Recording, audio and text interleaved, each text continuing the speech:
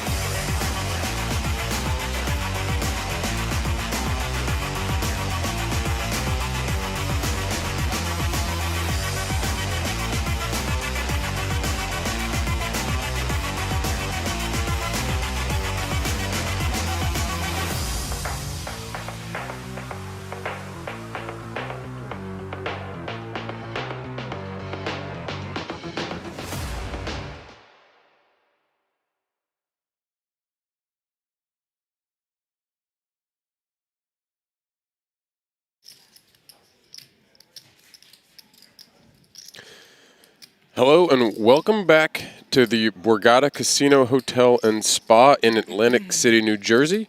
We are back to continue coverage. The final final table of the Spring Poker Open Main Event Championship powered by BetMGM Poker. We had a $2,700 buy-in.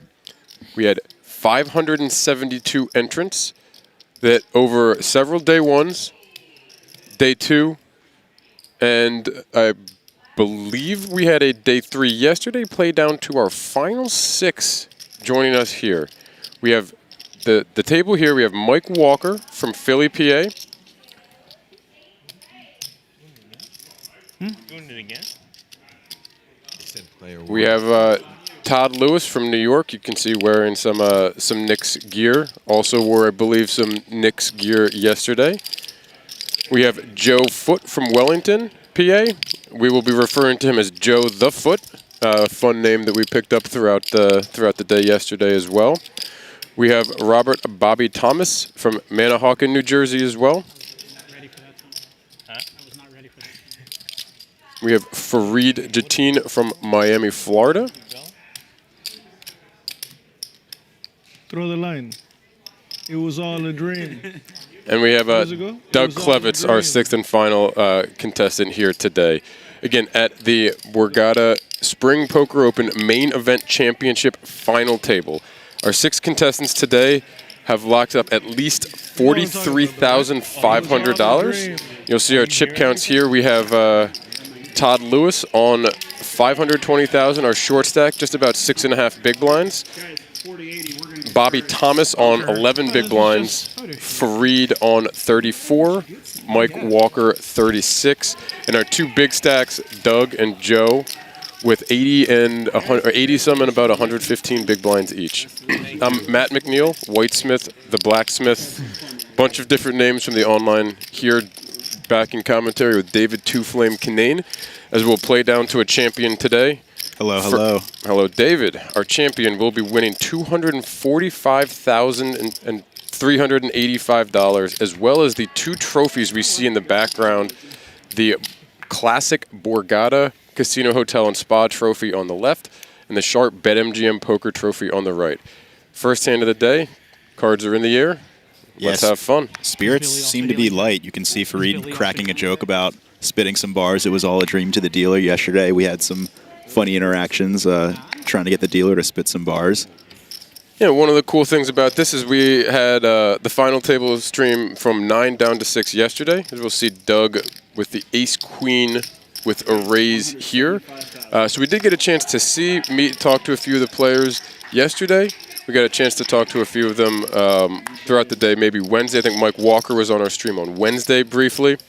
But one of the things that's cool about playing the final table, they know that they're on a final table, but then get to go home and come back, is we get a lot of friends and family in either in attendance here, tuning in from around the country, from potentially around the world. Yeah, absolutely. We see the 2 big stacks battling here to start the final table, ace-queen versus king-deuce. Joe defending the king-2 from the big blind. Doug, the pre-flop aggressor here with the ace-queen. 2 different double gut shot straight draw.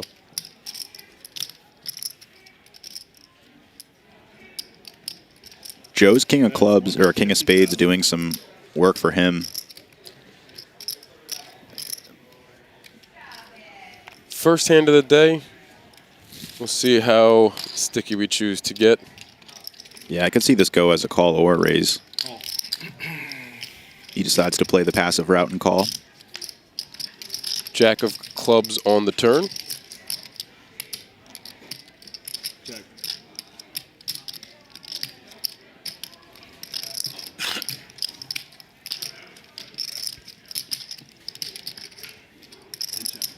It's going to go check, check on the turn. The 4 of spades on the river. Let's see if we get any action here if Joe decides to try and steal this pot. Yeah, pretty interesting opportunity. Joe checks relatively quickly. I think Doug's hand is a little bit face up at this point. I think he potentially could have gotten some ace highs to fold on the river there with a big enough size. Certainly could have. First hand of the day. Don't want to make too big of a misstep right off the bat. And we're going to see Doug Clevitz pick up the first pot up to 8.6 million in chips. And with the first pot of the day, we'll give Doug's friends and family the first shout out of the day. Got a shout out to his mother, Lenore. I believe we have a friend in house today, either now or will be shortly joining us on the rail. And also the Scribners in Houston. So welcome to any of Doug's friends and family tuning in, whether that's here in the Borgata in Atlantic City or across the country. Very cool. As we move here, our big blind is Bobby Thomas. Also shouting out the mother, Jeanette. Really enjoying seeing the family shout-outs here. Farid, our under the gun, sent a shout-out to his wife, Daniela, and wanted to give her an extra special thanks for holding down the fort while he was traveling. He's from Miami. And is missing, I believe, like a 6-month celebration for his child. So he wanted to send a special shout out to his wife Daniela for holding down the fort while he was here. Said it seemed to be for a pretty good reason. So, had a chance to bring home a good chunk of change for Farid. Love it. Here we have some action. Todd going all in from the button with the Jack-10 suited. And with 480,000 in hand, having just been in the small blind, we see it's 6 big blinds. Pretty standard shove here. Bobby in the big blind, the 10-8 of spades. Yeah, also a pretty short stack, but I don't think it's one that you're going to want to call here. There just aren't really a lot of worse hands, I think, that would shove, but if the price is right. Yeah, it's only 5 more big blinds, and he's in the big blind ante here, and it's one of those where it would get him a ladder should he be live, and he's certainly not guaranteed to be live as we see here, but he does does make the fold. I do like that fold, and Yep. rooting for Bobby a little bit now, knowing that he's from the Manahawkin area. That's actually where I just drove down from, so some connection there.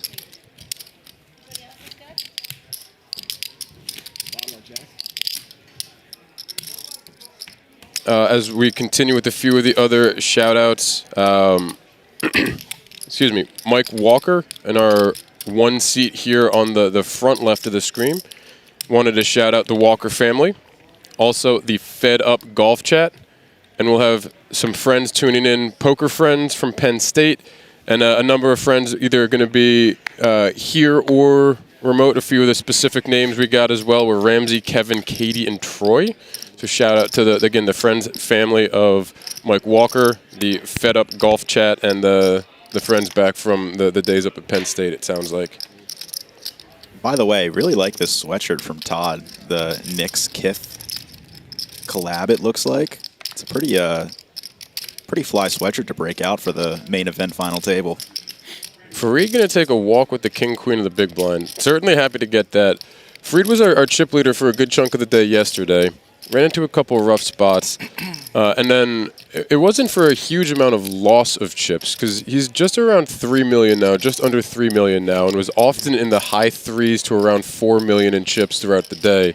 But we had a couple big hands for both Joe the Foote and for Doug Klevitz that have propelled them up towards the top of the leaderboard, as we saw with their 7 and 8 million chip stacks. Yeah, Farid was doing really well when he had the big stack, and clearly a very capable player who knows how to navigate these spots. So it'll be fun to see how he can navigate here with the 2 big stacks ahead of him. Kind of sandwiched between them, but with a six-handed table, you're going to kind of be sandwiched between just about any spot you're at, because they're not next to each other. Yeah, in the meantime, though, Farid and Mike are kind of in jail with the tiny stacks of Bobby and Todd. Yep. See Todd with the queen, jack of clubs in the hijack here with the aforementioned Knicks Kith hoodie. Seems like a fairly solid shove opportunity here. All in. And we do get that. Todd all in with the queen, jack of clubs. Going to fold to Bobby Thomas on the button with an ace-10, ace of spades, 10 of diamonds, so an ace-10 offsuit. Would be all in to call just about the same stack as Todd. You can see there's only a 15K difference. Is going to make the call here with the ace-10. Yeah, I think you got to go with it, given that you're also the short stack, and it's just a tiny jam to begin with. And I think Doug is going to be probably priced in here as well. Ace-jack of diamonds in the big blind. It's only 7 or so big blinds, 7.5 big blinds to call here. Yeah, I would pretty much just be snap calling this, and we see the call. You know, take a pause, make sure we get the count right. I'm sure for Doug, but Yeah. you know, ace-jack of diamonds also too good to fold here. Yeah, and a pretty good situation here where he dominates both players. He sees it. This is about the perfect situation for him, as we see a 3-way all-in, 2 players at risk, both dominated. The big stack, our chip leader, Doug Klevitz with the ace-jack of diamonds. I have. Todd Lewis, the Okay. queen jack So of you make a clubs, side pot? and Bobby Thomas, the ace-10 offsuit. We'll go to the flop here again. 2 players, both Todd and Bobby at risk. Club, 2 clubs on the flop, 9-7-4. So any queen or club for Todd. Yeah, Bobby in rough shape, but And the 10 of clubs Wow. is going to give Todd the check mark. So we will be losing Bobby Thomas. 10 of spades isn't gonna help. We will be losing Bobby Thomas here in 6th place. I saw the 2 clubs. I didn't see the I saw it. And it's going to be a full triple up for Todd Lewis. Bobby Thomas going to be eliminated in 6th place here at the 2026 Borgata Spring Poker Open powered by BetMGM. 6th place will be good enough for $43,500 for Bobby. A heck of a run, a heck of a score, and just kind of an unfortunate spot here early in our final table, day 4. yeah, absolutely. Pretty unavoidable spot there, and he played well yesterday as well when he was on the live stream, so Yeah. hope he's able to take some pride in this run. I hope he's going to have enjoyed his time here, both at the Borgata on stream, and feel really good about both the play, the run, and certainly the $43,500 for the finish today. Hard to feel bad about that. Very well done, Bobby. And just like that, we're down to our final 5. And you can see with that hand, that's a huge, huge pickup for Todd Lewis there, who came in as right there with Bobby for being short stack, and now up to 27 big blinds, just like that. Yeah, the dynamic switched pretty quickly. The medium stacks were kind of in jail until those 2 stacks either doubled up or got knocked out, and now just that happened. One knocked out, one tripled up, and a little bit more room to navigate for some players. We have 3 stacks within 10 big blinds of each other, as the 3rd, 4th, and 5th place here, and it's not shallow. They're now, the short stack we just saw 27 big blinds deep, so kind of getting closer to a spot we were at throughout a lot of the day yesterday, where the structure here allows for some deeper play, which means we get a chance to see people navigate these final tables with a little bit more flexibility and options in what they want to do, as opposed to when we might have had some shorter stacks and a smaller average chip count. Yeah, you can definitely be a bit more selective in which spots you take, given that you're going to have more opportunities, given the longer levels. We're going to see Farid Jattin open the button with a 10-4 of diamonds here. Mike Walker going to defend the big blind with a Jack-8 offsuit and an Ace-10-10 flop for Farid, and trip 10s for Farid on the button here. Yeah, 10-4 suited a slightly aggressive open on the button here.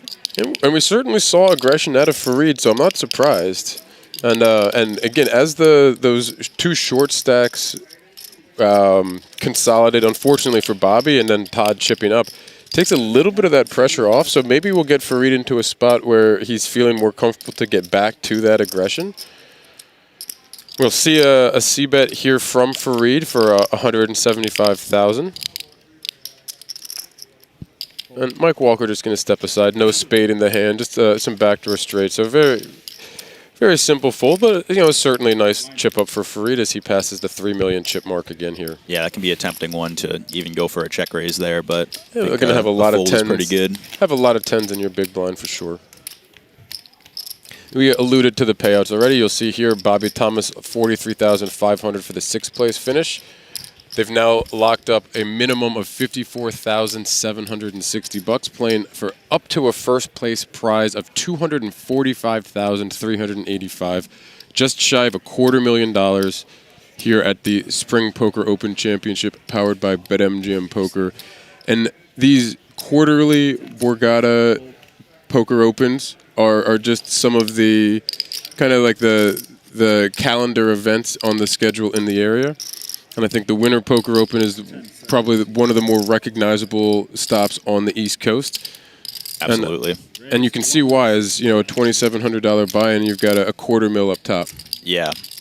And I think in the winter it was like $500K, right? Or it was a little bit more, yeah. Higher buy-in, I think, too, maybe. We're going to see Farid open the cutoff with a Queen-9 offsuit here. Yeah, once again, a little bit of an aggressive open, clearly indicating he wants to get after it and try to take down some pots post-flop with an easy C-bet. Doug's going to fight back, though. Doug Klevitz with the Ace-Queen of clubs on the button. Going to put in a solid 3-bet here to just under 6 big blinds.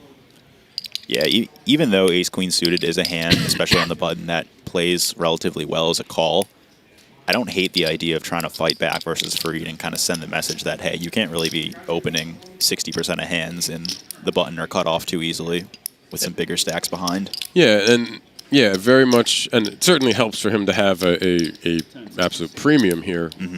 But it's also, again, kind of those table dynamics.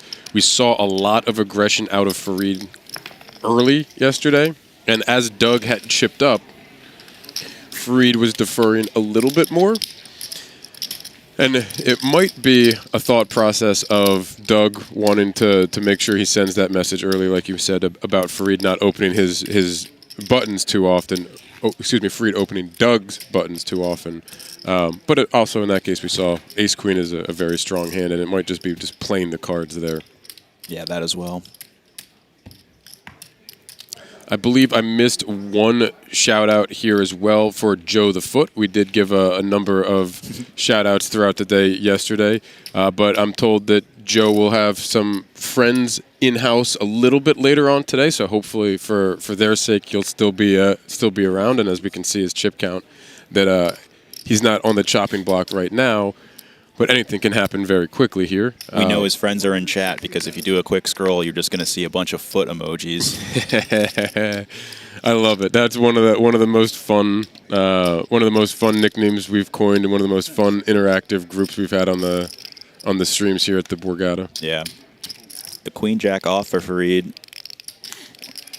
Once again, this one maybe a little bit more in line as an open, but five-handed, kind of sure. kind of scary going into Joe as the big stack in the big blind.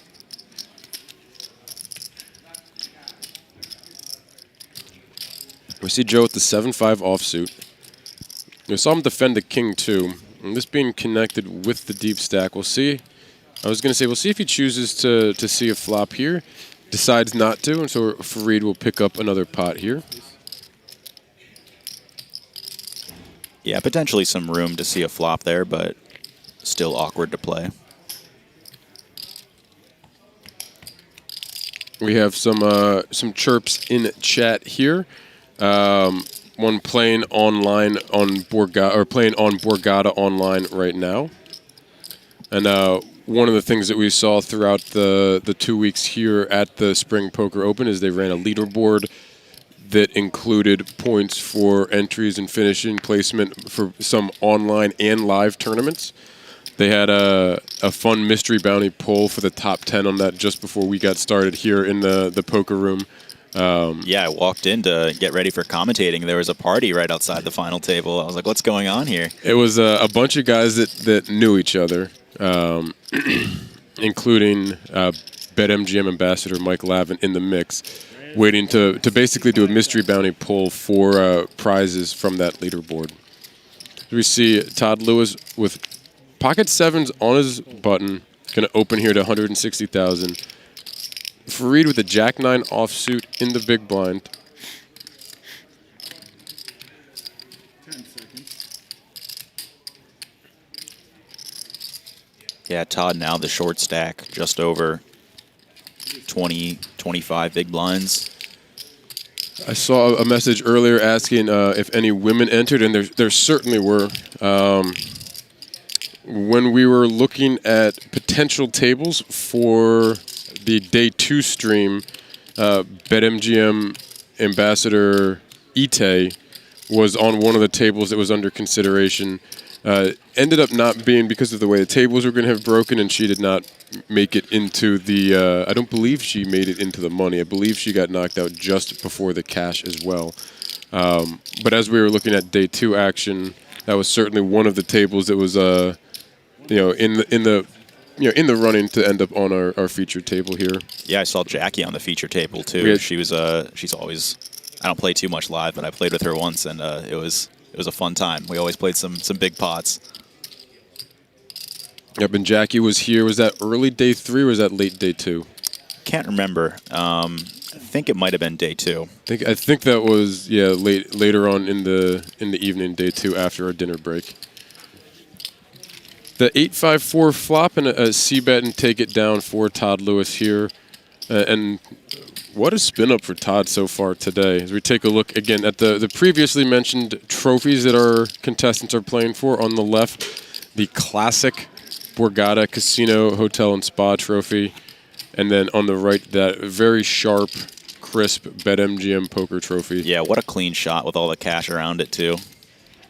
They had the trophies and cash set similar to that the other day. And I was walking by. I was curious to see if that was real money.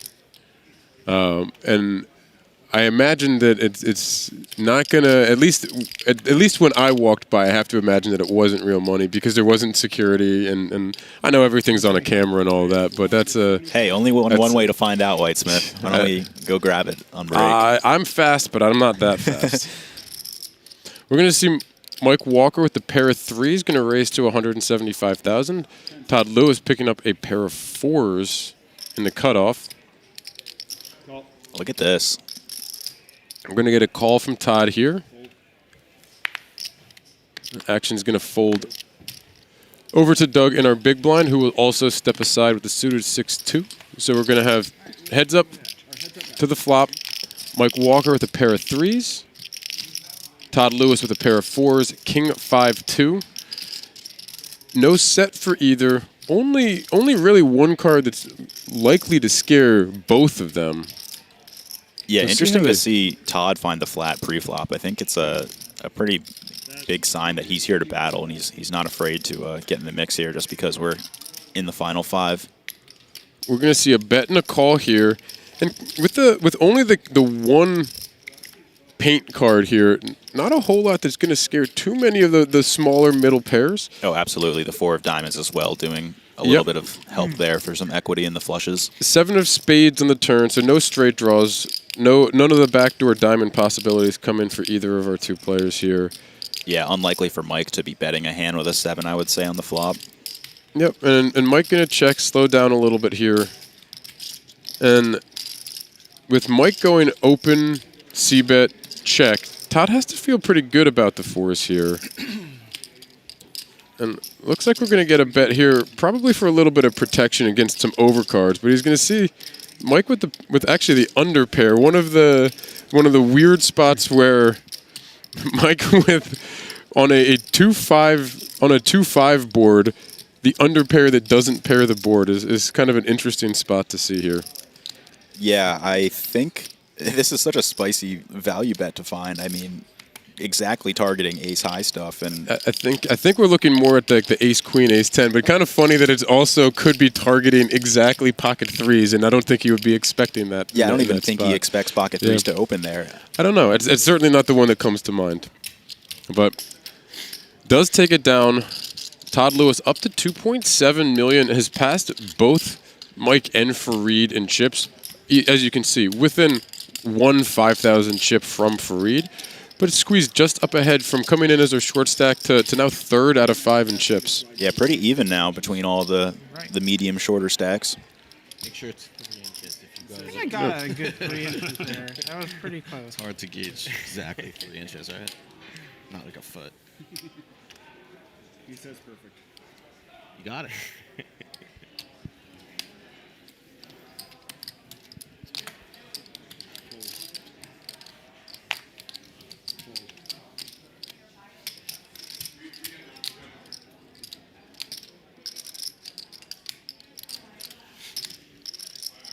10 seconds. Hold.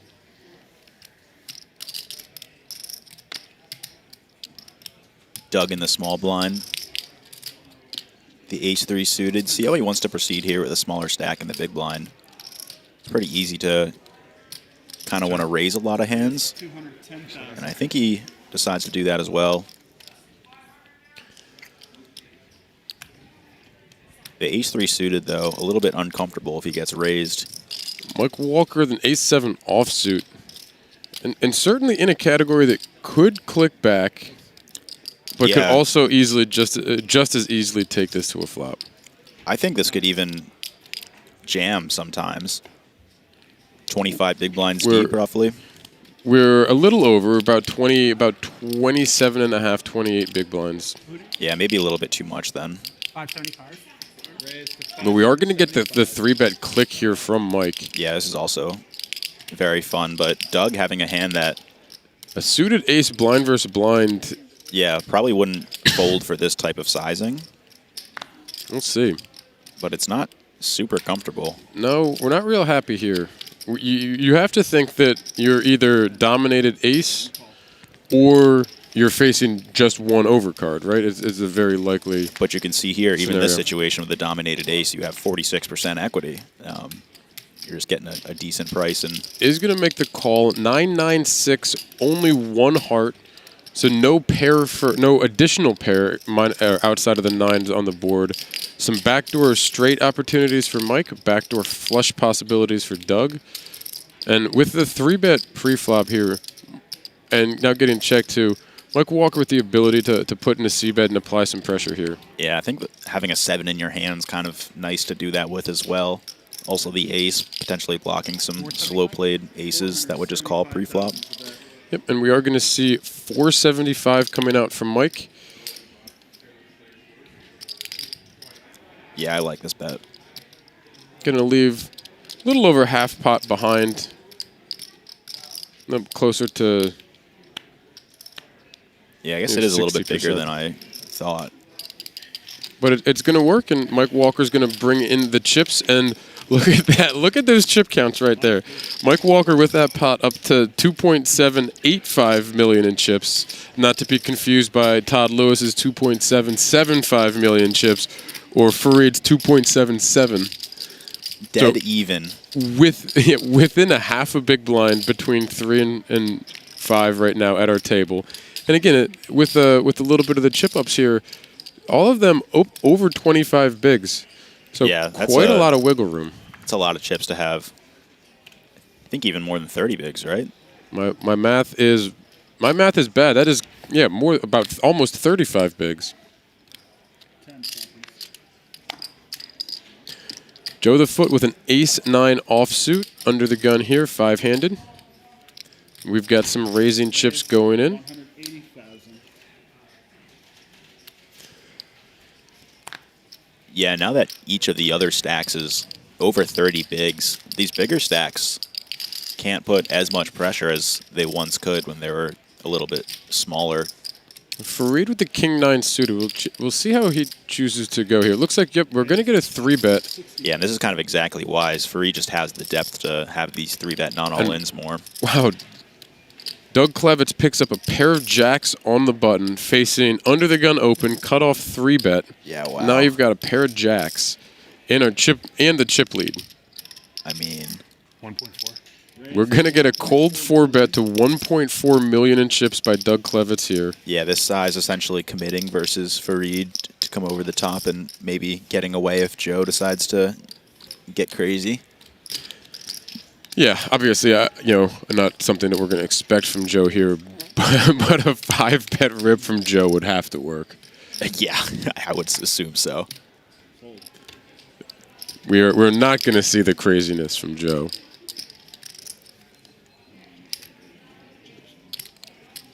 Farid counting out, seeing where he is at. Yeah, I think calling here just isn't really. No, I In the think cards. I think a lot of that is more of protection of image until the stream catches up a little bit later. Absolutely. Somebody who likes to apply pressure doesn't want to show that he's folding too light. Is going to fold. Nice little chip up again for Doug Klevitz, up to 8.4 million. And just a little bit of separation between Doug and Joe. About 20 just under 20 big blinds between them.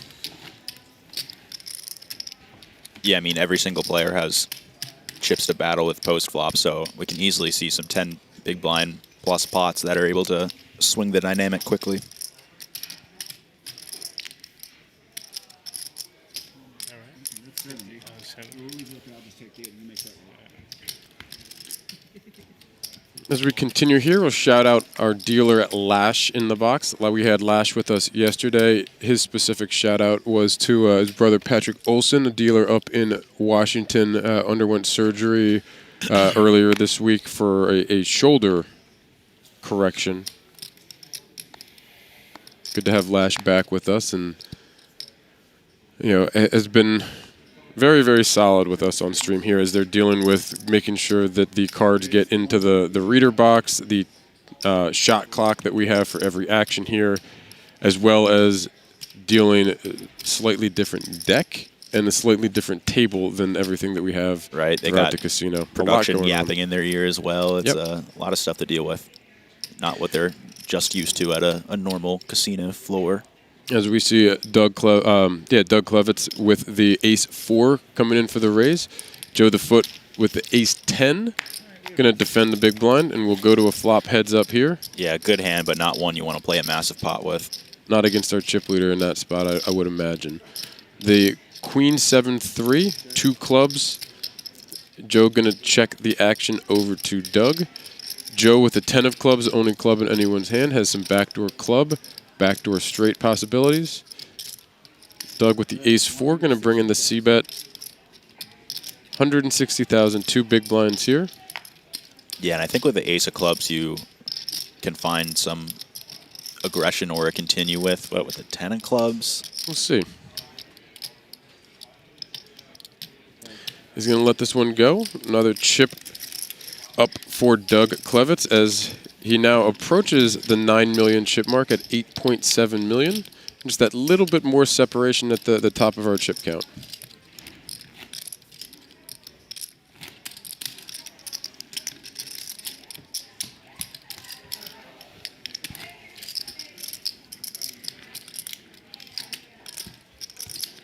I think you might have said this earlier, but yeah, a lot of New York support here at this table. The two Knicks hat and sweatshirt and the Yankees hat there in the middle.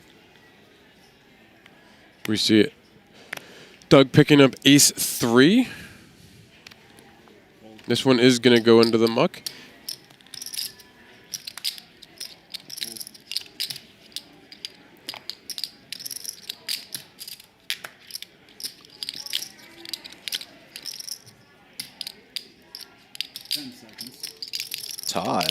Todd with a 4-deuce offsuit on the button. Devious taking thoughts. a think. Is going to step aside, and it's going to fold to Joe the Foote with a 10-9 of clubs in the small blind. Yeah, likely a hand that would have at least called a raise there, so avoided some clash. We are going to get a raise here from Joe. Farid with the 6-4 offsuit in the big blind. Just over 1 big blind to call with 2 big blinds currently in the pot.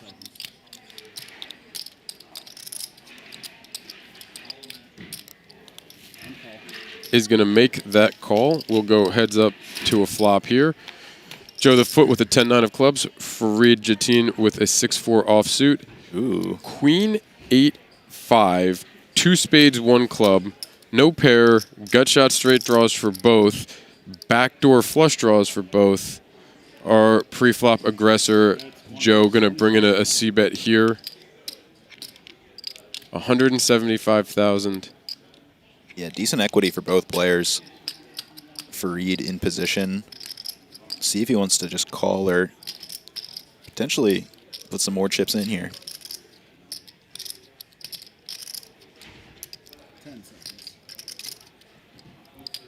These lower gut shots can often make for decent raises here. Fold out some of the higher cards that might just be We do C-betting here. We do see the raise. The raise is going to be to just shy of 600,000, 595,000 for the raise, 420,000 to go for Joe. Joe is going to come along here. Yeah, quick call for Joe. A decent amount of equity, and if Joe's looking at that and having that same thought process, it's very possible he could think that any 10-9, obviously Jack would be good. And it's certainly plausible to be ahead, like we see here, if you're thinking that these lower straight draws might be making these types of raises. Yeah. 2 of diamonds on the turn, not going to improve either hand, but does add in a double gut shot for Farid here in position with a little less than pot to go.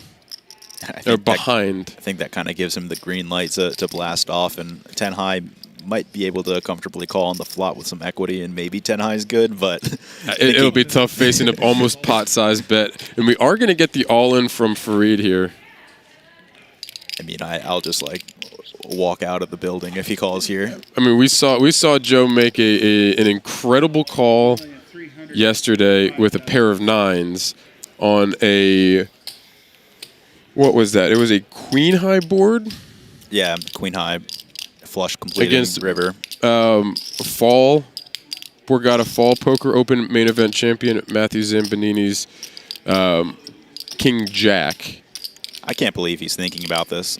I mean, 1.35.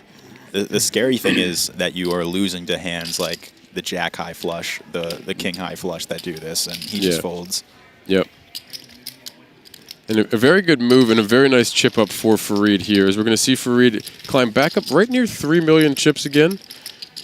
Joe, little dip, just under 6 million, but still very healthily and comfortably in second place on our chip count. I really want to know how much of that tank was Hollywooding a little bit, save some image, and how much of it was, is 10 high ever good here? And as you can see, it certainly can be. Not a hand that we're making a call too often, especially on the turn there. If we brick like a deuce on the river, a non-spade deuce on the river, is there a chance that you ever make that call on a river? No. That would be the ultimate soul read. Well, because then I'm scared like jack high bluffs, and then I'm just like losing the VAT or something. The perfect bluff catcher when they don't have it, and you lose it to the one thing that pips them. Yeah, right. Not perfect bluff catcher, mind you.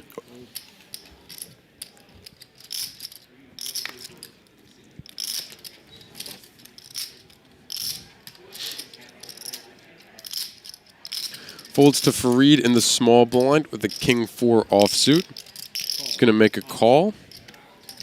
Doug Klevich with the queen-jack of spades in the big blind. See how he chooses to navigate here with the option to raise or check.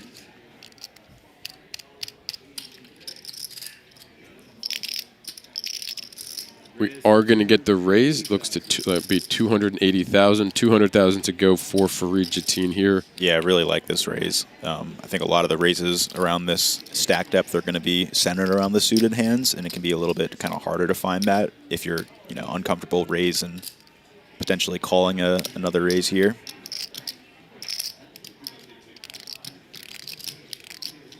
Farid looking over at Doug. Trying to get some live tells. Deciding also, is Doug going to be just getting aggressive and getting out of line because of the chip stack?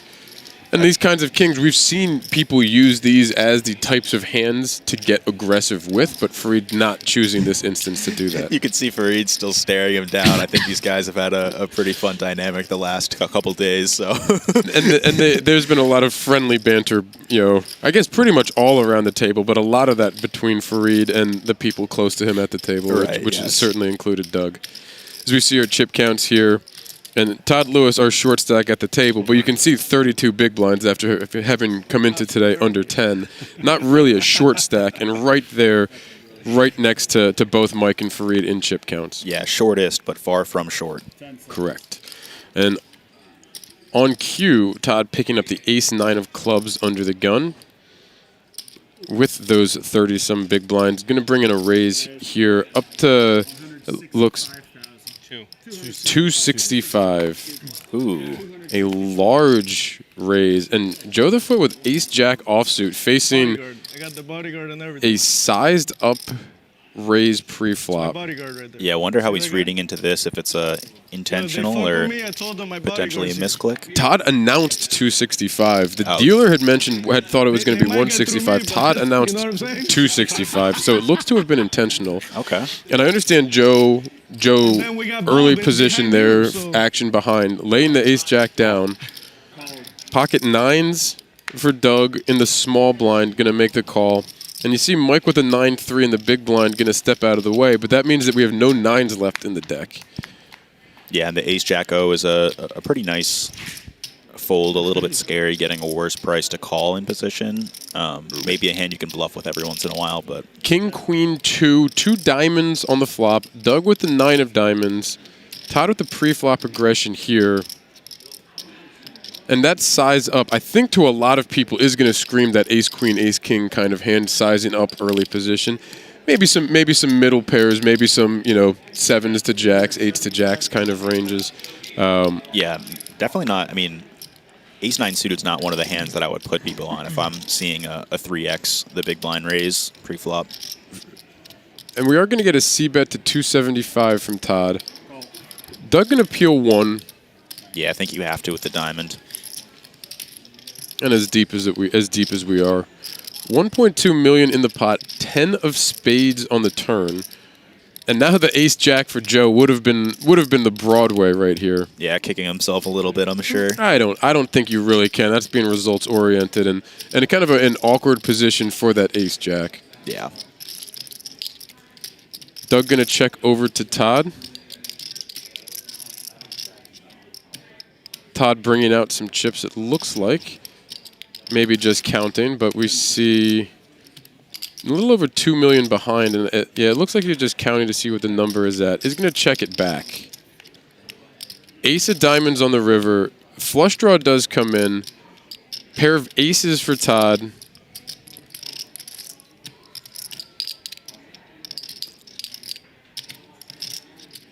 Oh, bluff here from Doug would be A size it up, put about half of Todd's stack in, put about $1 million in would be a pretty sick bluff right here. yeah. Maybe it looks like it's going to be a little bit less, so it looks like about 450? 575, excuse me. I do really like this bet.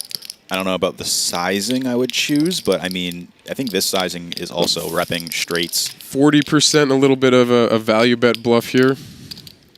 Maybe. Yeah. I don't think he's repping anything worse than a straight here, though. Like, sets aren't really taking this size, or two pairs I don't think would take this size. Maybe, though. Todd gonna fold. Interesting, we had the small blind peel, and a lot of the times we've seen before, the small blind peel is gonna be, again, I think a lot of suited aces and kind of the middle pairs that we saw. And the question becomes, where does that range fall in with those suited cards? Because trying to take a flop like that out of position is very often going to be a pair or suited cards. Yeah, exactly. Especially the suited Broadway region.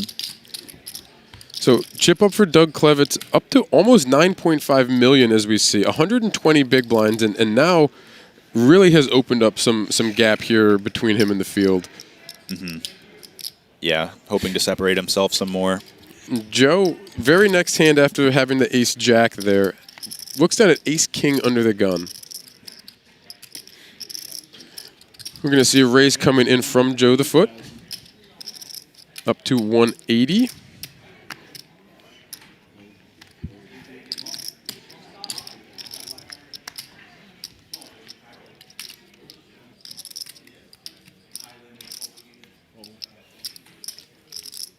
Yeah, Mike not really deep enough to flat the small blind there as we were just talking about, but Todd with the king-8 suited is... Todd with the king-8 suited in the big blind is most certainly going to be seeing a flop here.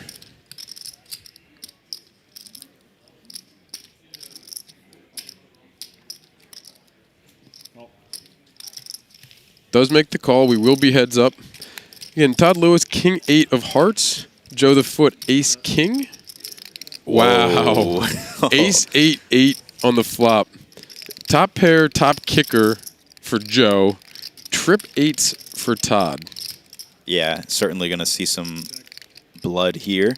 I mean, they're at the stack depth where I think this money can get in fairly easily. Yeah, about 500,000 in the pot now. Todd with about 1.7, 1.8, almost 1.8 million behind. We're going to get 215,000, so just under a half pot bet here from Joe. We'll see how fast Todd chooses to play this. Yeah, that is kind of notable. A little bit more than two big blinds. So not just like kind of a standard small size that you might see. King-8 has to make a decision whether or not he wants to raise now. Likely knows that Joe has a ton of ace-X in his range, opening from early position. So a lot of hands to get value from, but is it just too obvious when you raise here?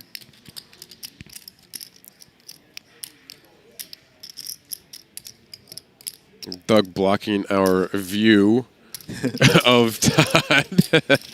Get out of there. Looks like we are going to have just a call here on the flop. Jack of clubs on the turn doesn't change the action at all. Todd going to check over to Joe again.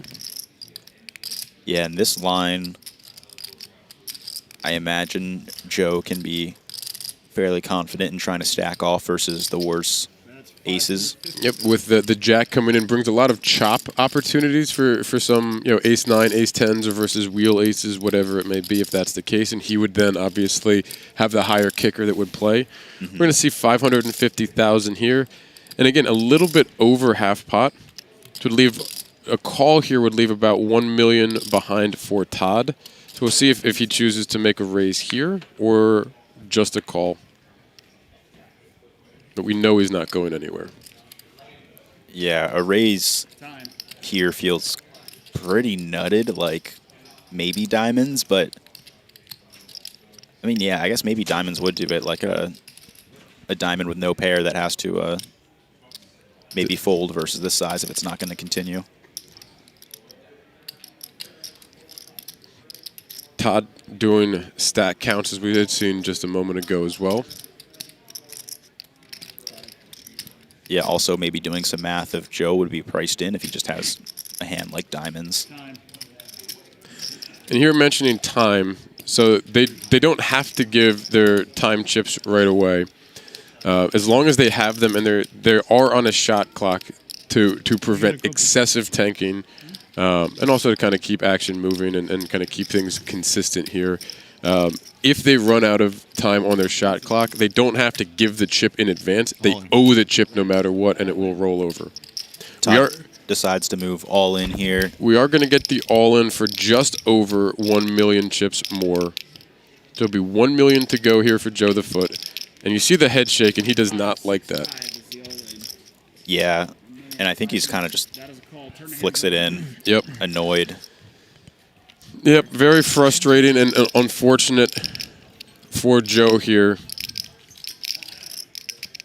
And it's going to be Todd all in and at risk again, and this time in a commanding place where you can see 95% chance to win. Joe can only win the pot with one of the remaining 2 aces here on the river. Yeah, Joe potentially expecting some other aces to maybe do this. Yeah, so trying to get you off a chop. I don't think it's going to happen. 3 of diamonds on the river is going to secure the double for Todd. Todd up to 4 million in chips, just over. Joe down to just under 4 million in chips.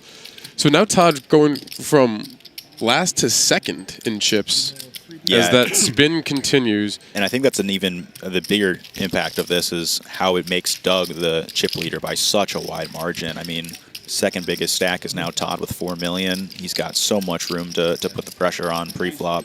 And Joe the Foote on 4 million as well, about a big blind under Todd's stack.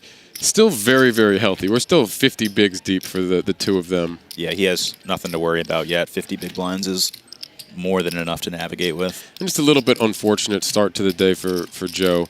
And the odd sizing when he had the ace-jack, when he would have turned the straight there, and very understandable fold pre-flop. And then, ace-king against king-8 right there, and just, kind of a... Right. Like I did yesterday. Really? Yeah. I opened to 265. I tried. Oh, okay. Tried going to 165. Same thing happened to me yesterday. These yellow chips are like... What, they're sticky? happened to me a couple times. I think they are. And then it just threw off everything. So it does sound like it was a misclick, and even more unfortunate for Joe, because without the misclick, I think Joe's in there with the ace-jack. Probably. And, yeah, interesting that it was a misclick, even though, like you mentioned, he did announce, but that was after he'd thrown chips in. I think he very quickly realized it to, in the moment, make it seem more intentional. Which, quick adjustment, I like it. Yeah, got to think on your feet. Action folds to Mike Walker on the button, who's going to come in with a raise with the Queen 10 offsuit. Todd Lewis with the 10-7 of spades in the small blind, going to step aside, and Joe also with Queen 7 in the big blind, not gonna defend. Then a nice pot here for Mike Walker, just picking up the blinds, and a lot of, again, just kind of the stack maintenance. Have to make the opens in those spots, and those kinds of chips will certainly add up as the day goes on, especially as the levels go up and the crunch begins to be felt if some of these shorter stacks get a little bit shorter. Oh yeah, they're all racing to fight for chips now while they're super deep, and once the blinds go up, that's when the higher variance decisions start to get made, and the more chips you can have before that, the more likely you're going to win this tournament.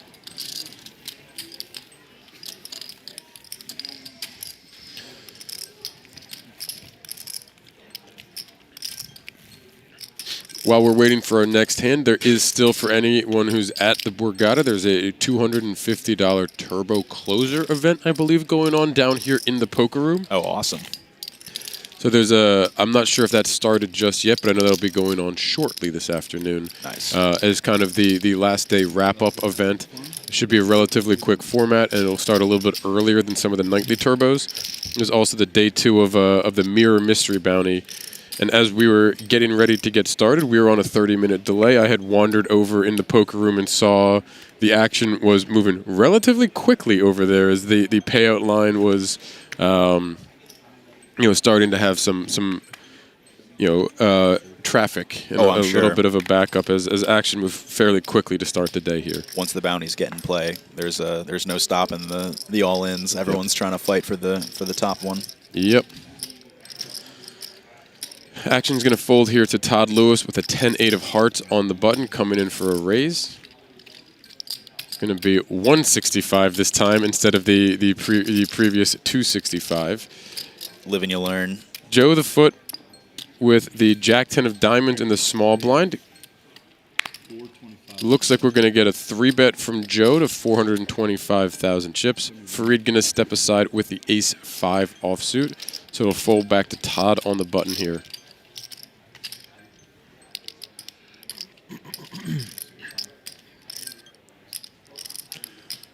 Looks like this will be the last hand of the current level, I believe. I have a timer set here. I might be off on that. That might be I think I'm off on that because I think that's the live timer. So I think we'll have 30 more minutes at this level. Gotcha. That makes Should be. sense.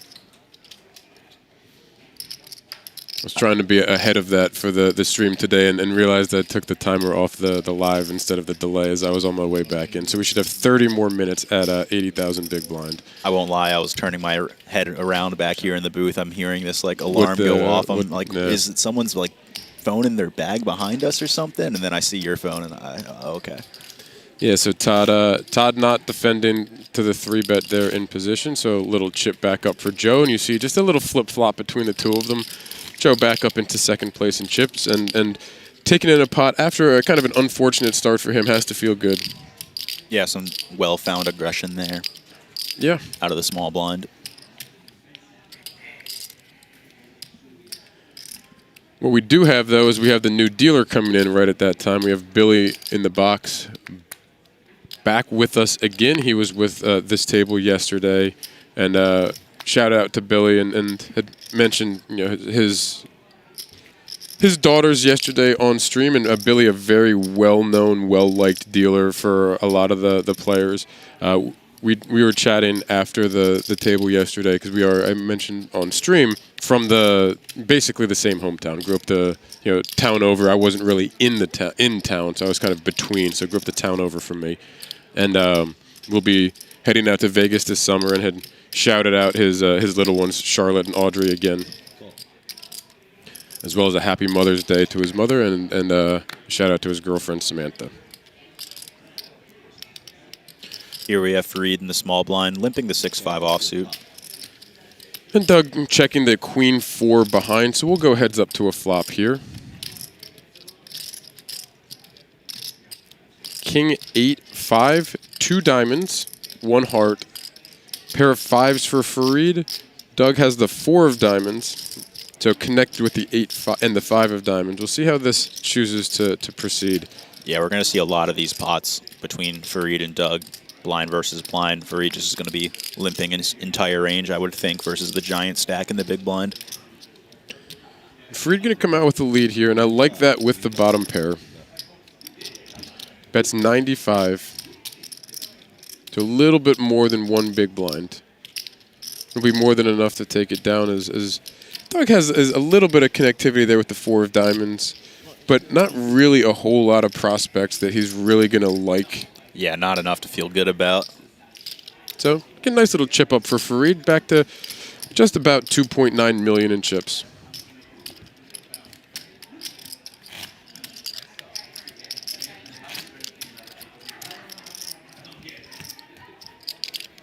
If you're just tuning in, as a reminder, this is the BetMGM Championship here at the Borgata. $2,700 buy-in, down to our final 5 of over 500. $245K for first. Big money on the line.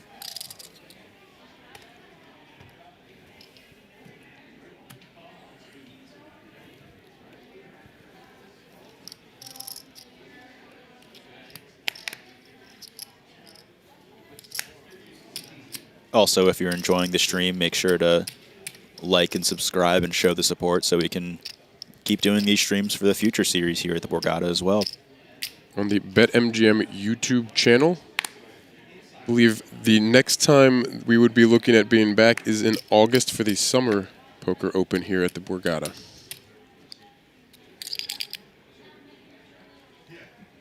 Doug in the small blind now versus a small stack in the big blind, kind of the opposite of what we saw prior. He might choose to attack with a lot of pre-flop raises, and that's what he does. The Queen 4 offsuit going to come in with a raise to 210,000, just shy of 3 big blinds. Mike Walker with a Jack 8 offsuit. Call. He's going to make the call. We're going to go heads up to a flop in just a moment. Doug Klevitz, Queen 4 offsuit. Mike Walker, Jack 8 offsuit as we take our flop. 10-4 deuce, pair of 4s for Doug. Just some backdoor straight possibilities for Mike.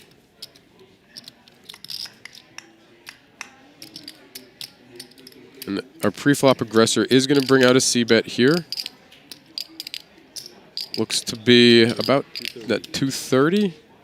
230,000 from Doug. Yeah, about 40% of the pot, roughly. Kind of a big size, 40 to 50. Yeah, and a little bit of protection for his 4.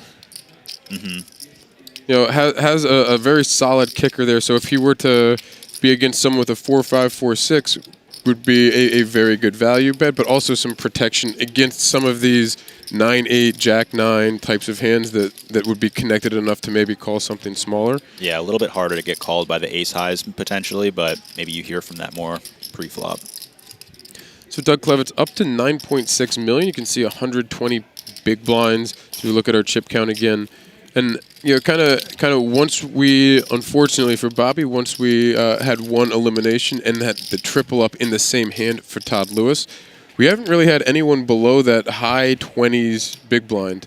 Todd since climbed back up with a double up to now 50 big blinds, but our smallest stacks have been in these 30 big blind range, so we have a lot of wiggle room, a lot of playability for all of our players remaining here. Yeah, despite being just 5 players left, I think we're in for quite a long matchup here. It's a fantastic structure where we should be, I believe, 90-minute levels again today.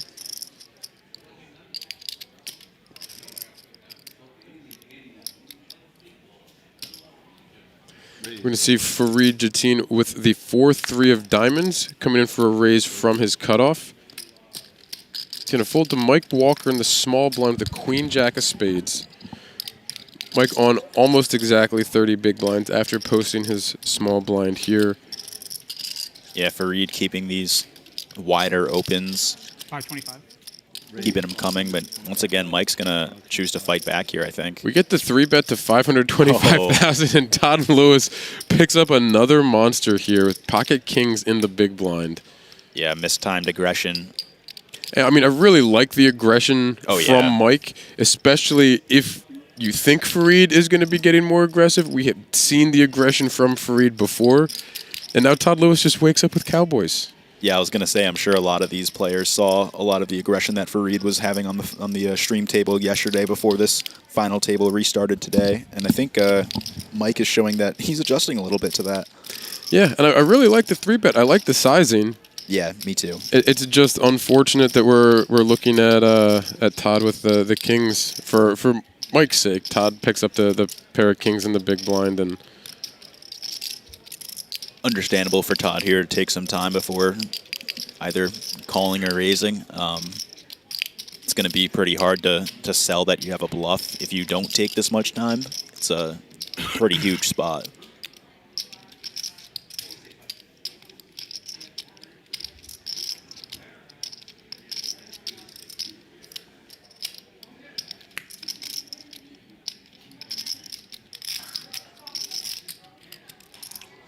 All in.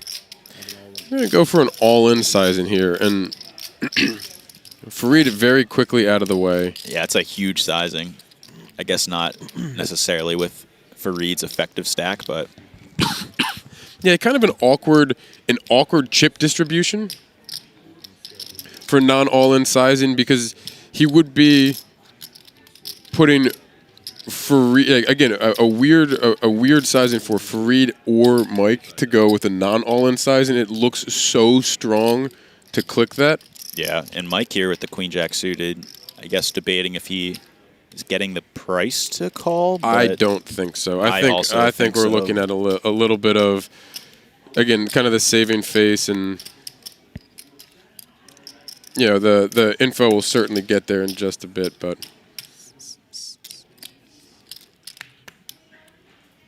I think if anything, that's more for Mike versus Farid in the Agreed, future, yeah. as opposed to anything with Todd. I was about to say the exact same thing. You got to be quicker than that. Too slow. Two flame. Aha. Funny guy. I'm on the Rishi made a line of bad jokes. Wearing off on you. He had a couple in a row where I just looked at him and just shook my head. We had some fun in here throughout the week. Rishi, another of the commentators who's been in here with David and I throughout the Borgata Spring Poker Open, was one of the contestants that made the leaderboard down here for the Spring Poker Open. Yeah, I believe he's still out there battling. He was in, I believe, day 2 of the mystery, and potentially that closer afterwards, depending on how quickly that day went for him.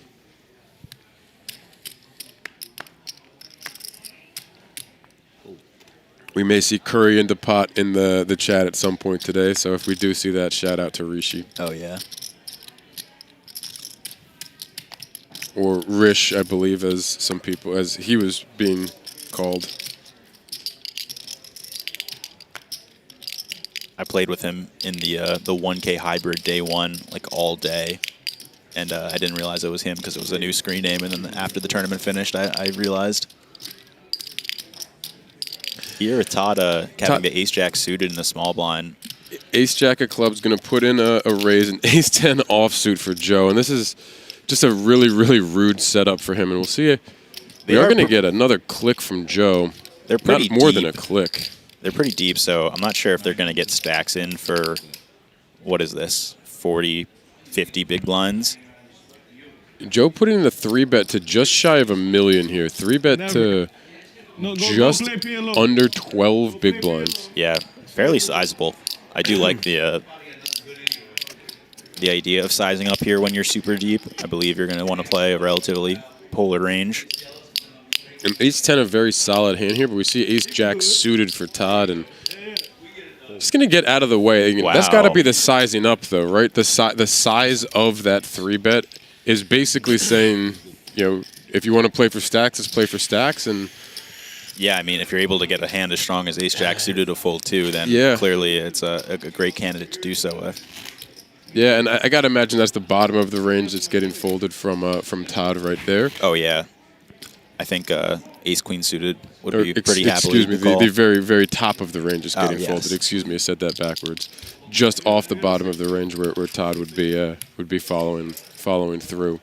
But very interesting to see how they choose to navigate. We haven't seen that much pre-flop in there? aggression from Joe. Miami and Columbus. We saw the big hand for Joe was calling down the bluff with the pair of 9s. Yeah, that was yesterday. And we didn't see really any real out-of-line aggression. We saw a couple 3-bets here and there, but nothing really crazy, nothing really out of line. And by taking a sizing like that, we saw a few times earlier on streams this week and throughout the series that sometimes that sizing up, we've seen with like the absolute top of range, your aces, your kings, your protection for like the kings and queens types of hands.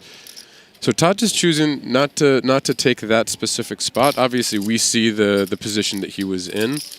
It is a little scary to play a huge pot out of position for, like I said, 40 to 50 big blinds deep. Already like whatever, 24 big blinds, 25 big blinds in the pot. Yeah. Can understand the awkwardness there. You know, and with the spin up, you know, I don't know what any of their plans or strategy was going in today. I'm sure Todd was hoping to have gotten to a point to have a stack this size to be able to make these decisions, but it happened so quickly that it may also have taken him just a minute to kind of adjust and correct thinking and understanding of how he wants to attack and approach this final table with the new chip dynamics in play. Yeah, I mean, the dynamics have shifted a lot from the very start, just the distribution of chips. It was very top-heavy and very bottom-heavy to start, and then now it's kind of mixed up a little bit. Everyone's relatively deep. We see Joe with the ace-queen offsuit on the button. Going to come to an open here of, it looks like a 3x to 240,000. Look with the king-5 in the big blind. Gonna let it go. We've seen, again, that category of hand being used in some of these late position for raises, 3-bets. I think we saw the King 4 call and back jam a little bit earlier. We saw Ricardo using those King 3, King 4, King 5s for some aggression. Doug choosing not to this time. I think part of it also, again, 3x from the button from someone who we haven't seen getting a whole lot of out of line. So another pot goes the way of Joe the Foote. Oh, was that a 3x open? It was a 3x open, 240K. Okay, yeah. So a little bit more understandable than to fold. I was going to say, if it was just a normal 2x sizing, I think it's just even a strong enough hand you can call. Yeah. Maybe, prefer to 3-bet with some of the worst King X, like the King Deuce, King 3. The better ones can potentially just have enough equity. But yeah, versus the 3x, I don't mind the fold. 4.5 million again for Joe the Foote, and back-to-back hands going his way. Has to feel good after a little bit of an unfortunate start. Some chips coming his way. Action's going to fold to Farid Jattin on the button with an ace-3 offsuit.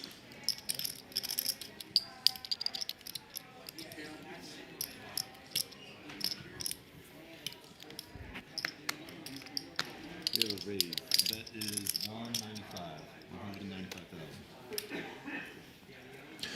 Farid's choosing 195,000 for the raise, so basically 2.5 big blinds.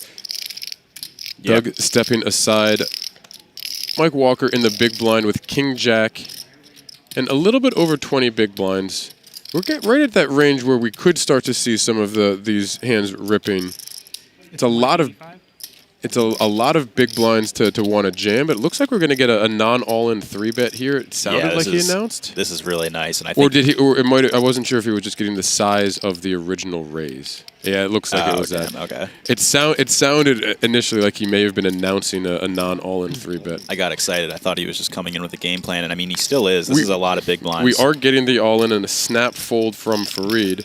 And again, it's right around that little, just over 20 big blind range where that becomes a pretty standard response, and you can see the aggression paying off for Mike in this instance. Back up to 2.1 and change million chips. Yeah, the jams will definitely start to come in, but King Jack off, maybe not a standard hand to jam that many with, but I mean, clearly he came in with a game plan and kind of recognized that Farid's having these aggressive opens, and in that case, you can really jam quite profitably and raise quite profitably over them.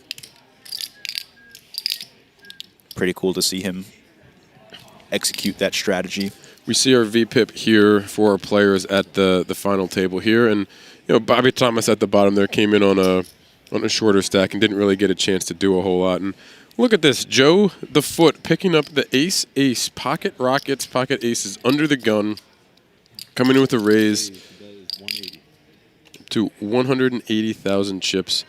And Farid Jattin right behind with an ace-king. And we're going to have a collision here. It's just going to be how much are we going to get into the pot right now. I find it tough for Farid to get away from an ace-king 5-handed here. Yeah, and I don't think a lot of people are going to give a ton of respect to Farid's 3-bet here, given how aggressive he has been. So I think he... 3-bet to 740,000 chips. Yeah, I think he should be able to get some action. Doug Klevitz with pocket 5s on the button in the chip lead. Even from this, potentially. But I don't think so here. No, I don't think so here. And we see Doug with the fold. But interesting how, I mean, if this hand may have played out different, we may have seen a type of button squeeze if Doug wanted to get crazy. But it does. Joe with a real decision here, whether or not he wants to slow play the aces or kind of click it back or just move in. I think against Farid, someone who's capable of having a lot of 3-bet folds, I don't hate just calling here. The stack depth is going to be relatively shallow, about pot size bet behind. Yeah, and a little over 20 big blinds, so more than enough for that 3-bet fold, but we are going to get an all-in and a snap call. Farid Jattin all-in and at risk and behind with the ace-king offsuit. Joe the Foote pocket aces, absolutely loving this. You can see 93% chance to pick up a huge 5.2 million chip pot here and a ladder for the table. Yeah, this is a Jack huge 10-7 picks up some extra outs. 4 outs for Farid here. 9 of diamonds on the turn brings in some chop outs with the 8 as well. 10 of hearts on the river. No help to Farid. Farid will be eliminated in 5th place here. Very, very unfortunate cooler at a final table here for Farid. Farid Jattin out in 5th place for $54,760. A heck of a score. Very, very well played, Farid. It's been a lot of fun watching Farid's aggression and consistent aggression, and it felt like really controlled aggression as well. Yeah, and just an unfortunate spot for him here in the end. Yeah, he's been a character to have at the table, really livening up the action, getting people to talk. So it's been a fun time watching him. Good game and a very, obviously, unavoidable spot. Not much else to say about that. I think everyone is going broke there, obviously. Yeah, and one more shout-out on his way out to his wife, Daniela, holding down the fort back in Miami, and the celebration for 6 months of after their child has been born. So, well played, Farid. And had fun interacting. Seemed like a very personable guy. Oh, yeah. As we see here, Joe the Foot back up to 7.2 million in chips, right around where he started the day. 90 big blinds. We're four-handed here at the Borgata Spring Poker Open, powered by BetMGM Main Event Championship. Our 4 contestants have $78,300 locked up for their efforts so far. I was going to stay quiet as a Sixers fan for a while. Hopefully we can take a game, then I can pipe up. What do you mean? We got our championship. Yeah, I missed the earlier talk, but I mean, I potentially we hear some basketball talk with the Knicks memorabilia here. Oh, Mike from the Philly area. Yeah, and like a lot of Philly sports fans right now, we have to be a little bit quiet around both NHL and NBA playoffs, but you know, it's nice having our teams in there. And look at this. We get a raise from Todd in the small blind with an ace-6, and Joe, the very next hand after the aces to ace-king, picks up ace-king yet again in the big blind. Yeah, seems unlikely anything's going to develop, though. Yeah, Todd not quite a strong enough ace that we may see anything too crazy, but we'll see. We get a 3-bet from Joe to 550,000 here. Todd double-checking the kicker, folding the ace face up, and Joe the Foot showing the ace-king after the fold, and making sure it's not suited. He just picked up a nice pair in a pretty big spot. Yeah. Oh, did that backwards. a few more chips go the way of Joe the Foot, up to almost 7.5 million. Our shortest stack now at 27 big blinds. Todd Lewis in third with 50, so. Yeah, still quite a bit of playability here. We are at a very, very deep final table, and I like that because of the amount that we're playing for. We're playing for $250,000 here. We want it to be decided by the players a little bit more. Obviously, unfortunate for Farid, and Bobby in some of the spots where you're just kind of dealt without a whole lot of decision. But we're deep enough that, of course, that can happen. But for the most part, we expect to see a lot of play from the players here, and they're going to get a chance to decide a lot of the result. Yeah, people want to play poker at final tables, not just play some pre-flop lottery games. You don't want to be flipping for 10 big blinds for $250,000. Oh, trust me, Whitesmith, I love flipping for short stacks. I'll tell you what, I would take a flip right now for $250,000 off of 10 big blinds if you offered it to me. I'd take that back. We see the open from Todd on the button with the ace-7 suited. Doug defending the big blind with the 3-deuce suited. Jack 8-7 with 2 clubs and a heart. Neither of our players suit. Todd picking up the bottom pair with the top kicker here. We'll see how he chooses to approach this board, because this is a really connected and kind of scary board for a lot of both button opens and big blind defends. Yeah, for that reason, I would probably check back the ace-7 fairly often, just given how much a pair can change if there's a 4-liner or a flush on board. But the aggression works out for him just to clear out some equity. We see the perfect hand for Doug to have had for that aggression to do exactly that. Mm-hmm. But it's kind of a really, really rough flop, because you're ahead, but there's so many things that are going to call. There's not too many turn cards that are going to really make you feel great about anything if you're getting played back at there. Right. But that said, as we saw, they have to have something that connects with that sometimes to really want to begin to play back, so the aggression does work. And I do like that if you're going to default away, to default towards the aggressive line a lot of the time. Yeah, even just taking the betting lead will often limit your opponent's ability to find uncomfortable leads on the turn or raises on the flop. So, yeah, I think a pretty effective strategy. Joe here at the King 8 of clubs on the button. Going to come in with a raise here. Looks like 225. Just under 3x off the button.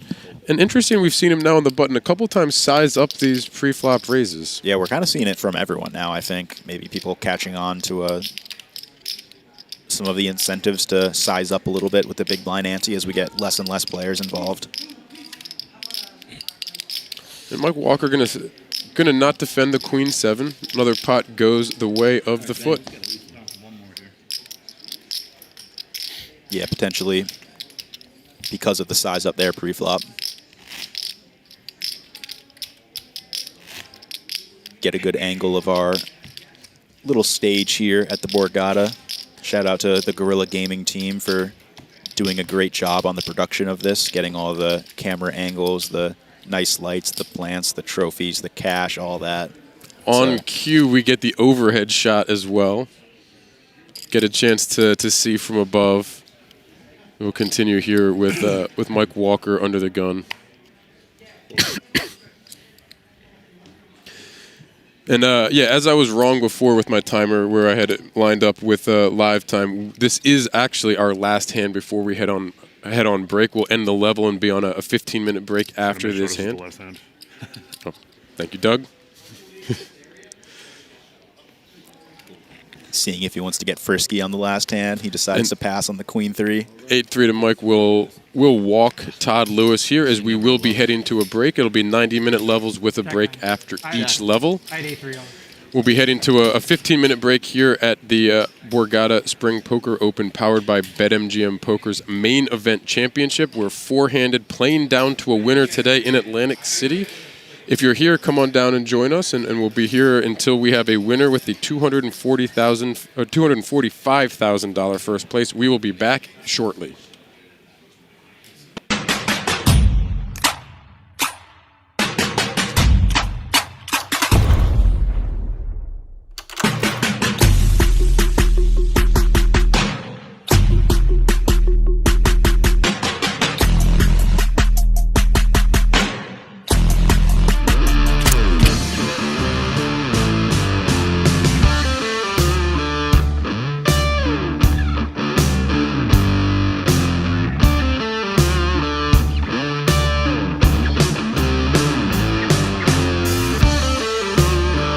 All right, everyone, the button has been drawn to seat 5. Dealers, shuffle up and deal. Good luck, everyone.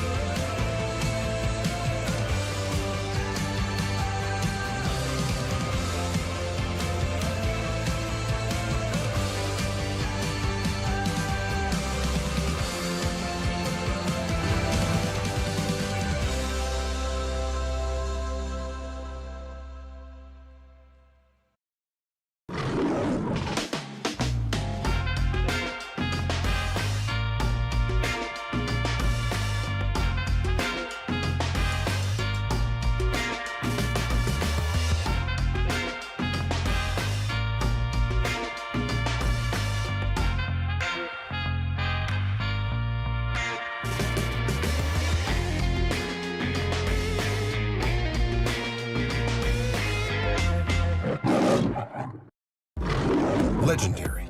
It's seeing your third Vegas sunrise in a row. Proving you're right, or giving it to your friend who's always wrong. Meeting your hero? What's up, fellas? Legendary. Or meeting someone else's hero. Hitting a jackpot from your subway seat. Or how about this? Front row seats. A story you'll tell for the rest of your lives. Or a secret spot that you'll tell everyone about tomorrow. Whatever makes it legendary for you, it can all happen here. BetMGM. Make it legendary.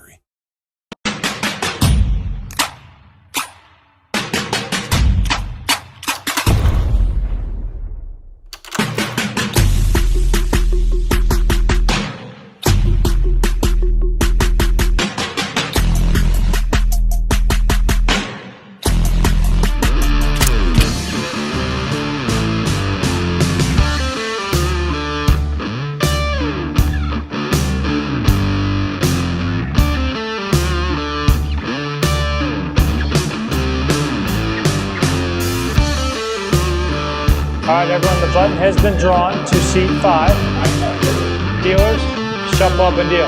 Good luck, everyone.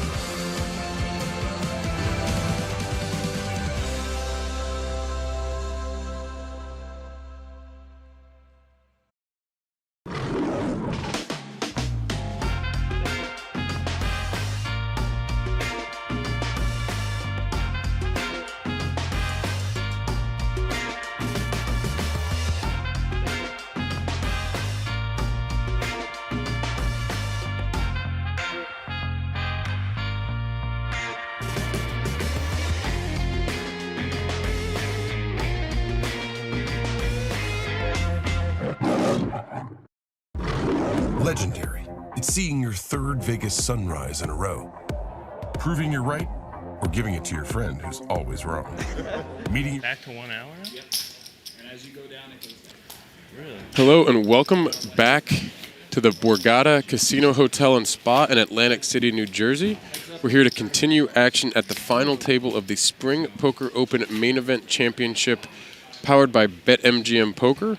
We have 4 contestants remaining. As you can see, the payouts up on the screen, playing for a minimum $78,300 so far, up to just shy of $250,000. I'm Matt McNeil, Whitesmith the Blacksmith, joined by David Two Flame Kinane.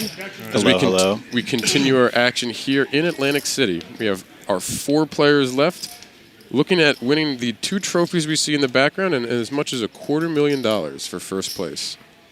Yeah, small payday or something like that. I don't know. Not a bad payday.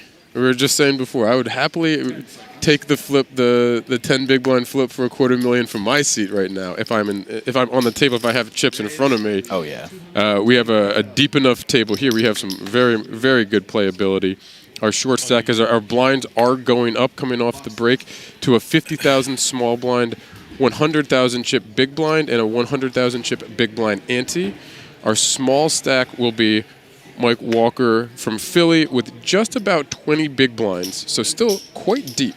Yeah, and this open from Doug showing that he's willing to tango with Joe in the big blind with the other big stack.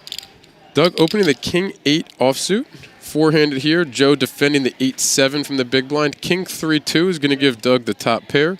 No real backdoor opportunities. Not a whole lot for Joe with this board. So you can see the 99% for Doug. Joe would be drawing to running 7s here. So I don't think we're going to... Ooh, sneaky check back. Yeah, I don't Sneaky mind check this. back from Doug. Such a dry flop. The big blind probably not defending a lot of offsuit 2x, 3x hands. We haven't seen a whole lot of checkbacks either from these kinds of spots. Yeah, and on the flip side, Doug is likely going to c-bet this board a decent amount. But with a weak king, just potentially just wanting his opponent to maybe bluff or cash something. Yeah, and we see Joe not falling for the bait. We're going to get now the delayed c-bet from Doug. 275,000. And a quick fold here.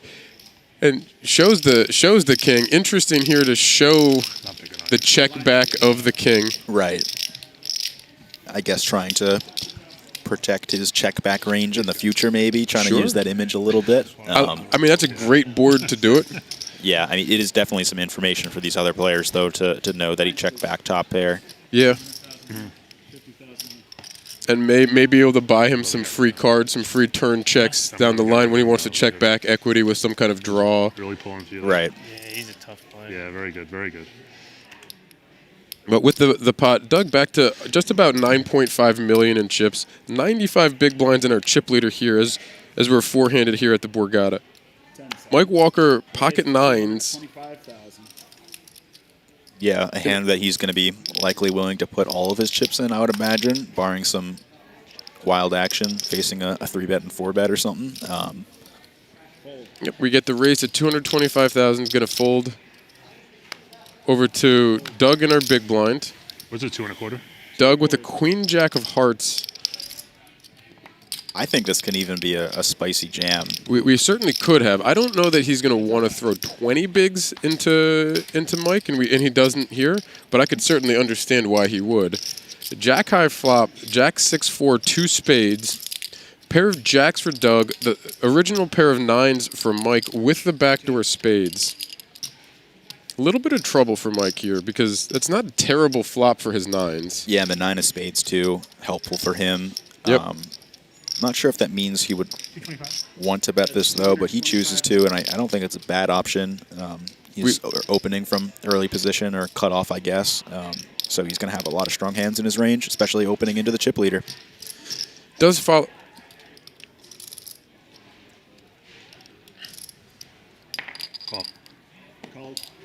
We are going to see the continuation bet for 225,000 from Mike and the quick call from Doug.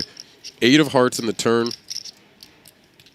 No change here. Still the pair of 9s for Mike, pair of jacks for Doug.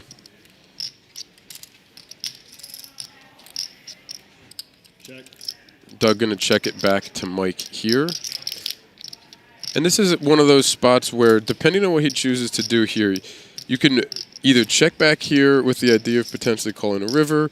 You might look to choose a sizing of your own, and the jack on the river is going to be a little bit dangerous for Mike. He's now dug with 3 of a kind, and the second jack on board, Mike might feel that he's good. Maybe he was facing missed spades, maybe a 7-8 kind of hand that picked up an 8 here. Yeah, 9s are going to be fairly comfortable, I would say, on this board, especially with the jack pairing.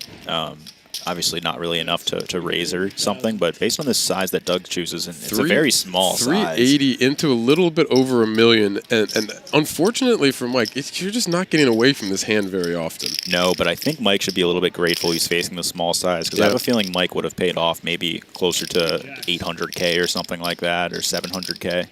Yep, and Mike does make the call quickly, sees the bad news. And as you said, a little bit fortunate on the sizing. And kind of what I was leading into is maybe he was going to choose his sizing the turn, and depending on the river, if it gets checked back to him, or if it gets checked to him, check back and try to realize the equity with the 9s.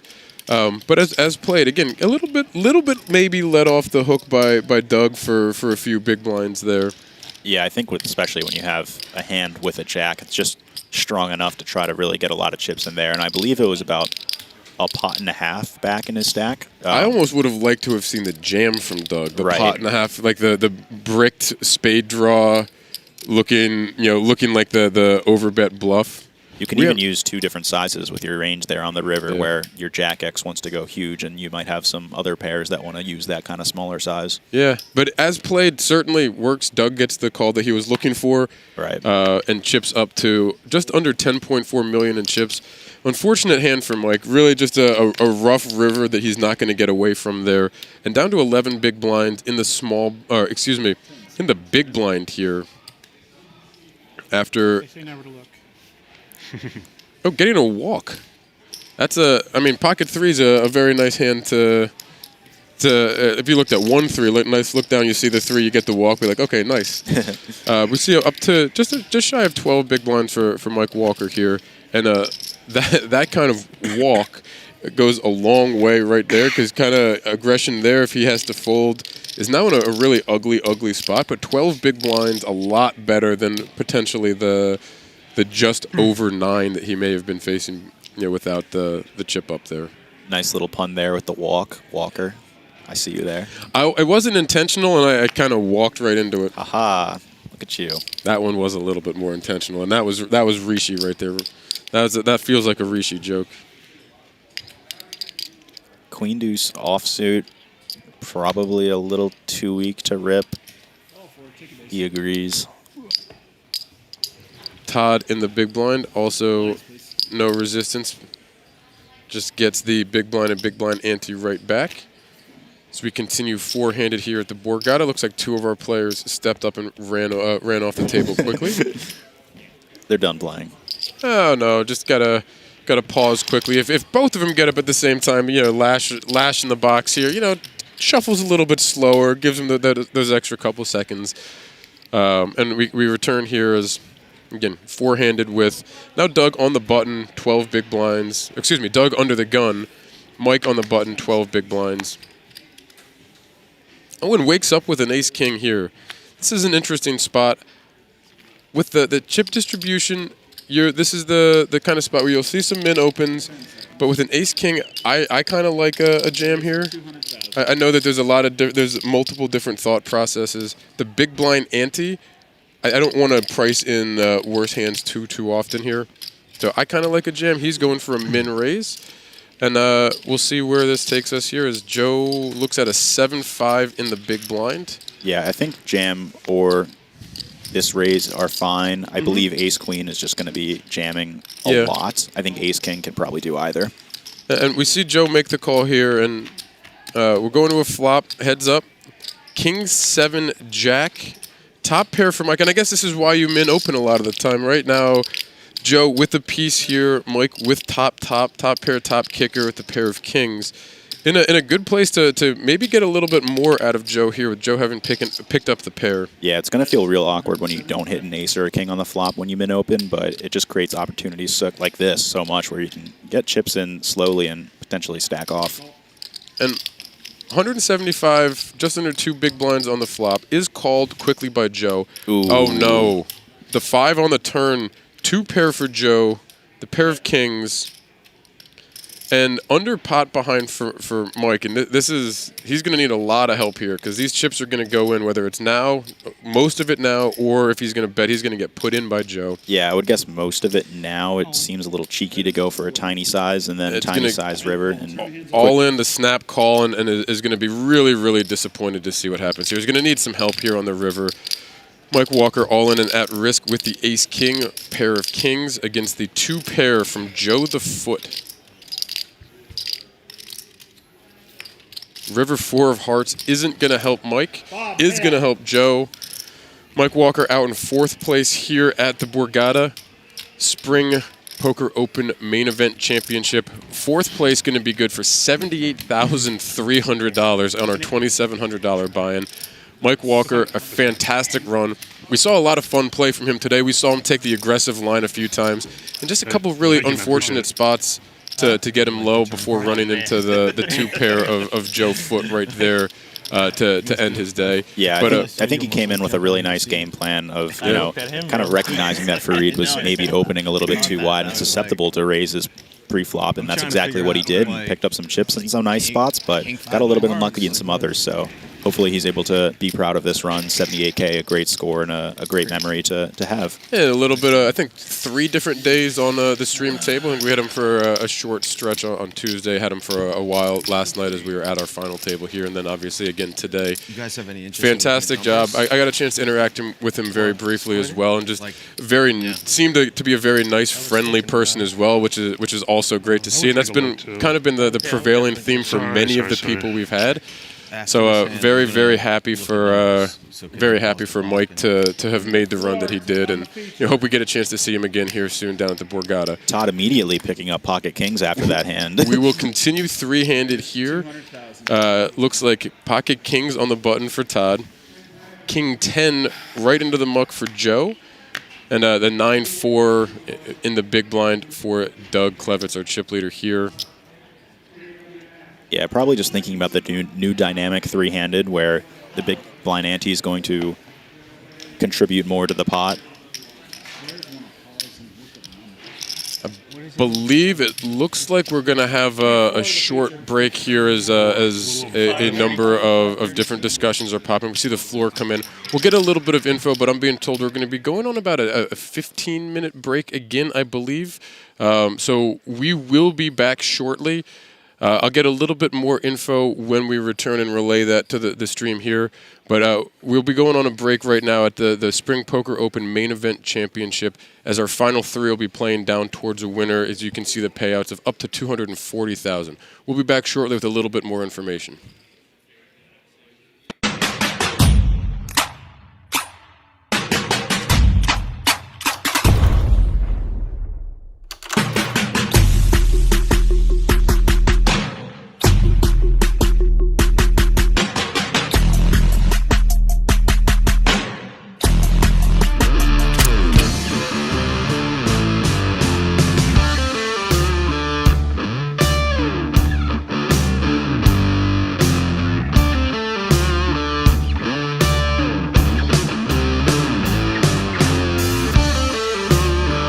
All right, everyone, the button has been drawn to seat 5. Dealers, shuffle up and deal. Good luck, everyone.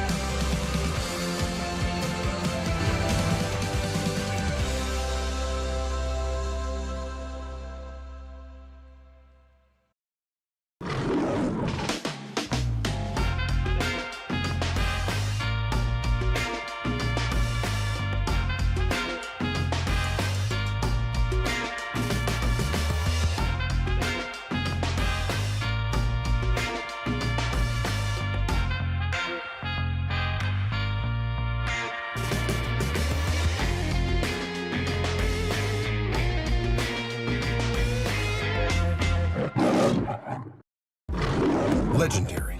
It's seeing your third Vegas sunrise in a row. Proving you're right, or giving it to your friend who's always wrong.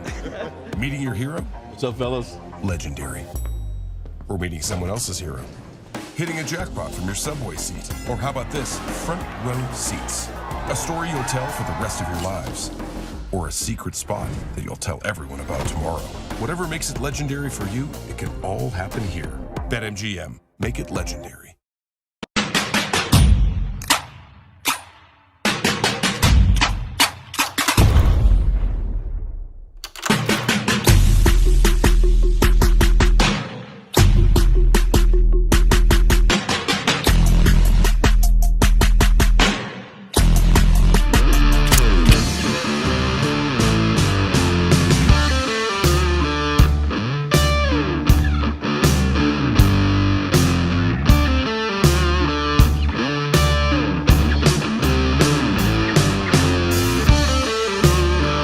All right, everyone, the button has been drawn to seat 5. Dealers, shuffle up and deal. Good luck, everyone.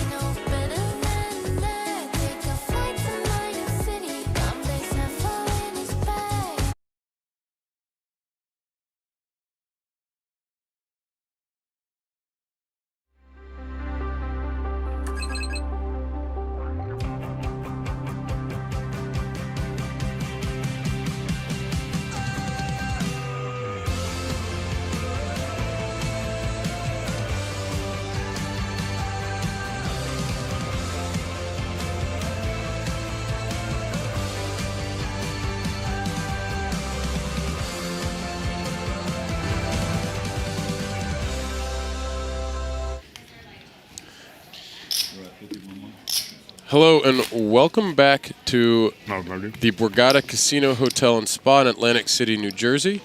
Sorry for the brief delay here. I got word that there was some questions around a potential deal and some of the ramifications about making a deal. We found that there was no deal agreed upon. So we're going to continue play here three-handed in the Spring Poker Open Main Event Championship, a $2,700 buy-in, 572 entrants. Our final three will play for their share of the almost $1.4 million prize pool. Our three players have locked up $117,970 each at a minimum, playing for with up to a first place prize of $245,000 and some change, as well as the two trophies in the background. Now, while we were on the break, we heard that there was no deal made. Any deal that was discussed would have had to leave 20% of the remaining prize pool, I believe, for the winner. I see. As you know, to play down for the trophy, which is a consistent rule for all of the championship trophy events here at the Borgata's Spring Poker Open, and I believe for all of the similar series, any of the championship events requires playing out for a significant chunk of the prize pool, and then also for those trophies.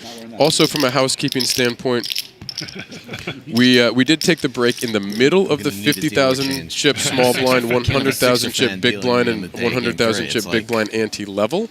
He's a Nick Fantastic. Because the break did extend a little bit, we will be playing through the next break, so our blinds will go up at some point during the upcoming play.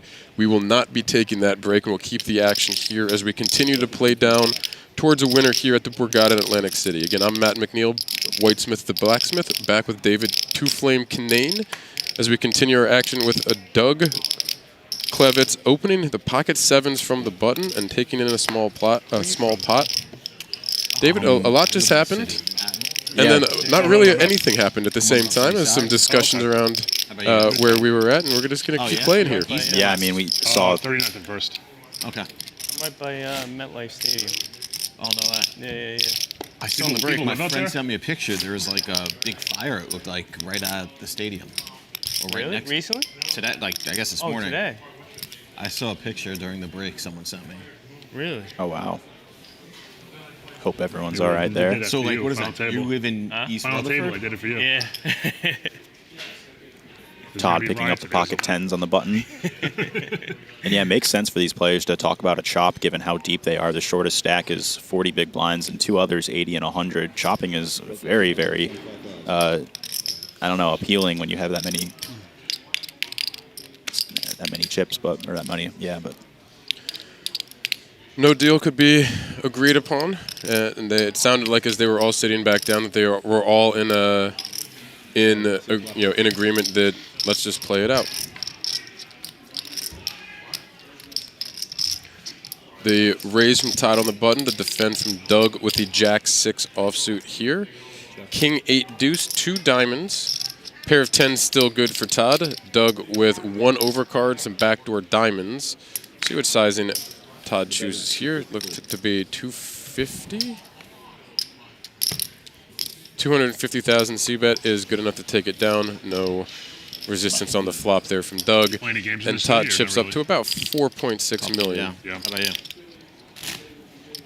And it sounds like we're going to get a good bit of sports banter We'll here. exchange info after. Okay.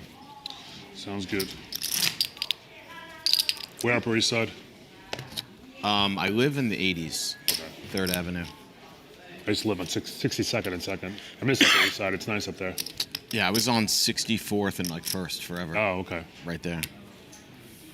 lifelong from Rich Diner lifelong also. friends being made, exchanging some Ritz, yeah. contact info afterwards. I used to like Silver Star. You know, it's like a blog. Yeah. That's what's fun about this kind of experience, too, for these contestants. We see Joe coming in with a raise with the ace-10 from the button to 225,000. Going to fold to Todd in the big blind, who has a 7-5. We're off of about 44 big blinds for Todd, so we can certainly see three-handed a lot of these connectors coming in to see a flop. We'll see what Todd chooses to do. Not this time. Pot goes over to Joe the Foote with it up to 8.2 million chips, 82 big blinds. Very easy math for us at this 100,000 big blind level. Easy for the online guys. Just have to divide by whatever. Move the decimal point. You spitting that? You spit in my soup? That's okay. I don't mind the finger. You know, I don't want to say it was tense earlier because everybody seemed to come in good spirits, but we've definitely gotten a little bit more chatter since we've gone three-handed here, and unfortunately, it seems to have been some New York sports chatter. As a Philly sports fan, not a great spot for us, but a lot of that driven, I'm assuming, by the chatter on the break. Yeah, and having played together with each other for a good stretch of time yesterday and today, and potentially a little bit earlier during the week as well, and you know, three seemingly very friendly, cordial, just people in general. They were locked in, though, four-handed. There wasn't a lot of discussion, but I think that the talking just opened up a little bit while they were on the break. But now that they're sitting down and in the swing of things, I think people are going to lock back in. Well, we have a flop here. We have a raise and a call flop here of a king 10 for all hearts. Pair of kings for both Todd and Doug. No hearts for either of them. So Doug raising the button, Todd calling the small blind.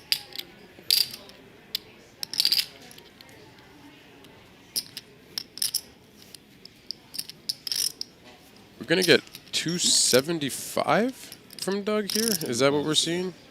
275,000 on the flop. Todd with the pair of kings and a decision to make for how to proceed here.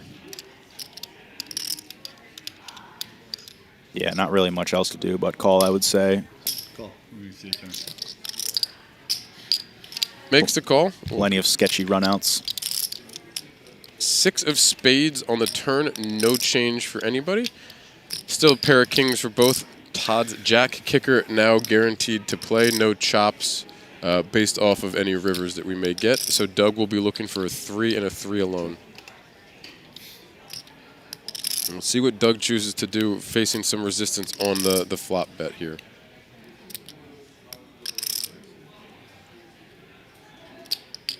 He decides to value bet, it seems. I think this can be really targeted towards hands that aren't really made, that just have a heart, just trying to get them priced in. The size is about 40% of the pot. I think a 575 will have been just under 50%. I think one pink chimp under 50% of the pot. And maybe targeting like a Jack-10 suited kind of hand. I think we've seen some 3-bets out of the Jack-10 suited, but if people choose to flat some of those types of middle suited hands in out of position, not wanting to blow the pot there, a good hand to kind of target.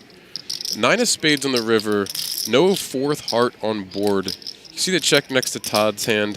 The king-jack with the jack kicker going to play against Doug's king-3 offsuit with the 3 kicker. Doug basically playing the king and board here. And we'll see if more chips go in, and if so, what sizing might go in here. I think Todd's employed some of these donk bets a few times on this final table, giving it some consideration here, but decides not to. And Doug with the decision, does he think that he's going to be able to get value from anything worse? Yeah, it feels pretty hard. I mean, I think the reason for betting on the turn is to get called by 1-heart hands. So at this point, it seems kind of hard. Comfortably check back the river here. I would say so.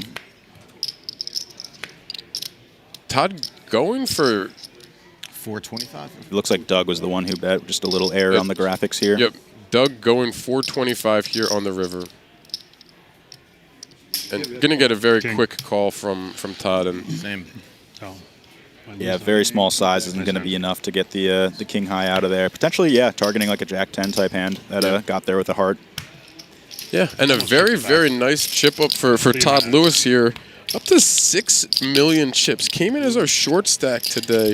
Up to 61 big blinds now. I want to say we started like 6.7 and now it's 61, something in that range.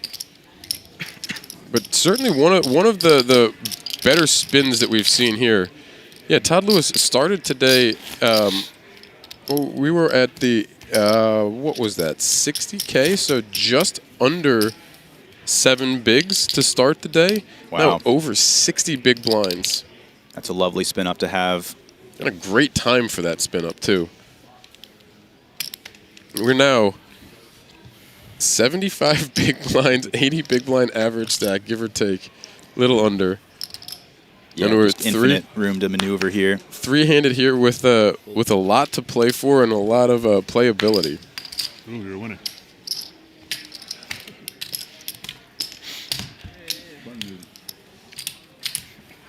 A walk for Doug. We'll take that with the 6-3, but we saw the 7 deuce and know why the walk happened. Yeah, pretty unique situation here. Usually three-handed, the average stack is going to be lower than 65 big blinds.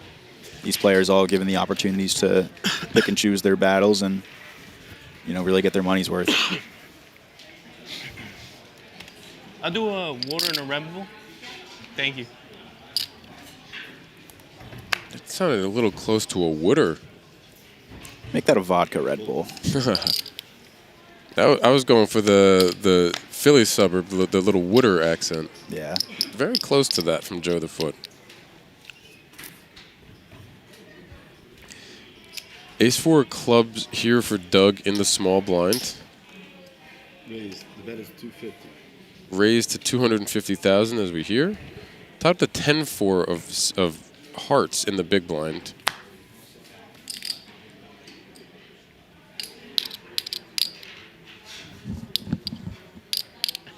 In position with the suited cards, we're going to see a flop heads up here as Todd makes the call.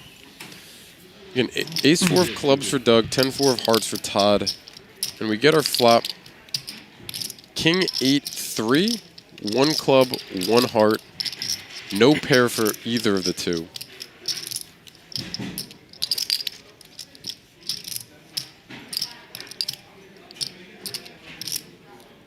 Yeah, likely a better board for the pre-flop aggressor. It looks like Doug's going to continue betting here for a size of 260. Also having the backdoor clubs, backdoor straights. And over. wheel draw. Yep.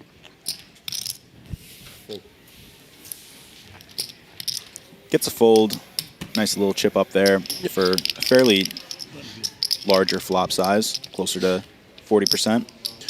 Back over 9 million in chips for Doug Klevitz here. I have 2, 15 and 13, 2 boys. How about, you have any kids? Yeah, I have a 14-year-old daughter. Oh, nice.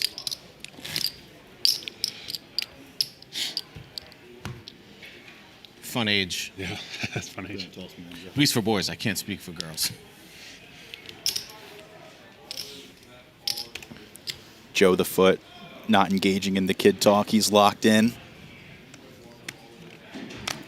Did get a lot of family shout-outs across the table throughout the day today and yesterday as well.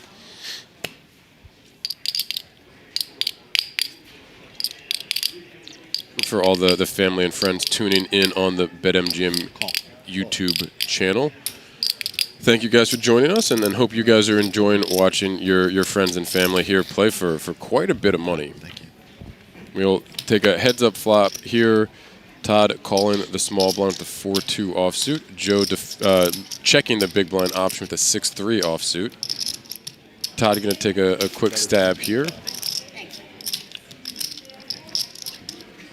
Yeah, better board for the small blind limper. Big blind going to be ISOing a lot of the bigger cards. Takes it down. Okay, button's good.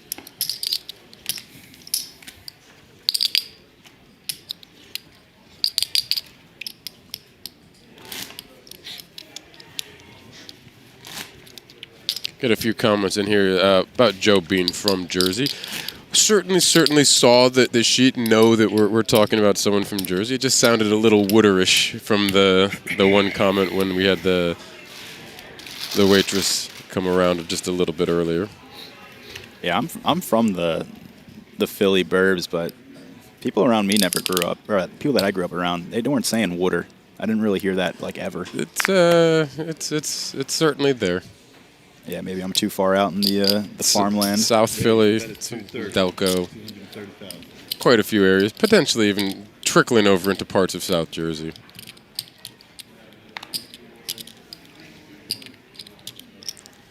See Todd raising the king-8 from the button here. We're going to get a 3-bet from Joe with the queen-9 of spades. Yeah, I was curious how these players were going to approach this super deep three-handed battle, and looks like Joe is showing willingness to spice it up with the queen-9 suited, not just taking the premiums as the 3-bets and wanting to play passive. 3-bet to 720,000 here. Over to Doug in the big blind with an ace-8 off. We see Doug has the best hand right now. Going to get out of the way here from the 3-bet aggression from Joe Foote. King-8 offsuit shrinks a little bit for Todd here facing the 3-bet. We'll see what Todd chooses to do, though. He's been 3-bet a few times by Joe. Yeah, the king-8-0, not a hand that you can really do much with besides fold. Definitely a bottom of range open. So another chip up for Joe to 8.2 million and close the gap with Doug up at the top just a bit. They're now about 7 big blinds apart.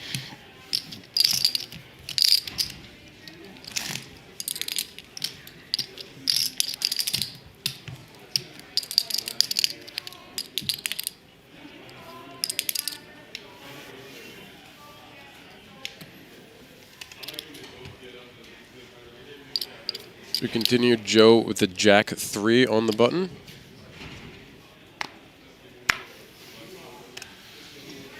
We'll let that one go, and Doug with the king-jack in the small blind. We'll certainly get some chips in play from here. Like, we're going to get his raise to 250,000 here, 2.5 big blinds. Yeah, Doug has seemingly chosen to take the small blind RFI strategy rather than just limping in. Just trying to, put the pressure on, raising, lower the amount of chips you have behind, so you can potentially play some big pots to win. You go under a different name. I didn't see you on Good Mom. Oh, what? You go under a different name, I said. I didn't see you on Good Mom. What is that, the poker site? Yeah. I don't really do online. I don't really do tournaments. This is your first live cash? No, I did the Run Good 2 months ago. And I did one other tournament. That was it. I placed 14th. Okay. Maybe it didn't pop up yet. Do you play online? Yeah. Okay. WSOP. Gotcha. Hear him chatting about Joe's Hendon mob, and you hear him say he basically has only played a couple live tournaments. We did get an insight that one of those was, I believe, a daily or a nightly tournament in Sweden that he won. Wow, that's a really fun one to have if you're not going to play too many live tournaments. Yeah. I can see why he was bit with the bug, and I assume he's just going to keep playing after this run, right? We'll see. We heard him say he plays online, so.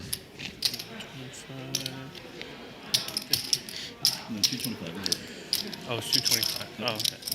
We get a raise from Doug here with the 5-4 of hearts from the button. Joe going to defend the big blind with the jack-7 offsuit. King, queen, queen, rainbow on the flop. No pair for anybody. Pre-flop aggression from Doug is going to be checked back. King on the turn. No improvement for anybody. 10 on the river. The jack high for Joe will play. Let's see if Doug decides to take a stab at this, having checked twice. Yeah, and Joe might get suspicious here facing a bet given this board, and I feel like he would expect a lot of bets in position from Doug. He's just going to fold, though. Doug picks it up with the check to river, bet river on a double paired board. Is going to work. The jack high beating the 10 and the 10 not improving anyone unless you have the jack 9 or ace jack, which he blocks. Certainly could have seen a jack high call there. Yeah, definitely a solid candidate, I would say. Right. That's Well, the you biz. play cash online usually, or No, I do tournaments. you tournaments too? Yeah. I live in New York, so you can't play. I would love to play. Crazy I that actually they put you placed through third. They that. had a turbo event here. I don't placed deserve third in. Yeah? $250 buy-in, and then I tried to do the qualifier to get into this. I was the last guy. I was like 20,000 from the milestone, and then I lost. I had ace 10 against ace 2. Flop was like jack 4 queen. I'm ahead. Turn jack, river jack. So we chopped. I think you wound up losing. Yeah, I got 1,000 from it, but Oh, you were the last guy out? yeah. Oh. So you just boned up the dough for this one? Yeah. You poor thing, Joe. One bullet? Yeah, it seems to have worked out quite well for him. Getting off the bad beat stories at the FT. What we also did here, though, is talk about the satellites into some of these events, and we've brought it up a little bit before, but a lot of these series, and it'll certainly be happening in the future as well as we continue with the quarterly series here at the Borgata, there are online satellites, there are live satellites to get into some of these larger buy-ins, and we'll see people getting into a $2,700 buy-in for $2, $10, $25, something like that. There are step satellites where you can get into these large tournaments, have a chance to win $250,000, and really only be in for, you know, $2, $10, $20, whatever buy-in range you might be in, if you're able to work your way up through some of those step satellites. And I think we've had a number of people who have bought in different places in those, as we've seen throughout the time here at the Borgata. You can buy directly into that $250 tournament if that's in your price range. You can buy into those $25 tournaments if that's in your price range, and work your way up into a seat into some of these live events with very, very significant, very high payouts, as you can see as we get to our final three here. Yeah, MGM does a great job at their satellites online. You can filter into all sorts of events. BetMGM will be running satellites for online series, live series. I believe BetMGM will be doing ARIA satellites coming up soon for Vegas. So some trips. I believe BetMGM had Beau Rivage and National Harbor satellite trips available for people, so kind of across the country. And a lot of great options, again, depending on whatever your buy-in level to get into some of these events. And you'll also get cash as well for some of those travel ones to help offset those travel costs.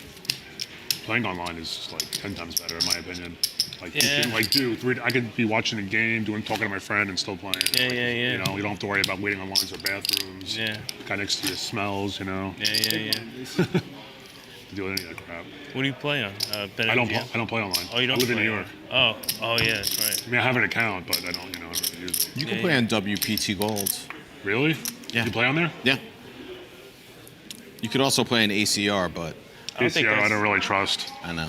I don't think that's legal in Jersey, WPT. I don't think it's legal anywhere. 10 seconds. No, I don't know. Some No, ACR is discussions definitely not legal. ACR is not. of the WPT online Gold is though. arenas people battle In in. New York, at least. It is? Yeah, and one of the things with BetMGM, among a few of the other online operators, is it's only available in a handful of states because it is regulated. You're dealing with individual state gaming control boards and multi-state agreements as well. So BetMGM, you're able to play in Michigan, Pennsylvania, or New Jersey.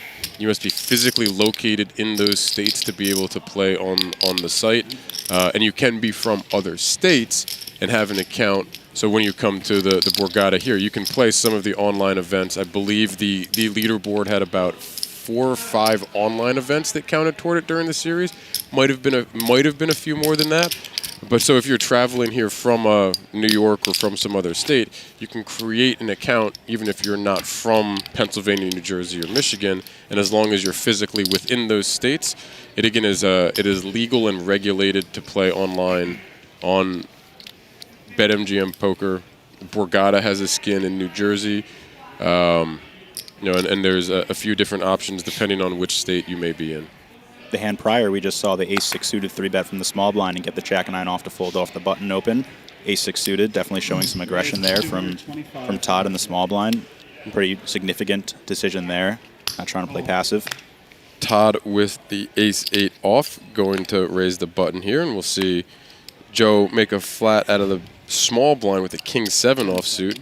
Doug in the big blind with the jack-10 offsuit, with what looks to be 2 people in before him. 750.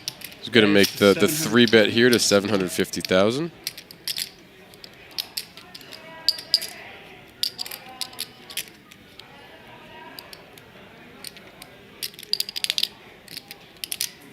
Yeah, spicy 3-bet.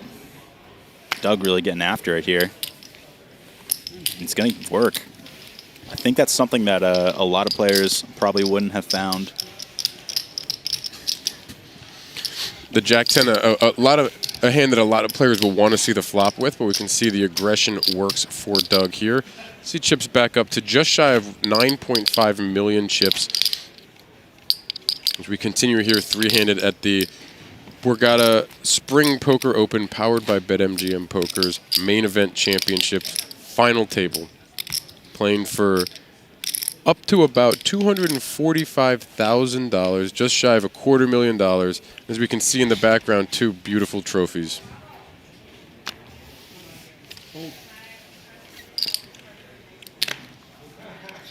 Doug with a Jack-4 in the small blind. Interesting category of hands where we'll sometimes see this ISO as well. We get just a limp here. Ace-5 of diamonds for Todd in the big blind. 10 seconds. We are going to get a raise from Todd. Yeah, these suited hands perform quite well as raises. 350,000 chips from Todd. 2.5 big blinds to go for Doug. Jack-4 shrinks a little bit here and then wisely in the muck.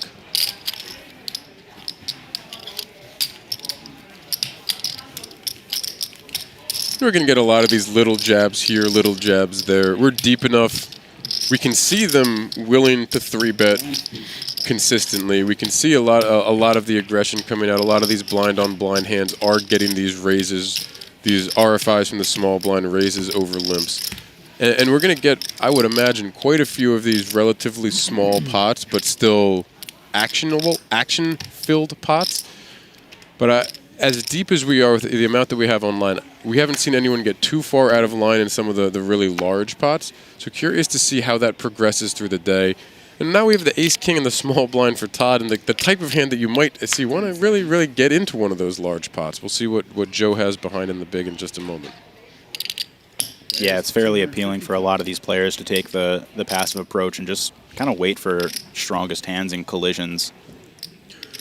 We get a raise at 250,000 with the ace-king from Todd. Joe with a 6-3 of spades. Raise. He's going to raise it here. We're going to get a 3-bet here with the 6-3 of spades. Yeah, that's pretty spicy. 550,000. Just a little click raise in position with the 6-3. Yeah, very small raise, too. I'm not sure how much this is going to fold out, given that it's just... Which also raises a little bit of red flags if you're Todd, because this is the kind of like the click value raise. Now, we can see the 6-3. This is the kind of raise that I really like at top of range, but 1.6 million. I do like it from some fun hands bottom of range as well, because if it's only going to be the very, very top of range, then you know that you're dealing with a huge amount of strength. I think there's a chance even top of range for Joe would want to size up just to make the pot a bit bigger going to the flop. 3.5. Either way, Todd decides to fight back, blind versus blind. We see the 4-bet to 1.6 million, just a little bit over $1 million to call for Joe here. Flicking in a time chip, which kind of signifies that you might actually be thinking about this. I don't know if you would waste a time chip to try to Hollywood a little bit. Well, with a 30-minute delay and hands coming quickly, and again, a lot of 3-bet so far. We've seen several 4-bets now. I think maybe the last one might have been 4-handed, but again, as we've been shorter here, we're going to see 3-bets, 4-bets more and more consistently here. 2 time chips, though. I think this is an actual deciding decision. if he wants to really, try and put him in a blender, and I don't think ace-king is going to be too much of a blender should Joe choose this as a spot to make a move. Well, I think a decent question he's asking is a lot of these 4-bet candidates might just be like 2 high cards. Oh, my Lord. We get an all-in and call. We get a snap call from the ace-king. Joe not real happy with himself as he hears the snap call, but for the hand that's going to snap call, that's not a bad position to be in. 2 very live cards here. My jaw is on the floor back here in the booth. I am very surprised, but 8-5-2 brings some extra outs for Joe Foote here. Todd all in and ahead with the ace-king. 9 of clubs brings even more outs for Joe Foote. Any 6, 7, 3, or 4 would have ended Todd Lewis's tournament right there. Joe Foote making a very, very aggressive play here three-handed. Doesn't work out for him, but we couldn't have had a more of a sweaty board without spades than we did. Yeah, can you imagine how much Todd was just sweating there? Like, you face the 5-bet jam, and you're like, all right, let's hopefully it's something you're going to be dominating, right? You're thinking maybe. ace queen, right? Yeah, exactly. You have 2 live cards. What the hell? And picks up gut shot, turn double gut shot.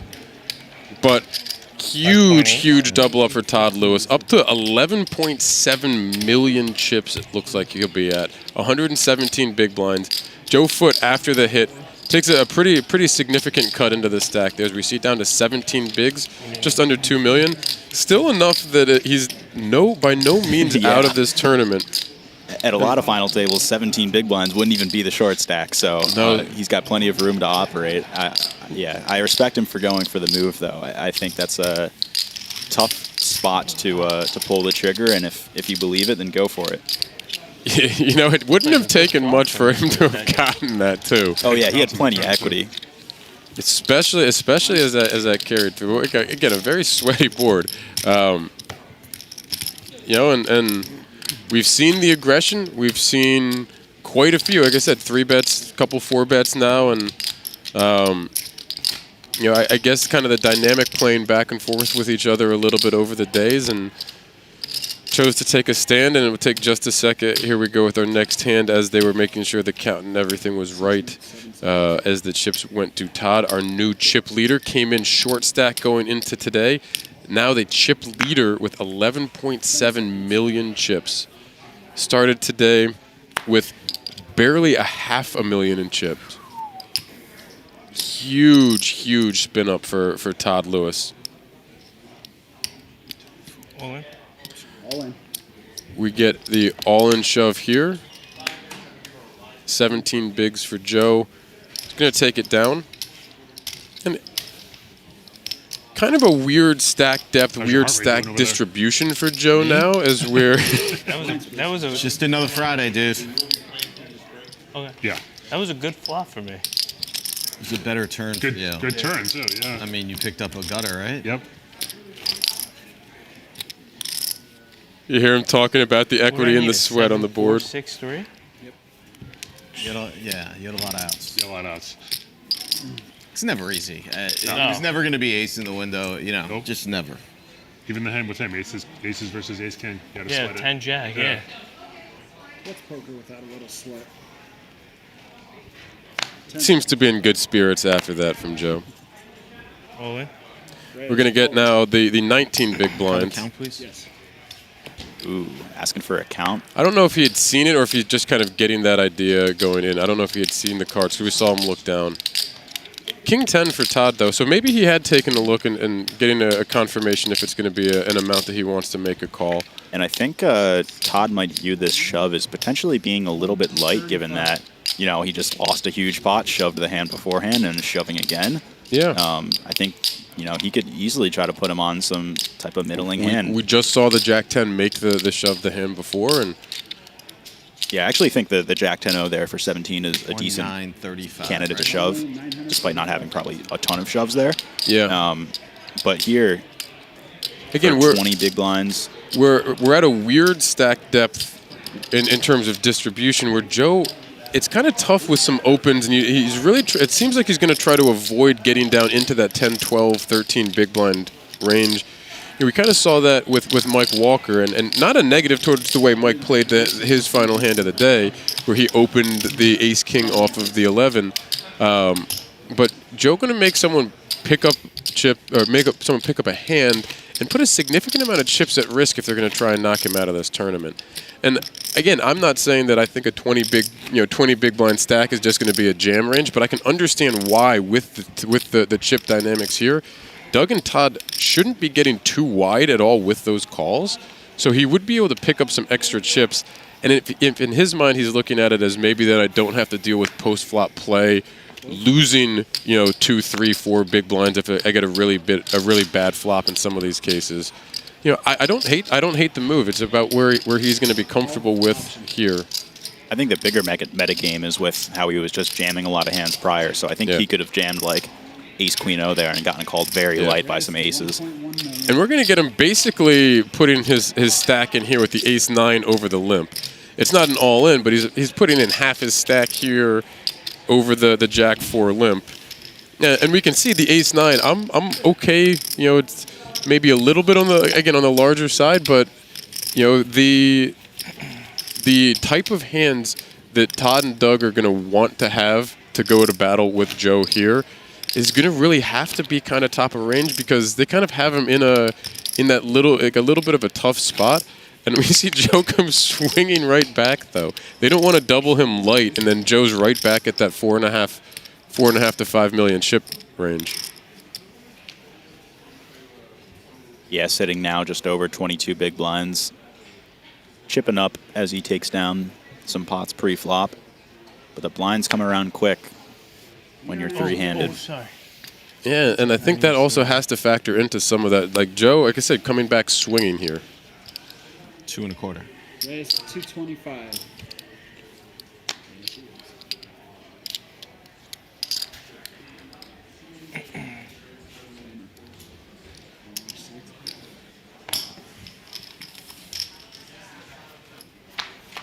Heads up action.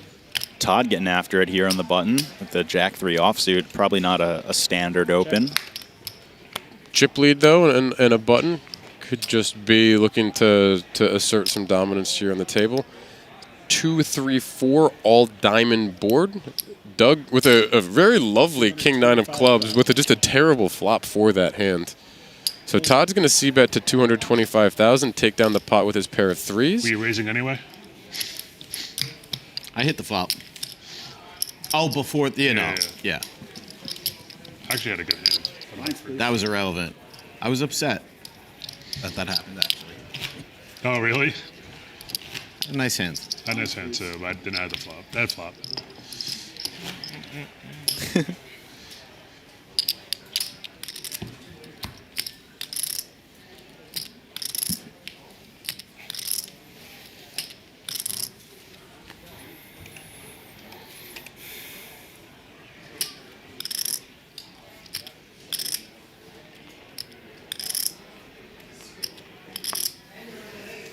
Jack-2 on the button for Joe into the muck. We see Doug with the ace-9 in the small blind here. Blind v blind from our 2 big stacks here, three-handed. 10 seconds. And we're going to see Doug's raise to 250,000, which has been a pretty consistent theme from him in these small blind spots. Next hand, we're up, guys. Yeah, and hasn't faced 120, much resistance in response to these raises to 250. Everyone seemingly proceeding with calls and not pressuring him too much blind versus blind. Yeah, at least in the Doug and Todd dynamic here. We see Todd going to make the call to Jack-3 of hearts. Ace 10-2, 2 clubs on the board, so a pair of aces for Doug, no pair, just backdoor Broadway draw for Todd, backdoor wheel draw for Todd as well.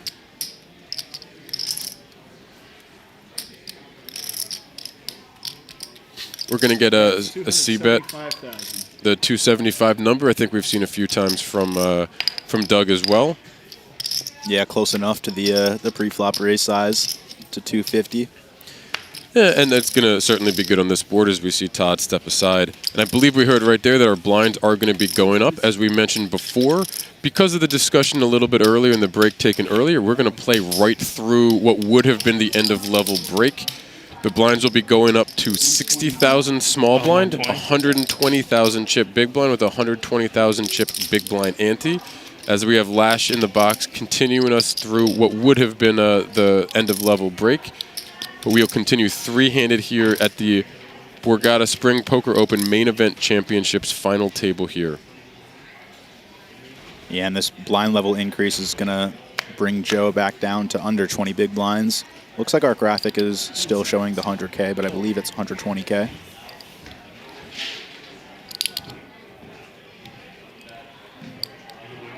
Yeah, we'll get that caught up in just a moment. 10 seconds. 275. And there it Raise is. to 275,000. Todd from the small blind with ace-10, queen-8 off for Joe, and the big blind is going to make the call to defend. We'll go heads up to the flop here. Ace Queen 2 could be a little bit troubling for Joe. We see top pair of aces for Todd, second pair of queens for Joe here. 670,000 in the pot going in. Todd with a sneaky check back here, but goes check on the board. Turn 9 of hearts doesn't improve any hand. Yeah, pretty smart check back, not biting the bait on the flop check from Todd with an ace. That's probably going to favor his range. And 225, the delayed c-bet from Todd, a snap fold from Joe, just sniffing out something that didn't seem to line up. As he had second pair, a lot of times that check back is going to get that turn bet paid. That's sick. That's a really good fold.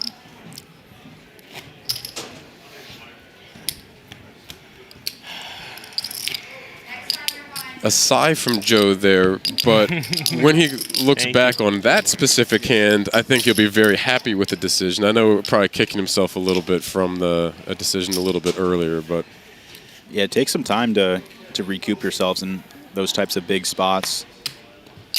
You know, as the blinds have gone up and the blinds have gone through Joe once or twice, we see him down to 15 bigs and now has the king, queen, and the small blind going all in. And again, the stacks are still very, very deep on Doug and Todd's side of things. So these kinds of all-ins, I don't hate them as long as he's a little bit calculated with how he does it, which he kind of has been here. And it is going to really put a decent amount of pressure on Doug and Todd to actually wake up with a hand to fight back. Yeah, I think others are starting to recognize Joe's game, though, of shoving these 15 to 20 big blind stacks quite frequently. I think there's going to be some adjustments in terms of how people are going to call and maybe call a little bit wider once they get gifted an opportunity. We'll see. Okay. When I hear Joe with the kings, and you said it before about the queens, like just rip it in, get called light. Is he going to? Yeah. Oh my. There Lord. it is. He does it. He does. And this is why how it could pay off. Now we don't know. Doug doesn't have a hand to fight back. Todd certainly doesn't have a hand to fight back. Yeah. You hear Joe. I actually had a hand that time. It's not that he didn't have hands before, just maybe a little bit larger of a rip. And but that's the kind of thing that we saw. I think it was the end of the night last night with Matt Zambanini having shown a lot of aggression, and then woke up queens versus jacks and got a hand all in pre-flop that might not have had it not been for that same type of aggression. Right. Heads up, though, or not heads up, but three-handed, there's just less hands behind. It's going to be more likely to just have stuff that's going to fold. Sure. I don't know. It's a risky gamble to try to get somebody to put it in very light with like pocket fives or something like that. And Doug on the button here with pair of queens. First to act. We'll see some chips coming in from Doug.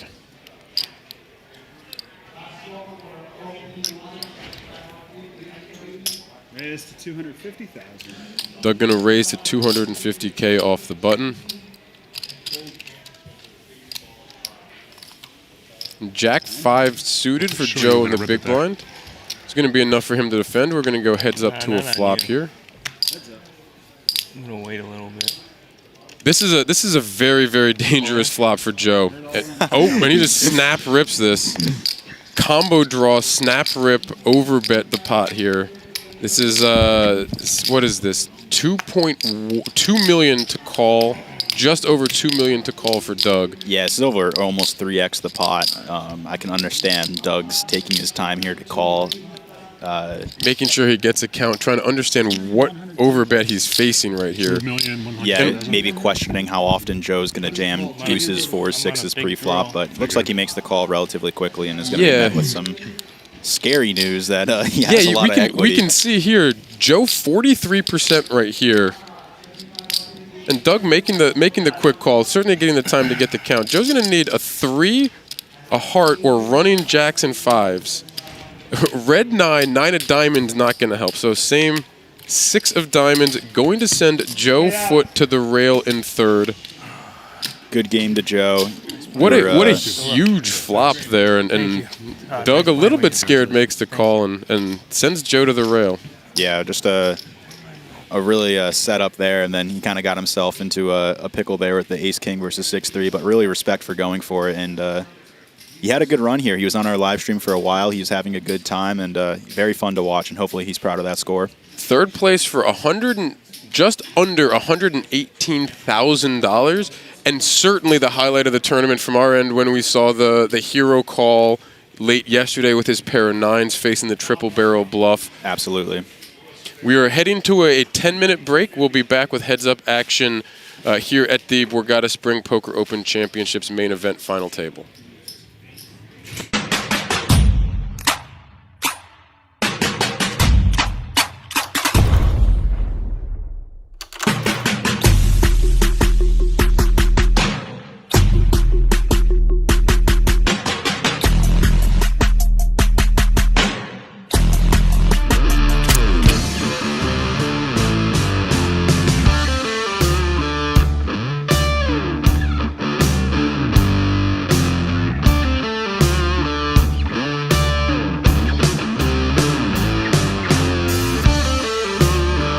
All right, everyone, the button has been drawn to seat 5. Dealers, shuffle up and deal. Good luck, everyone.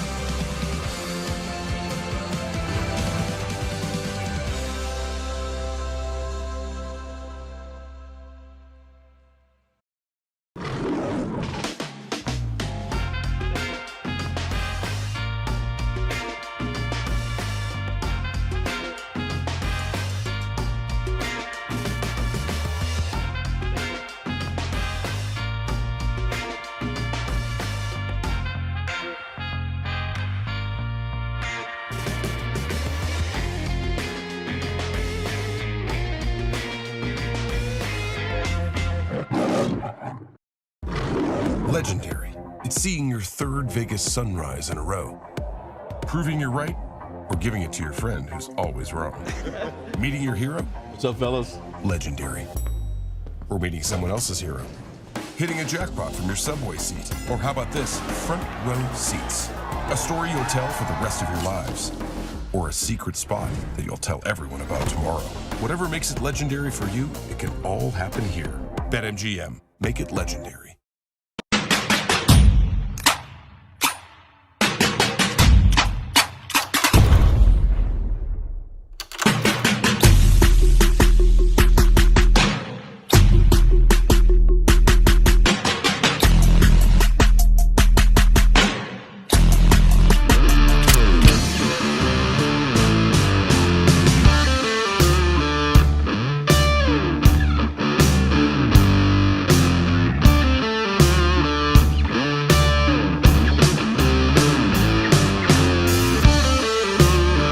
All right, everyone, the button has been drawn to seat 5. Dealers, shuffle up and deal. Good luck, everyone.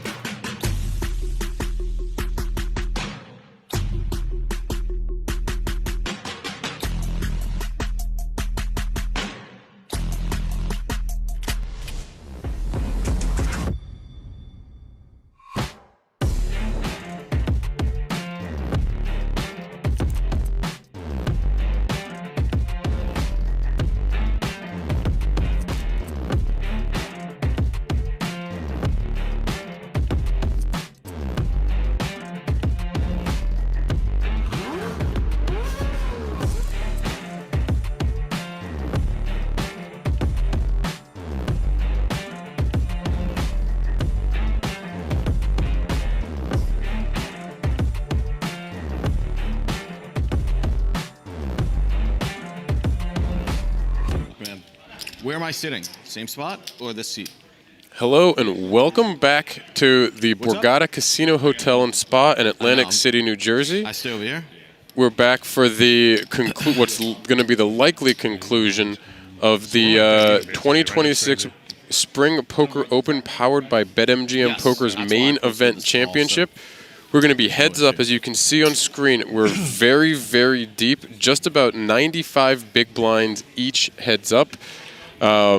It sounds like on the break, we always have a break heading into heads up. It sounds like we have a deal agreed upon between Todd and Doug, where they're going to be shifting a little bit of the prize money, and they're still going to be playing for, I believe it was going to be about $15,000 and the trophies that we'll see behind us here. So we are going to get heads up action. They are playing for a significant amount of money, and either, I'm not sure if I heard if it was going to be both trophies or a choice of trophy. From the discussions, it sounded like prior to the stream starting, I believe the winner will get to choose the trophy that they want, and the second place will get the other trophy. Which is one of the fun conversations that we've had many, many times on these final tables. And which one would you choose?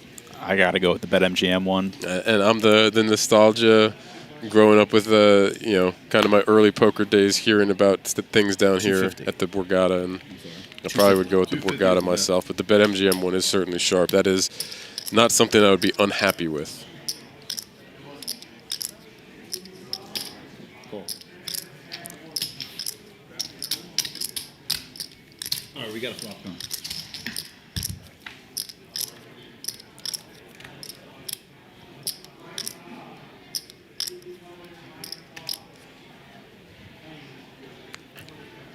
We see Doug with the pair of aces here. A queen-high flush draw for Todd on an ace-7-3 board. 2 spades. Yeah, this pot could get fairly big quickly, depending on how how aggressive Doug. proceeds. Yeah, we're gonna see a bet to 250,000 from Todd, and Doug with the ace here. Yeah, he's got an ace, but obviously not really a strong kicker, so can't fault him for keeping the pot small, super deep. Just gonna make the call. 4 of spades on the turn, though, is an action card right here. 2 pair for Doug. We now have the made queen high flush for Todd. We'll see how big this pot's gonna get. Could be a little bit of a concern because you can bet on the spade draw, but Especially heads up where ranges are going to be super wide. It's so much harder to have a flush here compared to when you have, whatever, 4 or 5 players at the table. I'm going to check back the spades. I mean, this deep, we've just got to get chips in the pot, in my opinion. But we'll see what happens because 8 of clubs on the river. Doug, you would think now is going to be looking to size up and extract after the flop bet, right? Yeah, Doug, I would assume, feels very comfortable with his hand. I would be betting about the pot. Looks like we're going to get a little bit less than that. 580. As we hear, 580,000 chips is the bet from Doug. Todd with the second nut flush, the queen high flush right here. How much? 580. Yeah, and I'm assuming Doug is thinking about what size to raise to. Todd is thinking about what size. Yes, but that's going to leave Doug with a very tough decision facing the raise, kind of just asking a question how often he checks back spades on the turn there. Yeah, and the check back of the spades is counterintuitive to me because I would want to get more chips in as deep as we are. And we are going to get the raise here and a very, very quick call. So it looks like it's going to have paid off. The 1.8 million chips, 1.2 more to go, gets snap called by Doug. And it is gonna shift the balance towards Todd here as he climbs up to about 14 million in chips. The queen high flush beating the 2 pair of Doug Klevitz. Yeah, fairly large pot to start this heads up match. I believe that's just over 35-ish big blinds, maybe more. So a big swing given both players have about 95 to start. And that's a very, very, very interesting first hand of heads up. A lot of times you get like death by 1,000 cuts. You get small ball here, small ball there. Not a whole lot of, it's tough for 2 hands to make a hand on the same board when we're playing heads up. And right off the bat, a big swing in the favor of Todd Lewis here.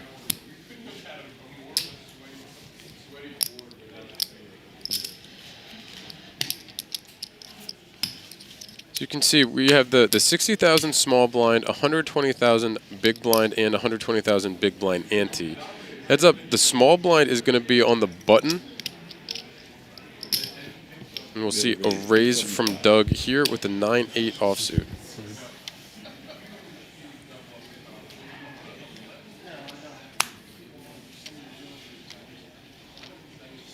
How much? 275. You can hear the raisers to 275,000 here, and not going to defend from Todd. And one of the interesting dynamics of live poker heads up is the big blind ante creates a much different chip dynamic than online where both players ante. And it creates basically a much different scenario from how any online players would have studied heads up, just because of the amount of chips the big blind has in every pot. Yes.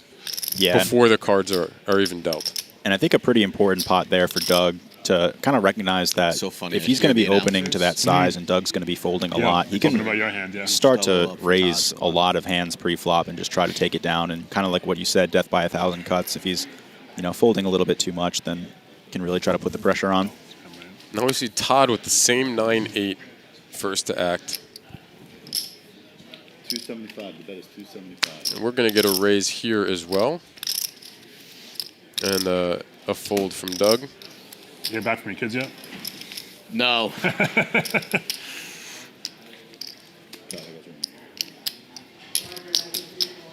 Not that there's no pressure here, but there's a lot of the pressure off. Having gotten to this point, having secured $200,000 each. But we still are playing for $15,000 as we see the updated payouts here at the Spring Poker Open Championship main event final table. We're still playing for $15,000. That's quite a bit of money here. So Yeah, always fun to play for the trophy, especially. All the glory. a little bit less pressure, but not all gone. Call. This time, Doug going to choose to limp the 8-7 on the button. Todd with the 6-3. He's going to check, and we're going to see a flop here. This is kind of interesting what you were saying before, is if we were going to see, some raised folds, does the 8-7 kind of hand, those are kind of things that we're going to continue to raise if we're not going to get played back at. We're not going to get as many big blind defends. Yeah, chooses to limp, though, which is notable. That Jack 6-4 board, 2 spades, pair of 6s for Todd is going to bet 125,000. 8-7 with a gut shot and a backdoor spade draw here for Doug. Going to come along for a turn.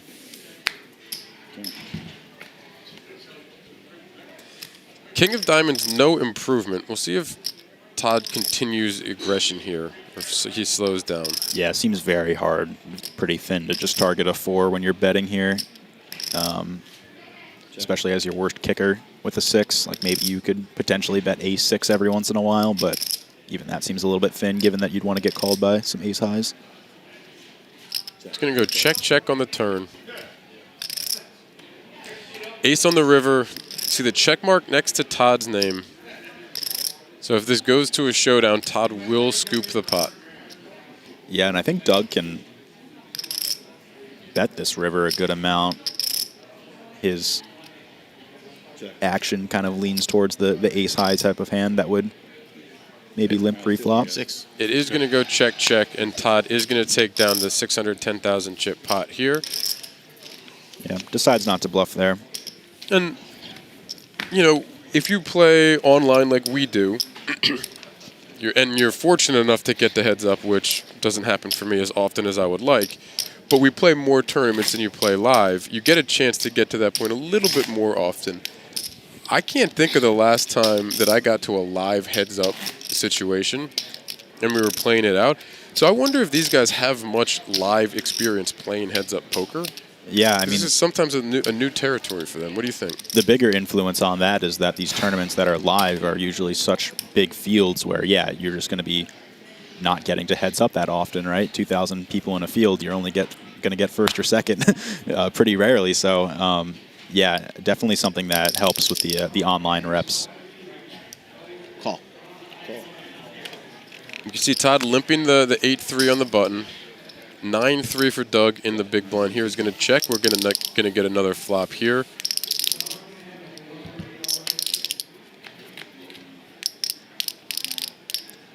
Queen 4-3 board, 2 clubs, pair of 3s for both players. The 9 for Doug currently would play.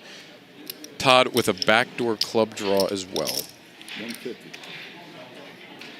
We're going to get a bet of 150,000 met with a snap call from Todd. Yeah, we've seen a lot of this kind of like bottom pair meh kicker finding the bets in the flop, and Doug gets rewarded here with a 9 on the turn, giving him 2 pair.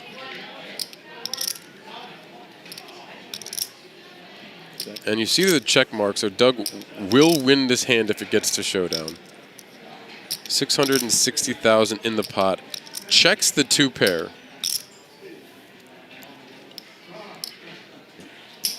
And it feels like this is a bluffy size. I don't think this is a value bet. Maybe targeting some hands with a club. Like a 5-7 kind of hand, something like that. Yeah, king a 5, 10. a 5 deuce that might want to bet the draw, make you pay for your draw. 800.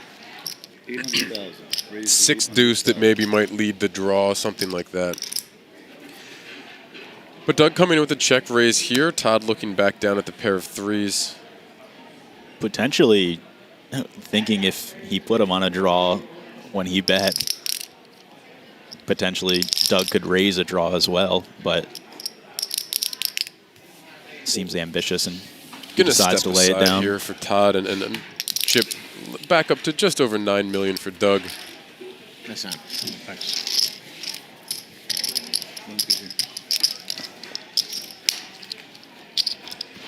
I will be back in just a minute or two, David, so if you can handle this for the next minute or two, I'll be right back as we continue heads up here at the Borgata Spring Poker Open, powered by BetMGM Poker's main event championship. $2,700 buy-in, $1.37 million prize pool, 572 entrants. Our last two, Todd Lewis and Doug Klevitz, playing heads up for $15,000 and choice of trophy as we continue action here at the Borgata Casino Hotel and Spa in Atlantic City, New Jersey.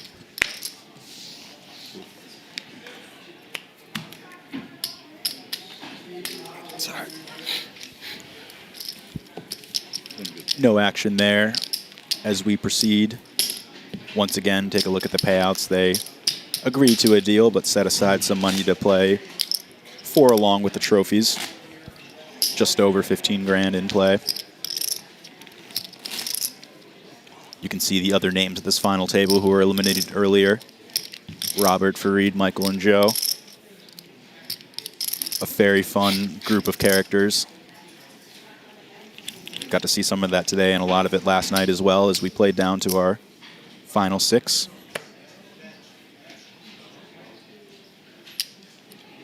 Ace-King suited for Todd here on the button. Raise, the bet is 260.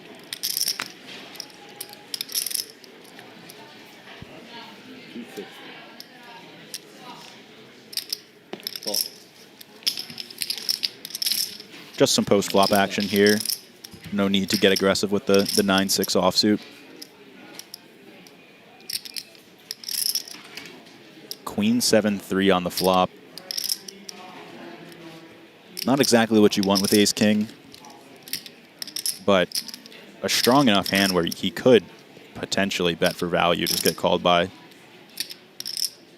straight draws, backdoor flush draws. Once again, ranges are quite wide when we are heads up. So even a ace high can be a very strong hand in your range. Once again, thank you for tuning in as we play down to a winner here at the Borgata. If you're enjoying the stream, make sure to toss a like on the stream, subscribe to the BetMGM YouTube channel, and we can keep offering you these streams for future series. Started it in the fall last year, had a full setup for the winter series, and we're back here now in the spring.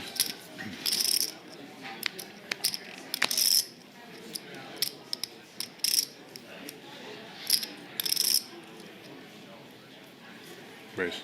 Raise, we're up to 260. Aces for Todd, as we just saw the Ace-King premiums being dealt here in heads up. Let me make it clear, it is very rare to get a hand as good as Ace-King aces when you're playing heads up. And King 9, potentially even strong enough to call. It's a little bit awkward being offsuit and not as connected as you'd like to be with a King 10 or King Jack perhaps. But when you have position as well, it can be enticing. He decides to let it go and dodges a bullet. Todd seemingly deciding if he wants to show the aces or not, and he decides not to. Probably a good decision. You don't want to give your opponent any information on your heads-up strategy too early into the heads-up. Remember, these guys just started playing.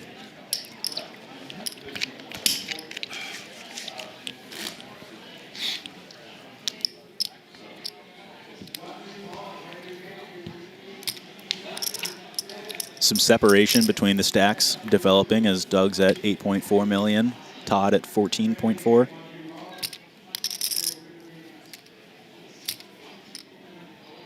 $70 big blinds-ish for Doug.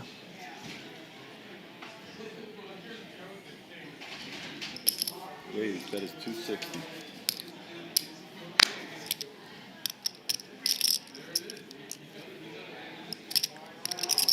The King 9 offsuit again. This time facing just a raise and dominating the 9-8 suited. Call. Call.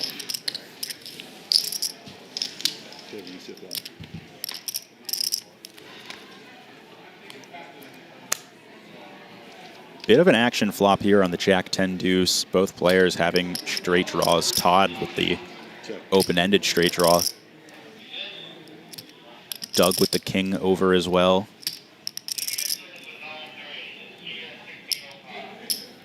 $225. Fires just under 2 big blind bet here on the flop. King 9-0, a hand that is strong enough to call and potentially can raise as well. He proceeds with the call. Feeling that king high itself might be good, which in this case it is. And Jack pairing on the turn. Not going to change too much just yet. Helps to eliminate some of the hands that Todd might be betting here with, like a jack.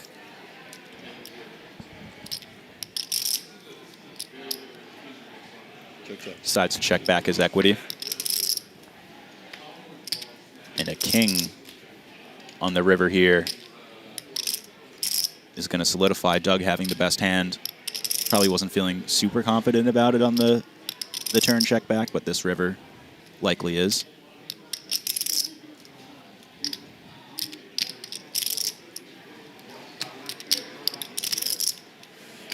Yeah. 660, 660.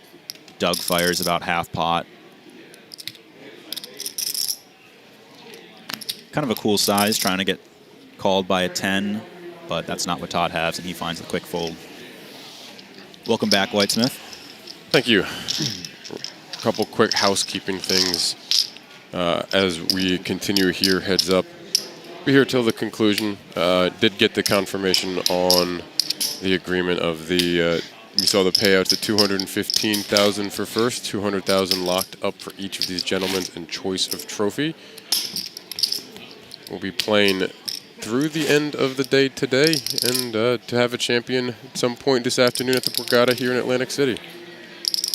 While you stepped away, we saw aces and ace-king dealt in separate hands, but pretty much no action behind. I was going to say, imagine if it was the same hand, then we wouldn't have the chip stacks that we have. Yeah, no. 10's for you. Or for me, I don't know. So is OG playing tonight? Did you read anything? I haven't heard anything yet, so I don't even know. I hope he's not. Rest him up? Yeah, at least tonight. Yeah. I would not rush him back with a hamstring, Yeah, you know? agree. He's already if it was 1-1, I mean, right, 1-1, you're up 2-0 already, like. Yeah.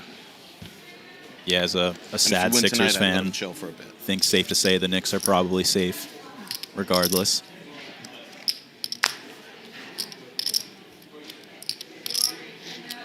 (9-7) offsuit on the button here for Doug. Goes for the limp. You've seen a lot of the pre-flop raising from the button players to the 260 size, mixing it up here with a limp. We've seen it a few times, though. 7-4 from Todd. Gonna just check and see a flop.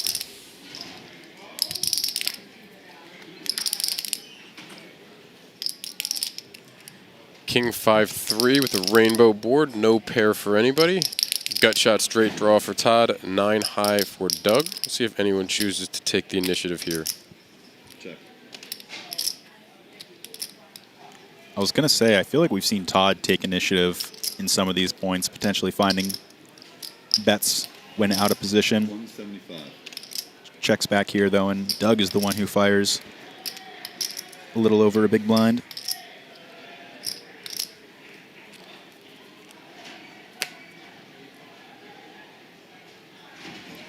Todd gonna make the call here, looks like. We'll see the turn. Call. Yeah, a lot of post-flop passivity, I think we've there's seen. There's the action turn right there if we're going to get one. Yeah, that's the 6 of diamonds on the turn gives Todd the current nut straight, best hand possible. Doug picks up a double gut shot. So if he's betting the flop trying to get him off, he now has equity. He can continue to bet here if he so chooses and look to continue in this hand. Yeah, I really like continuing. Obviously, we can see this is not the time for it, but I like a continuation bet again here. And the sizing up I like as well. 530,000 chips from Doug. And again, unfortunately for him, as of right now, not the time to do it because we can see Todd has a nut straight as the best hand possible as we currently sit.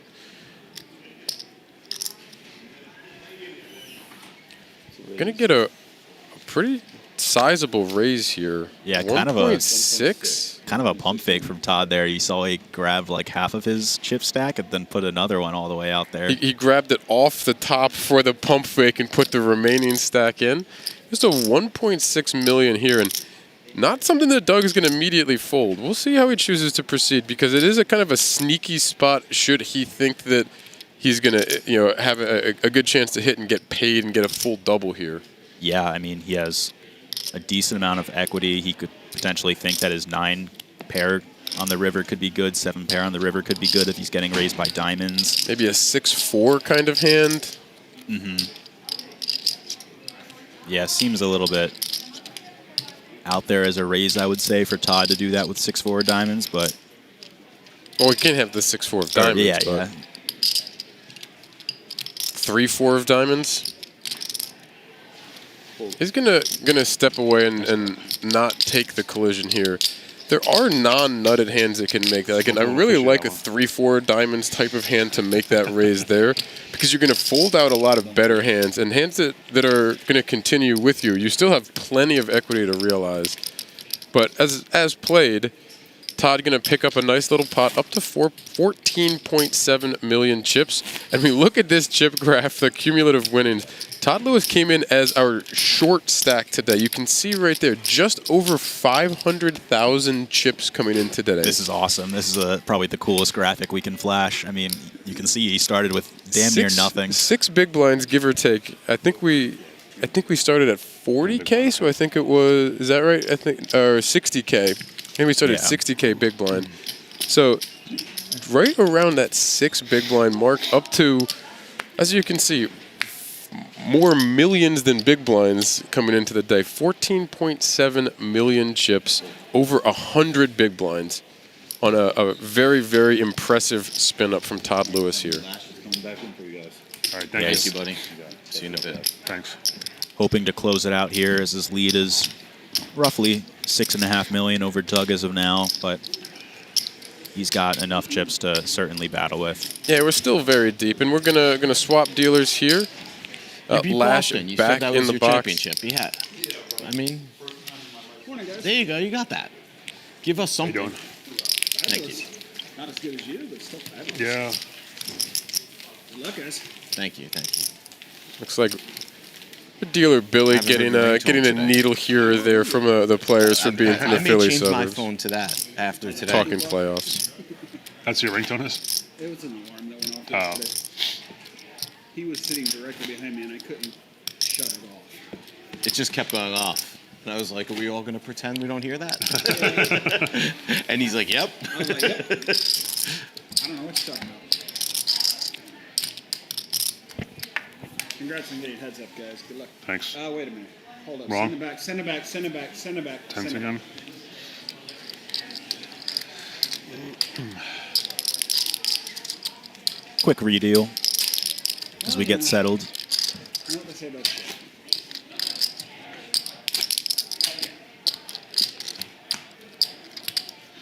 I think Lash just made a comment towards us. So I ran into Lash on one of the breaks and was chirping him a little bit, letting again we've talked a little bit throughout the couple days here, and really appreciate the work and effort that they put in. And I had said we had said how strong and how well they were doing. I think he just he misclicked right off the bat as he sat down right there, and probably had a comment to make about I'll probably chirp him or something like that. We've had some fun throughout the week with them. It's good getting to know them as well because they're a huge part of putting on an event like this at the Borgata. We get a limped pot. We go to a flop of ace, ace, jack with 2 clubs. No pair, 10 high for Todd. 5 of clubs brings in a backdoor club draw for Doug's 8 high with the 6 of clubs. We're going to see Todd lead out with 125K, just over one big blind.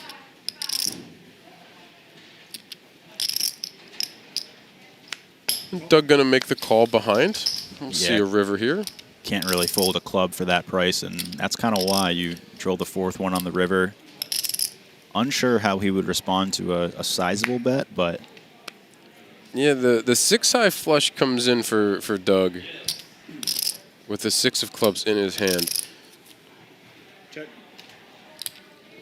Todd going to check his fives. And now, do you think you're ever getting value is what's going through Doug's mind? Is he ever going to get called by a worse club? There's not many of them. And is he going to get called by anything that's not a club? Or does he think he needs to bet to fold out maybe that 7 or 8 of clubs? 360K from here is a little bit more than half pot, close to 60%.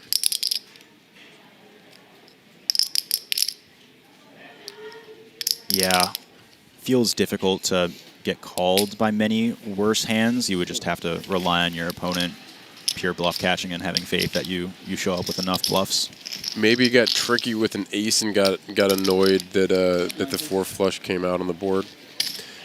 But no taker from Todd. Doug takes in the pot, chips up to 8.5 million, and closes the gap just a little bit here.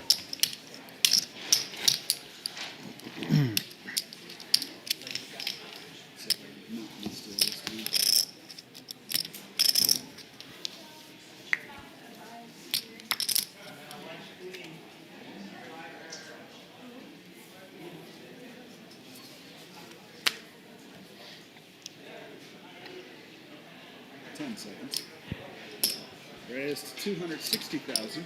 Ace-5 offsuit, decides not to limp, goes with the raise, and a quick fold from Doug. Chris, should text Jerry.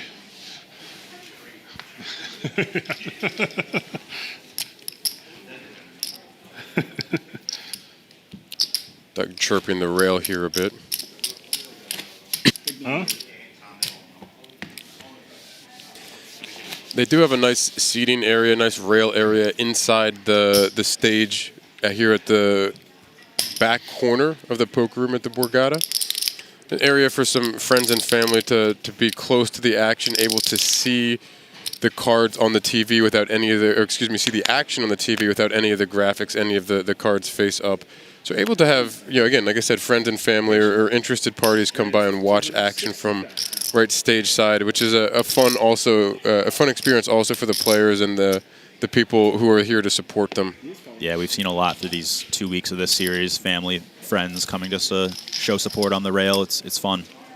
When you know going into the next day you're going to be at a final table, it's easy to make that trip and get down here and have some fun with it. Right.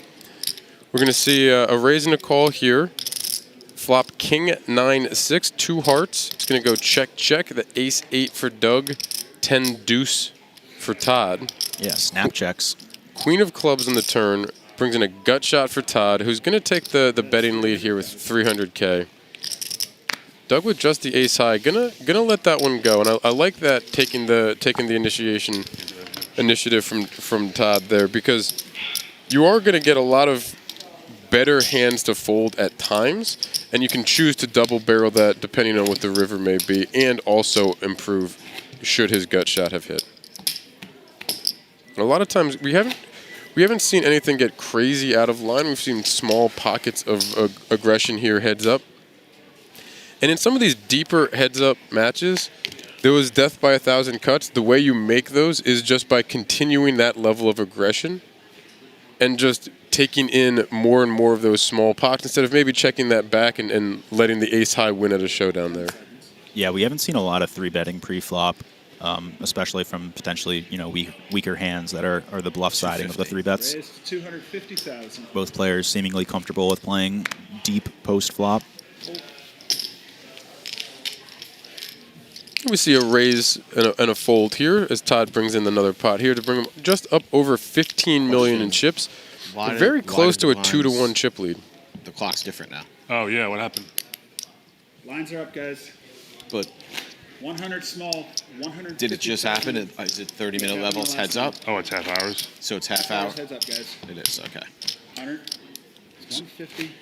as we can hear, getting some clarity, we're going down to 30-minute levels heads up. So it's half hour rested away?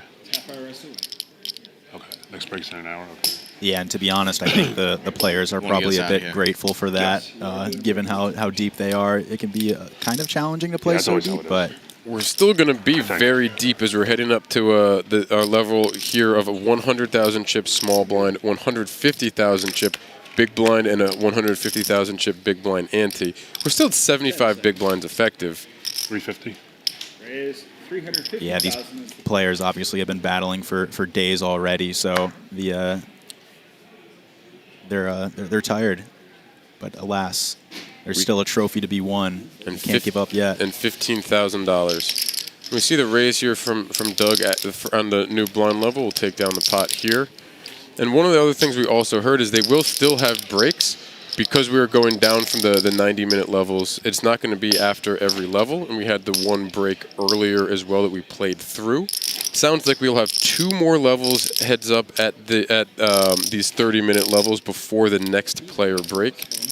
So we'll continue here with Lash in the box. Heads up at the 2026 Yeah, Borgata Spring Get the Poker Dom Open already. powered by BetMGM Poker's main event championship. The next level is going to be 200,000, 100,000, or 200,000. And somewhat notable, this big blind level has a unique small blind size compared to the big blind. 100,000 small blind, 150,000 big blind, Raise to 300 and a quarter. meaning that the small blind is a bit bigger relative to the big blind. You see Todd make the raise with the 8-5 of diamonds. Doug looks down at ace-7 offsuit. 7 of diamonds could become important in this hand depending on the action here. 9 and a quarter. Raise to 920. We're going to get the 3-bet here pre-flop from Doug with the ace-7 to 925,000 chips. 4 big blinds to go for Todd in position with the 8-5 of diamonds. Yeah, it can be awkward, but I think this hand can perform quite well as a call here versus the 3-bet. In position, connected enough. We are going to see the call, and we're going to see a flop here. Doug with the ace-7 offsuit. Todd in position with the 8-5 of diamonds. Queen 9-4 rainbow flop with 1 diamond on the board. No pair and some backdoor opportunities for Todd. No pair and no real backdoor opportunities for Doug. But the 3-bet pre-flop is going to check back the ace-high. Or is going to check the ace-high, excuse me. Yeah, slows it down here. This range. Todd going to check back. 3 of clubs on the turn. No change, no draws. Now it's just the ace-high for Doug versus the 8-high for Todd. Yeah, this range for Doug may be a little bit condensed now after finding a 3-bet and checking the flop. Ace-high seems like a fairly likely hand. A lot of Queen X might bet on the flop, and he decides to take the initiative on the turn here. And Todd seemingly a little bit suspicious for the similar reason of how often would you check a queen on the flop here? It's just going to fold to the 820,000 chip bet. Chips will go over to Doug, just shy of 9 million now. Yeah, I think with any showdown value, he might have found a call there with some light hands, but the 8-5 is obviously not worthy of showdown. Have to raise in order to take the pot.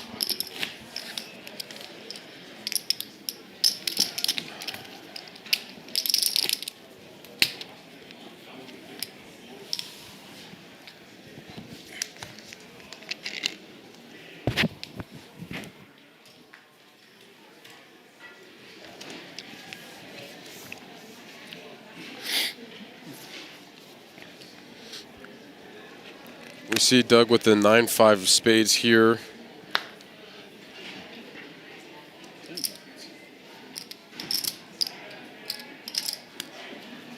Raise to 350,000.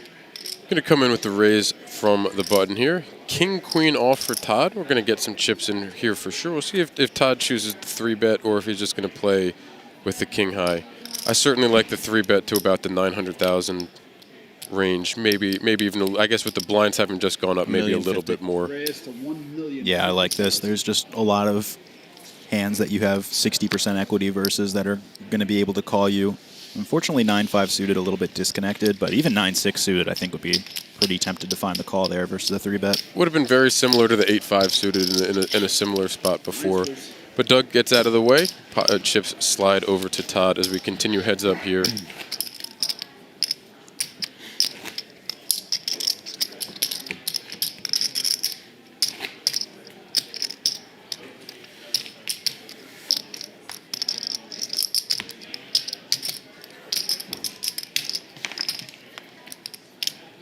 I like that we have the cash on the table here for this heads up. I think for the earlier heads ups in the series, we kept the cash in the back and the trophies on the table. But for the main event, got to put the cash on the table, right? Yeah, that's like a classic, right? That's the old school World Series of Poker main events where you have to play around these mounds and mounds and mounds of cash.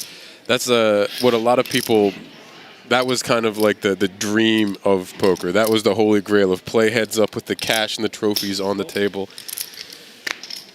And Todd here raising the 8-7. Doug calling with the King 10 are doing just that. Ace, Ace, 6. 2 diamonds on the board. Both players with a diamond in their hand. Doug with a King high, backdoor diamond draw, and a backdoor Broadway draw. Todd with the 8-7 here. Yeah, Todd with a pretty nice hand to start barreling with. 3 to a straight, including the 6. He has the diamond in hand as well. 400,000 on the flop here, just below half pot. King high with the diamond, certainly strong enough for Doug to see a turn here. Going to make the call. Yeah, I even think King high without a diamond might call. Certainly. Drills the king on the turn, though, for some extra help. There's now 2 diamonds, 2 clubs on board, so certainly plenty of hands that could be connected to this. Pair of kings, or excuse me, 2 pair with the kings and aces for Doug. Going to win if we get to showdown here, as you see, though.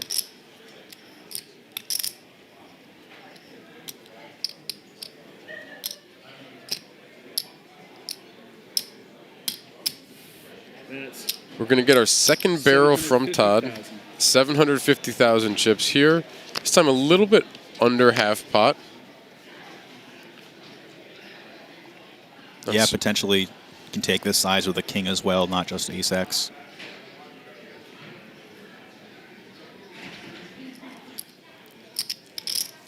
So I think Doug should be not worried yet, but just going to make a call. Some alarm bells if he faces a huge size on the river here. 3.1 million in the pot, 4 of hearts on the river. No help, no improvement for Todd. We see the check mark next to Doug's name with the 2 pair with the aces and kings. Action on Doug. Check back to Todd. We'll see if Todd will choose a triple barrel here or if he's going to give up. That's looking triple barrel. Looks, I'm not sure what that size is. Looks though. 2 million, about 2/3 pot. Yeah, I like this.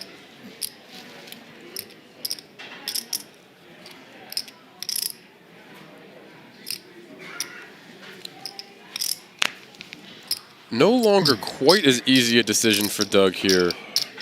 Yeah, gonna make finds the a quick call. call. Nice. Gonna make the call. You saw a little bit of pain on it. I think it's a call you're going to see the vast majority of the time, but not quite as easy of a snap call as you'll get sometimes, just because we haven't seen triple barrel bluffs from these guys heads up. Right, and a lot of the value hands could include better king X as well, king queen, king jack. I guess that is a question you have to ask before calling, right? If you're losing to king X, then it becomes a little bit worse. But you know, I think it's a really good call there, especially for that sizing scheme. Yeah, I think the size down on the turn was a little bit interesting with the 2 flush draws being in place, where if I'm trying to protect an ace, I might size up a bit, especially if you think you're going to get the king high float. So a pretty good pick off there by Doug. And I don't want to say the easiest call he'll make, but certainly something you're going to, again, like I said, expect to see a lot just because of the strength of his hand. Yeah, it's a big spot, understandable for the for every decision to really think about it. As you see, that also brings Doug back into the chip lead, just over 12 million in chips. Todd still real close now with 10.6, almost 10.7 million in chips himself. Yeah, evens it back out a bit. And then we get now a limp raise fold as Todd will pick up some chips to even that up, even swing it even closer to even.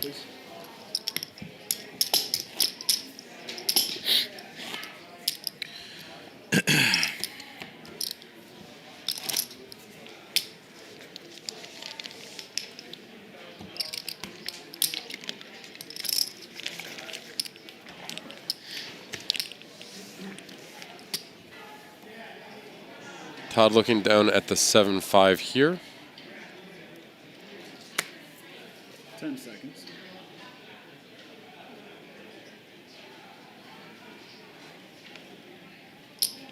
Raise to 300,000. Going to come in for the click raise to 2 big blinds, 300,000. Doug with the 10-4 of diamonds, not going anywhere. 10 seconds. We'll make the call. We'll see a flop.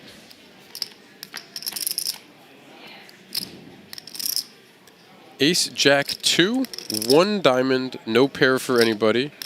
10 high with a backdoor diamond draw, backdoor Broadway draw, and a backdoor wheel draw for Doug. No pair, no draws for Todd, just the backdoor wheel draw himself. But pre-flop aggression, flop C-bet takes it down, and we're almost dead even again. We're back within about 2 big blinds of each other at just over 11 million, 11.5 million chips for Todd and Doug here. Heads up at the Spring Poker Open Main Event Championship, powered by BetMGM Poker here in the back corner on the main stage at the Borgata in Atlantic City, New Jersey. Yeah, this is a cool graphic here. We can see how often players are aggressing in the pots that they play, and both players here pretty equal. I think I'm wondering if the graphic includes the total hands we're at now versus the number of hands played throughout the day. Because we saw Bobby Thomas on 0% now and 3% I think a little bit earlier. But I think that was only because there was going to be, I think, the 1 hand played, but it would have only been one out. It was 1 out of a much smaller number. Yeah, it might be all the hands since the 2 left have the highest.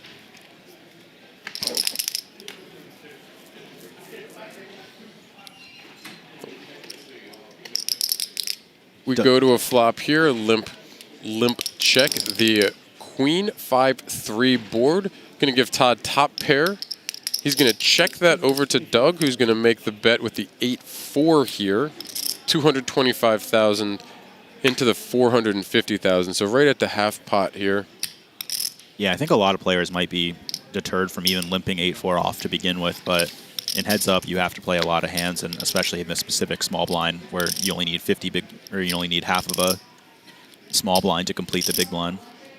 Or I guess that's always true, but you know what I mean. The king 1/3 of a big blind. Yeah, no, you were right about the half the small blind with the way you said it. It is the 1/3 of a big blind instead of a half a big blind. King of Hearts in the turn, no change here. 4 of Hearts on the river gives Doug a pair of 4s. So a little bit of showdown value if he thinks that Todd may have been calling on some kind of draw. Queen. But the Queen is going to be good for Todd, going to bring in the chips, and that should swing Todd right back into the chip lead here at 11.6 million. Still very close, just a couple big blinds separating them. But Doug had gotten up to a very small lead, and now it's right back over to Todd as we continue very, very even stacked here and very deep in our heads-up match here at the Spring Poker Open Main Event Championships final table. Yeah, chip lead obviously very nice to have in heads up, given that you cannot get knocked out if you have the chip lead, but a little bit less meaningful compared to the final table stages of having a chip lead where you can put immense amount of pressure on other people trying to get pay jumps. Here, just mano-y-mano. You gotta really fight for every pot and be able to take all the chips. And as deep as we are, that couple big blinds here and there isn't going to make a huge difference. Not that you can't spin back up if we were to get into a giant hand here and have an all-in. But the chip distribution when we'd be this deep would be, 3, 4, 5 big blinds left behind versus facing someone with about 145 to 150 big blinds. Right. We're going to see the open from Todd with the 5-4 on the button. Doug with the 3-bet with the Queen-10 offsuit. And that's kind of the first, one of the first spicy 3-bets we've seen here in this heads-up match. One of the first non-ace, correct? Yeah, we might have seen something else prior. Actually, no, I think the Queen-9 suited was 3-handed still. We're going to go to a flop. Todd's going to make the call here. Yeah, 5-4 off is he's taking a stand here. Queen 8-7, 2 clubs. Pair of queens for Doug. Has the 10 of clubs in hand as well. So some backdoor straight, backdoor flush, including backdoor straight flush possibilities. Todd with the 5 high has a gut shot to the 6. That's 750,000. And is going to be facing 775, excuse me. a bet of 775,000 here.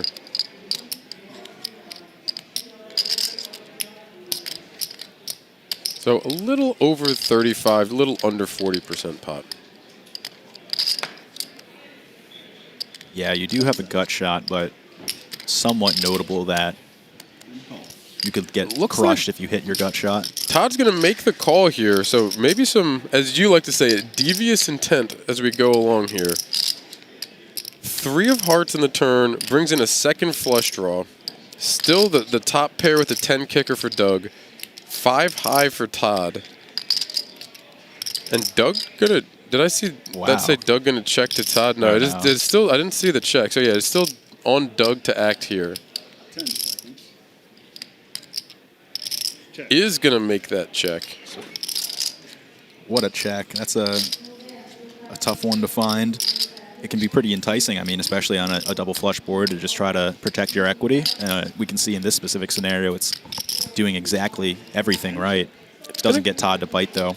It's going to go check, check. 4 of diamonds on the river gives Todd some showdown value with the 4 if he thinks that Doug might be doing this with, you know, any kind of ace, ace-10, ace-5, whatever we may be looking at. So after having checked the turn, Doug reaching for chips here. It looks like a sizable bet here. Yeah, you grab chips immediately. I wonder how Todd's going to read into that. 1.6 million in chips. 1.65 million in chips. So we're looking about 45% or so of the pot. Yeah, not a huge bet by any stretch. Todd, assuming he's asking the question of how often does he check back the queen there on the turn, and he decides he could do that. It's going to make the fold, and now Doug up to 12.8, almost 12.9 million in chips, and gets that little bit of separation here. Yeah, still 65, 70 big blinds deep-ish. 150 free button.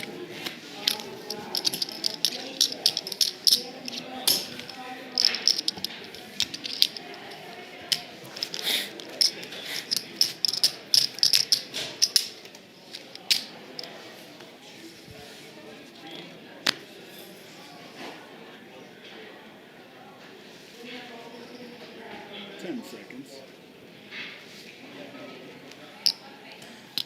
We did have a shout out for Lash in the box in the chat. That is Lash in the box. We get a raise from Doug with the 10-3 here. Todd not defending the Jack 4. We've seen the Robbie get into the mix a few times throughout the week, but not in this instance.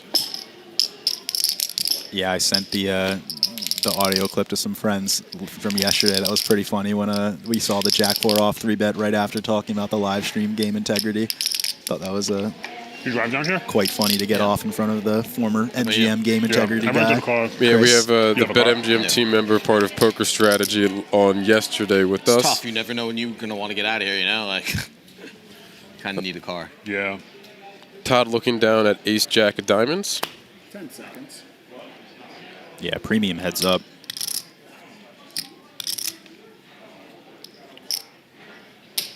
Raise to 350,000.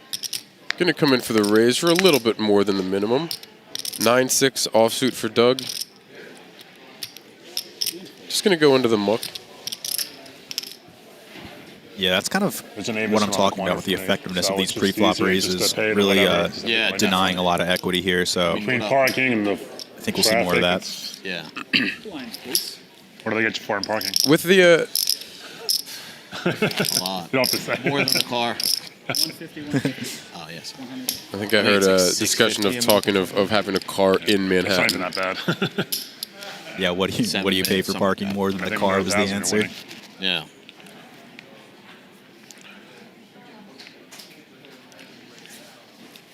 And Doug with a 10-9 here. 10 seconds. I like having the shot clock going here. It's going to continue as we go, but it keeps this action pretty quick. We haven't had a whole lot of large collisions. We did just have the 3-bet pot where Todd defended. We haven't had too many real opportunities for very, very large pots. Yeah, and I think that's also just an effect of not seeing a lot of those 3-bets here. People, or both these players, are pretty comfortable playing deep post-flop, and that's what they've been doing.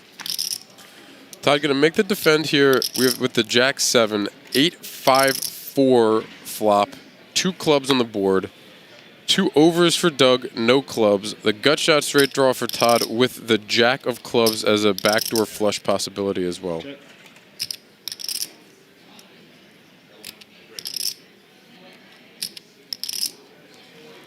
And check. Doug going to make the check back, 8 of spades on the turn. It's a good time for Todd to potentially take the betting initiative here. Yeah, try to protect a pair of 5s, pair of 4s. We're going to see that. Get called by some ace-highs. 275,000 from Todd here. Yeah, we can see here, though, it's a pure bluff with actually the best hand, but always nice to clear out equity regardless and not get bluffed on the river. Certainly. Nice little chip back up, and you can climb back a little bit closer to Doug Klevitz's 12.4 million chip stack.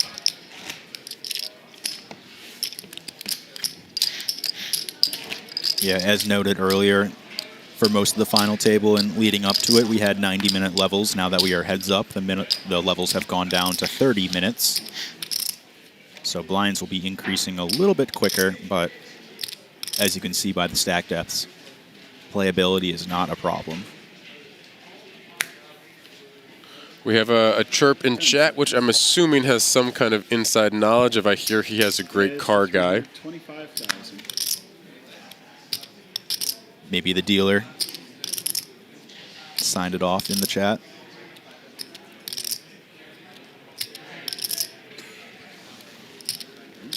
Lash, I believe, is from Vegas, so I don't believe Lash is the car guy in Manhattan Did you that say we're good looking fold? for. I didn't say anything. But he said good fold. I said a lot of things in the box. That's not. I've sung Eminem. You did that yesterday. Yep. But that was out of the box, I think, right? As I was coming in. Yeah, as you were coming in. It's like your entrance song. The intro song, yeah. I'll take it. 10-6 of clubs here for Doug.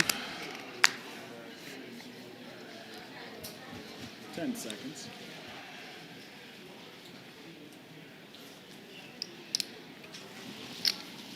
Raise to 350,000. We see the raise from Doug here.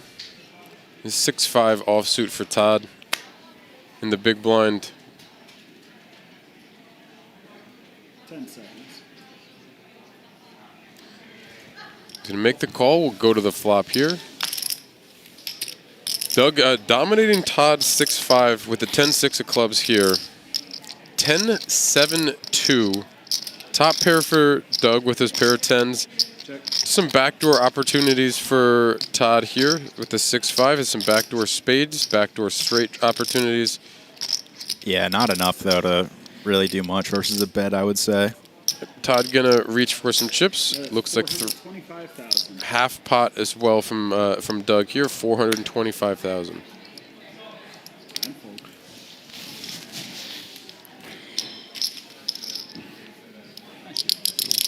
A little bit more heading over the way of Doug Klevitz.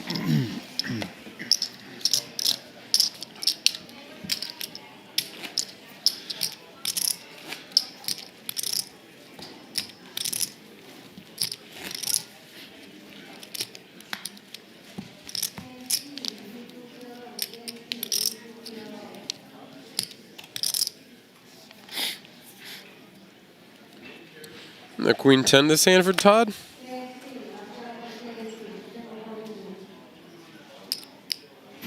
Raise to 350,000. Going to come in for the 350,000, which looks like that these two gentlemen are finding to be their standard open size here. King 9 offsuit for Doug. We've seen a couple 3-bets. We saw the Queen 10 turned into a 3-bet. Just going to be a call here from Doug. I wouldn't say too far off of him potentially coming in for 3-bets, though. Yeah, maybe King 10, King Jack more likely. Jack 8, 5, flop, 2 spades. No pair for either. Both with plenty of backdoor. Todd with the gut shot straight draw and the higher spade in hand. And the pre-flop aggression. Yeah, Todd's got a pretty hand to start barreling with. That's 275,000. We're going to see 275 here from Todd.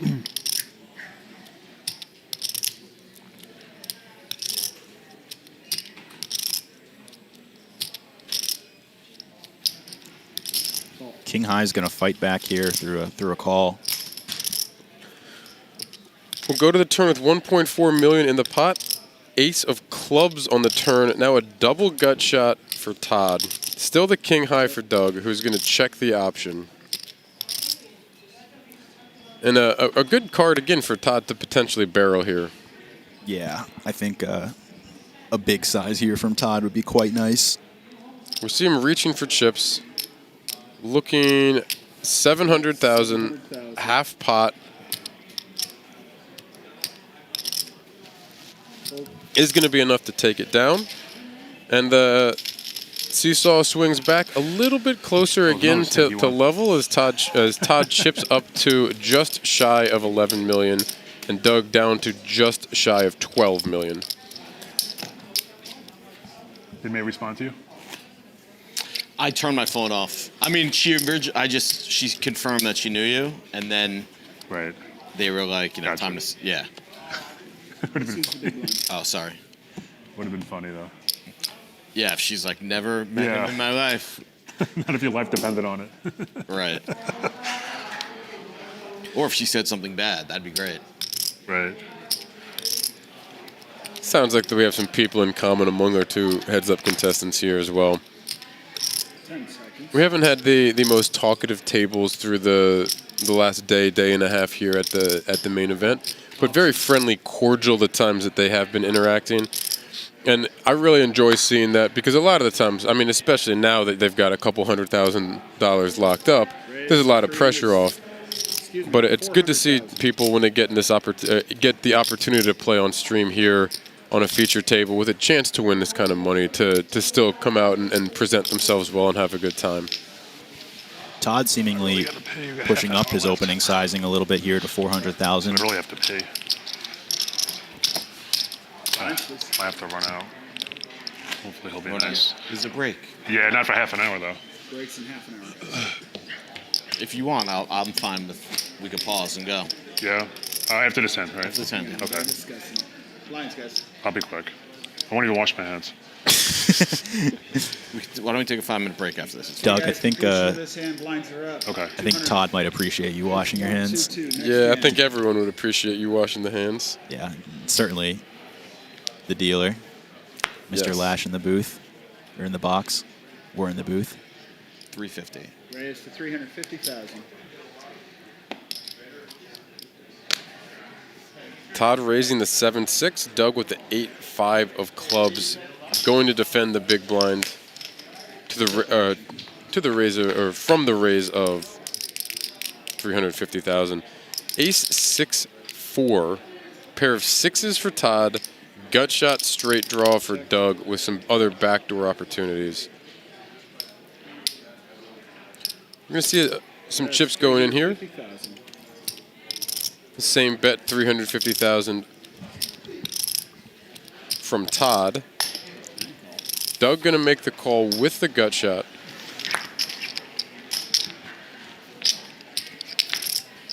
Queen of hearts in the turn, no improvement, no additional outs for Doug. Doug gonna need a 7 or an 8. 7 would be the action card here if we were to get one on the river. If we get to the river. Yeah, I think we'll definitely see a river here. Todd probably not going to value bet his middling 6. Does check back the 6. Ace of hearts on the river. Now that 6 looks a lot better here. Yeah, maybe not enough to value bet itself, but I think it's good enough to potentially call a river bluff, which Doug decides to go with.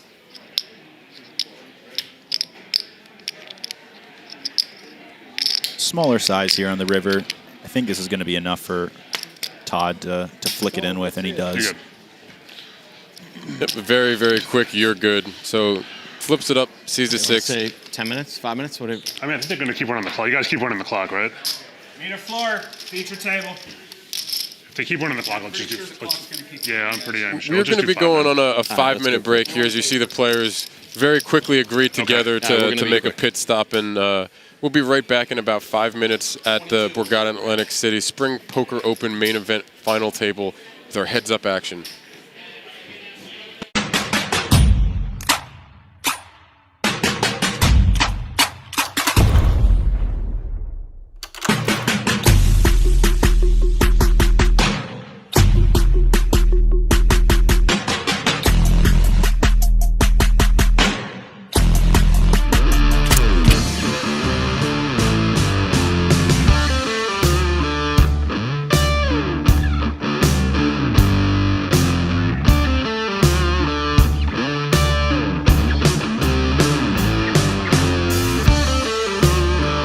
All right, everyone, the button has been drawn to seat 5. Dealers, shuffle up and deal.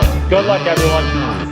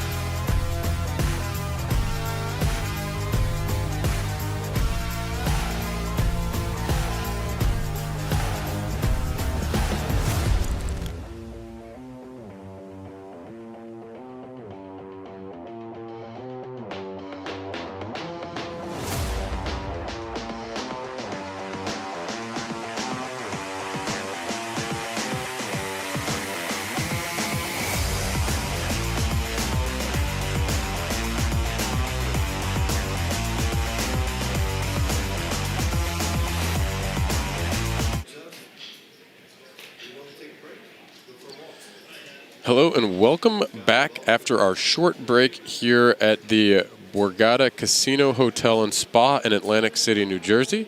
We'll be returning to action in just a moment here at the Spring Poker Open Championship, the main event heads-up match, $2,700 buy-in. We had 572 entrants, prize pool just shy of $1.4 million. We're down to our last two contestants here. Our blinds will be going up to a 100,000 chip small blind, 200,000 chip big blind, and 200,000 chip big blind ante.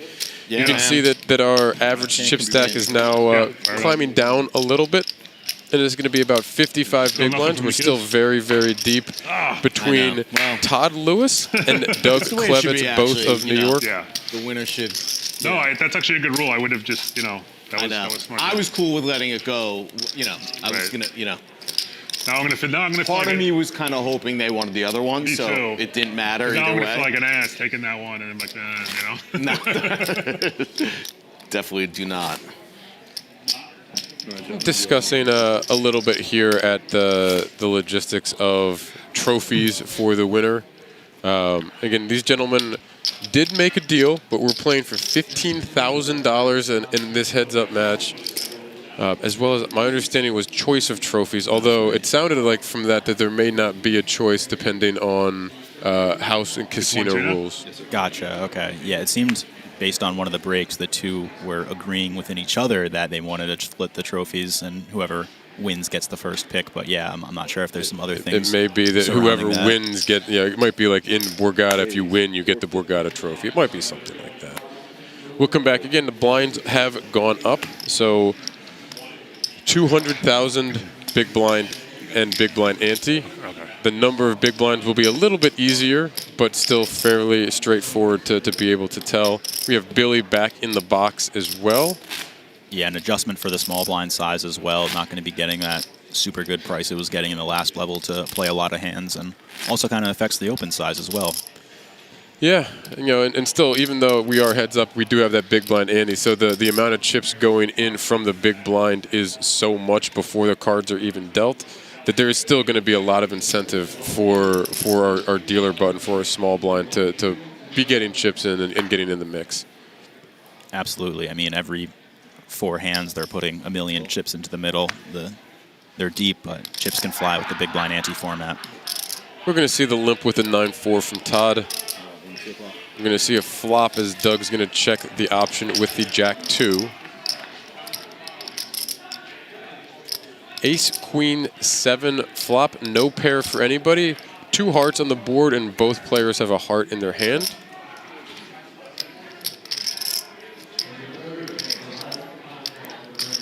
We're going to get 225 is the bet from Todd. Could be enough to take it down. A board that Todd's going to be betting on a lot. These 2 Broadway, especially with an ace high, you're just going to be wanting to bet all of your pairs of aces, pairs of queens.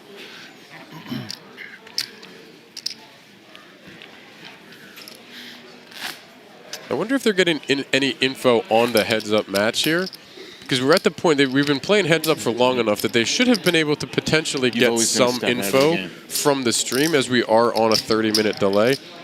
We haven't seen a whole lot of limps from the top of range. We've seen a lot of those coming in for raises. So I wonder if that'll change the dynamic from some of the post-flop play, where those higher boards might then just be a good check-raise candidate there if we're going to get the limp C-bet. Like, I could see a lot of big blind check raises being very effective. Yeah, not a lot of heads-up time, but it is pretty important that we were 3-handed for quite some time, playing very deep. So a lot of blind v blind battles that are going to play similar to heads-up.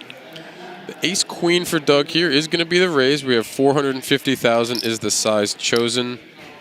Todd going to defend the big blind with a 6-5 offsuit. Both of them with a diamond and a heart. Doug obviously covering both of those suits with his ace-queen. Yeah, not what you want, but the 6-5 picking up a up and down straight draw here. 8-7-2 with the rainbow board on the flop. As mentioned, there is the open-end straight draw for Todd. Doug going to check back the ace-high, and a very tough board for the ace-queen here. 6 of clubs on the turn. going to give Todd a pair and the open-end straight draw. And a very good draw, a very good board, again, for him to take a betting lead. And we are going to see that from him here. 500,000. 500,000 is going to be the bet here. And I wouldn't be surprised to see ace-queen call one. Sort of a question how thin he might value bet here.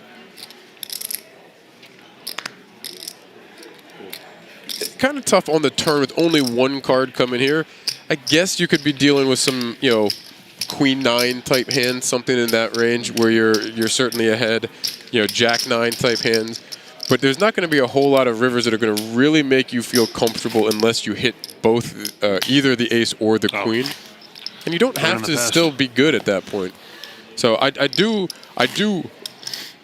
understand why we might float, but I certainly like a fold on that board texture a lot of the time, especially in this where we haven't been seeing a whole lot of out of line, and the only time we really did was the 8-7, which was a pre-flop raise from Todd.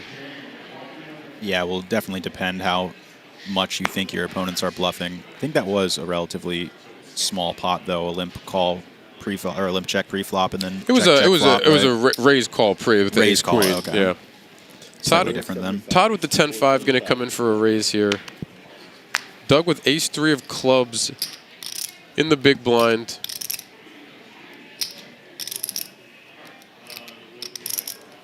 Call. Going to make a call. We're going to see a flop here. Doug with 60% favorite here with the suited ace. Queen 9-9, 2 spades. No additional pair for anyone. No spades in anyone's hand. Doug going to check to the pre-flop aggressor here for Todd. And we'll see if Todd continues off this board. Yeah, not a bad candidate to start betting. You have some of that but we have seen a number of the 9s coming in for raises. We've seen 9-8, 10-9 a few times. Jack 9 certainly could be raising here. But Todd is going to check back. 6 of spades on the turn. Not a great card for either player. But I think kind of similar to what we've seen, if we're getting these checkbacks, not a bad place for Doug to start potentially taking the betting lead. He does have the showdown value with the ace, though, is going to make the check here. Yeah, I think betting an ace here might even potentially be a value bet, just trying to get called by 1 spade type hands, but I think that is a little bit too thin as a value bet and kind of just too strong to maybe bluff with. 325 here from Todd. And kind of what you mentioned about the strength of the hand, I could really see Doug coming along here and thinking the ace high might be good with the check back. We are going to get the call, and we've seen a few 3-bets. We haven't seen too many just flats with an ace, so it could be pretty well hidden too. The 10 of clubs, though, is going to give Todd the check with picking up the pair of 10s on the river. Not a great card for Doug, though, so I don't think Todd, if we choose to go with a bet here, is going to be able to extract a huge amount from Doug, because the kinds of things that are going to raise pre-bet this turn is going to interact very well there. I was going to say, I don't think you can extract anything on that river. Just not really much value to get from anything, and he decides to check back and take down a decent pot. You see Todd swinging up to 14 million in chips, right back up to a pretty sizable chip lead here in the heads-up match. Definitely deep enough that there's a lot of playability still. What are you doing down here? But now a little bit of a gap again, as you can see. Doug just under 9 million in chips. Oh, nice. Get the slow zoom in on the trophies and cash. Oh, okay. What they're playing for. All right. So, happy anniversary. Yeah. Thank you. I believe actually a little bit more than what they're playing for. Okay. Given that these are bands of 5,000 and they happy anniversary anyway. Have agreed to play for 15,000. Yeah, the heads-up match is for 15,000. So his wife should have a good night. The cash on table is going to be certainly a little bit more than that. For your viewing pleasure. Oh, yes.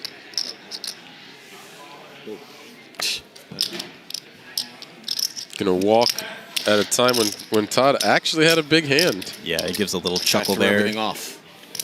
As he mucks. I said he threw everything off. Oh. It's the first time he folded, I think. Pre-flop.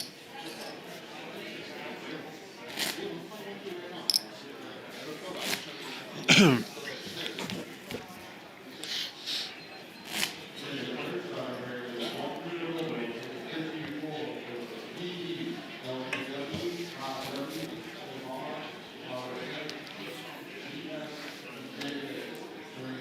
here. Todd picking up the Queen Jack on the button here.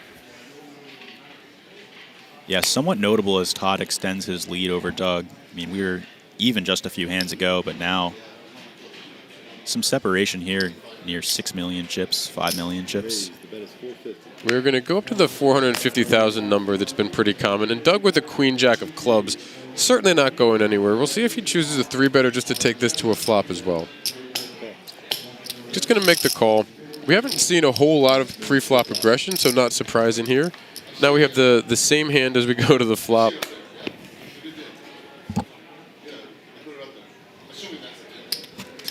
$9-2-2, 2 spades on the board. No piece for anybody. With the pre-flop raise, though, if we're going to get the c-bet here, not a bad board to do that from. No back. We have the backdoor straight for Doug with the 2 overs. No spade there. Might not be the stand that he wants to take. We'll see. Yeah, I think betting with the Queen of Spades here is really good. Defending versus it, not as much. Not as much fun.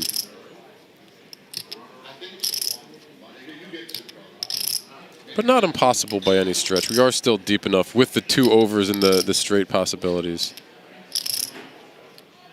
Yeah, definitely. 2 big blinds-ish bet, though. Maybe a little bit easier to continue versus... Get a time chip here, so I don't know if Doug's going to be going away. If that's going to be kind of a time chip to kind of set up future street action. He's going to make the call. We will see a turn. 10 of clubs on the turn is not quite the most action turn we could have gotten, but going to be very close. Because now both players pick up an open-end straight draw. 10 of spades would have probably been the one to get just that little bit more likely to get some heavier sizing. Yeah, this is a real decision from Todd whether or not he wants to bet this. Obviously, it seems like a very high equity hand that performs well as a bet, but if you ever get raised... You don't want to get blasted off the open-end straight draw here. Yeah. And both of them pick up the straight on the river. Oh, that's fine. Yeah, we had the same hand going in, and as played, we weren't getting away from that turn. Are all the chips getting in here with the paired board? I would think so, because there's not going to be too many 2 combinations that we're going to be concerned about here. I mean, obviously, 8s, 9s, and 10s. You know, we could have seen different things. Like we could have seen the 10s slow down. We could have seen the 8s slow down if they were from Todd's side of things. But I think we're going to get a sizable chunk. We see the lead for 1.3. Very interesting to see if Todd goes for it or just calls, because that'll tell you a little bit about his mindset. I expect he'll go all in. We'll get a call. He doesn't even have to really go all in here versus this size. I was going to think that all in makes sense versus a pot river bet. But this is a little bit over half pot. I think he has some non-all-in room to pop it up to like maybe 3 or 3.5. But if we're taking this size in, we're leaving just over a pot raise behind. A sigh. We see the side. He knows he's going to call. I don't know. I think this is real discomfort. It is. It certainly is, because we're heads up here. Yeah, but he's got the high end of this. He might not have 9-deuce offsuit in the pre-flop range for. You know, 10s and 8s could both play this hand the exact same way. Yeah. So it's not an absolute slam dunk must be ahead for Doug here. But he's got the high end of the street. I have a very, very tough time picturing a fold here. I think a lot of hands like 10-deuce suited, 9-deuce suited, 8-deuce suited can raise pre-flop as well, though. So, well, I don't think the 9-deuce. Are we really going to try and put anything in on that flop, though? Yeah, maybe. No spade, obviously. Obviously, we can see they have the same hand. That's a call. We get the call. It wasn't a happy call from Doug. We get a Queen Jack. Oh my God. Todd was very happy to see the call. The difference in Doug was reactions is not so happy telling. to make the call, and then they're both going to end up just right back where we Only started. get 5 minutes. Yeah, Doug's not even happy after making the But call. that was for us to take, though. You guys didn't stop the clock. We should get 15 minutes, right? He's gonna. We should get 15 minutes, though, right? I mean, It's gonna be when the production calls the cards over. We're gonna color these up. right, that's take a break, fine. and we'll let you know the card. It's gonna be a little more in 5 minutes, but it's not gonna be the full 15. Okay. Wow, sick one. What's that? Marveling in I mean, you the. weren't getting out of line there, but I. Yeah. Seven. We're gonna have your MGM cards and license and stuff, but that way we can have the forms filled Yeah. out for you guys. Appreciate you guys. License, do you said? License your MGM card here. That way your forms are filled out for her. Just getting some of the housekeeping out of the way here. There's going to be tax implications for this win. Both players will get a W2G. Thank you. And I think you're very happy to take a W2G form and have to figure that out. Oh, absolutely. Those When you're taking home 200,000. Yeah, those only come out for the 5K plus scores. Happy to have one of those. And it's also sounded like we were going to have a color up at our next break. That it's not going to be a full 15-minute break when we get to the end of this level. Should we get to the end of this level? We're going to see Doug limp the 9-5 from the button here. Todd with some raising chips is going to make it 500,000. The king 5, so we see the dominating hand here. Doug going to limp fold, and again, we haven't seen a huge amount of limp traps. We haven't seen a huge amount of limp raises. If we can get anyone to pick up on some of the patterns here, get a little bit of a shift and kind of lean towards that raise, that aggression side of things, and could be a very good way to pick up some of these pots. And as the blinds do go up, each of these is going to get more and more important as they play towards that 15,000. Yeah, each of these players like 8, right? leaning into the flexibility that this deep tournament provides and playing post-flop. Todd picking up ace, jack of spades on the button here.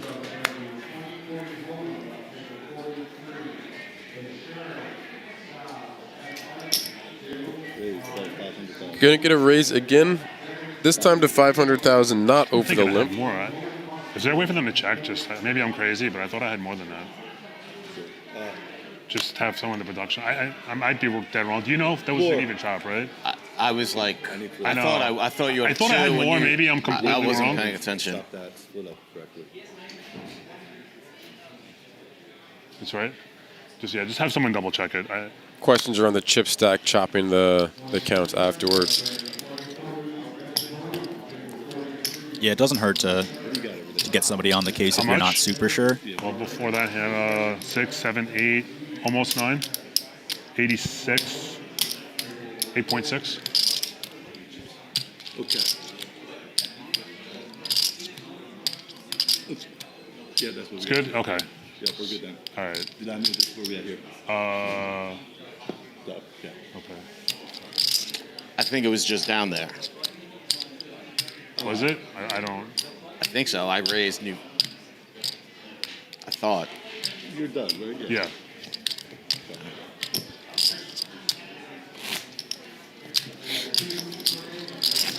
Things all sorted out now. Yeah, a little bit of confusion around chip counts, and in that the pause to make sure the button's in the right spot. But I believe we did just have Todd open, which means that the button should be good here, and then Doug first to act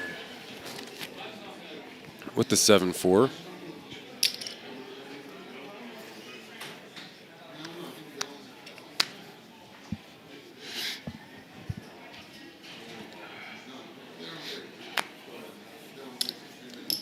Gonna limp this.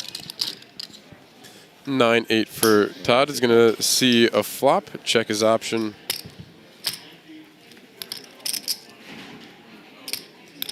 Ace, King, 7. We have a pair of 7s for Doug.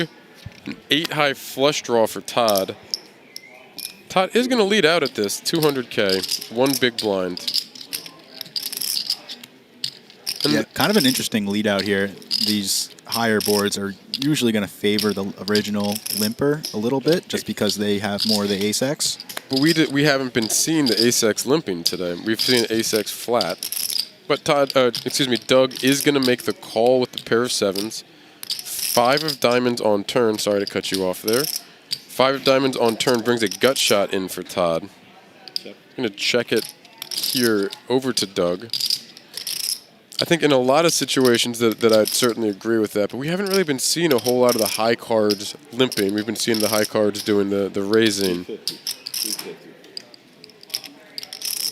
350,000 from Doug with the pair of sevens. We're going to see Todd come along here. We're going to see a river making the call with the 8 high spade draw, 2 overs to Doug's pair, and a gut shot. Yeah, pretty fearless thin value bet there from Doug. Jack of diamonds. It's kind of the exact type of card that could have hit the type of hand that might take a lead, and then call that turn, that jack of spades, the kind of the Broadway spade right there. Yeah, quick check back, and he's going to take it down. Yeah, and very, very good check back. Gets that little bit of value on the turn. And Doug trying to get the crowd going. Playing up to the friend on the rail. And again, plenty of friends at home for these two gentlemen. Pump them up. Get them fired up. Okay.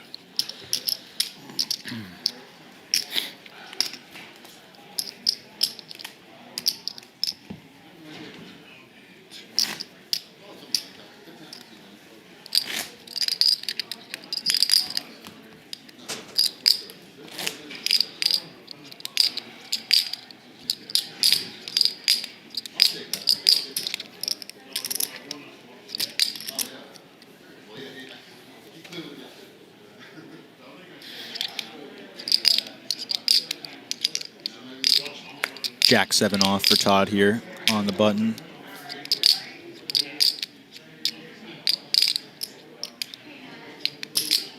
Raise, the bet is 450. Pops it up to 450. Then the standard raise size for the 200 big blind level. Jack 3 for Doug in the big blind.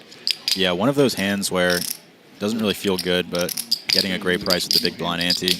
Yeah, a lot of the times you'll see a lot of these Broadways call just because you are still ahead of a huge amount of the range. You'll see a lot of the suited connectors, or even we saw 7-8, 8-9, 10-9 a few different times come in for raises. You're ahead of a decent amount of the raising range that we're getting here, but it's not a comfortable hand to play out of position. And again, we talked a little bit for two guys from New York who might not play a huge amount online. You might not get that many heads-up opportunities, so we might be looking at a time where they're looking to play from spots and hands that they're comfortable with in position or out of position. Raise, the bet is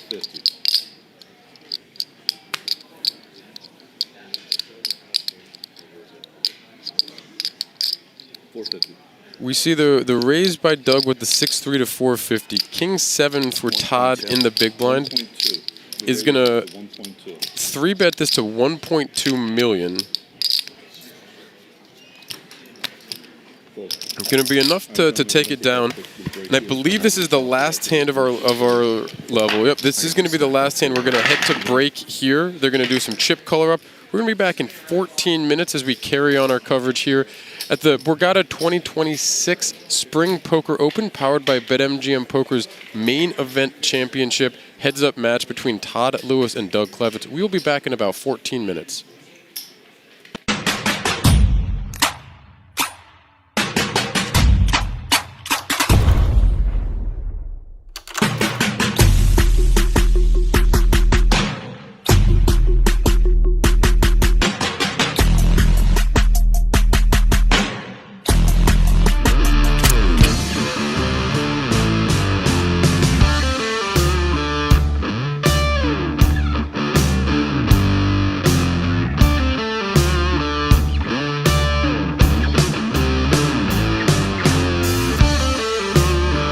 All right, everyone, the button has been drawn to seat 5. Dealers, shuffle up and deal. Good luck, everyone.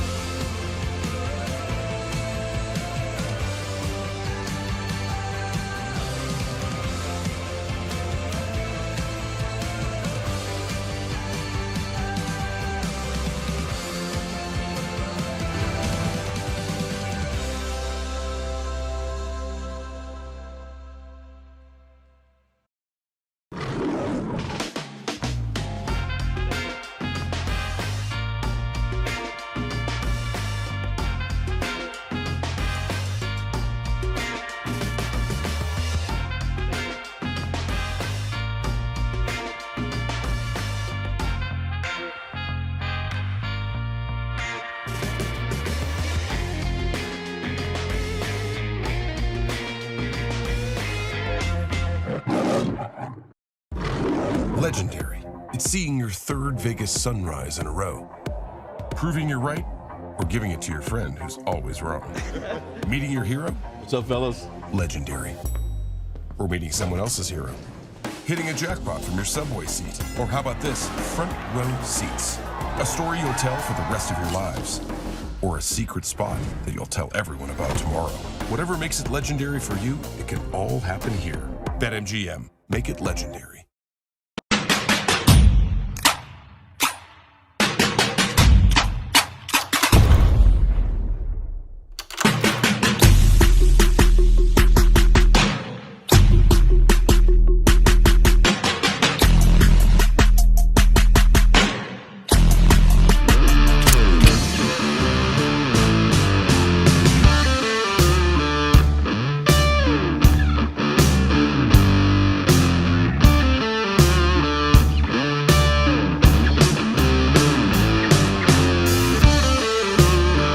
All right, everyone, the button has been drawn to seat 5. Dealers, shuffle up and deal.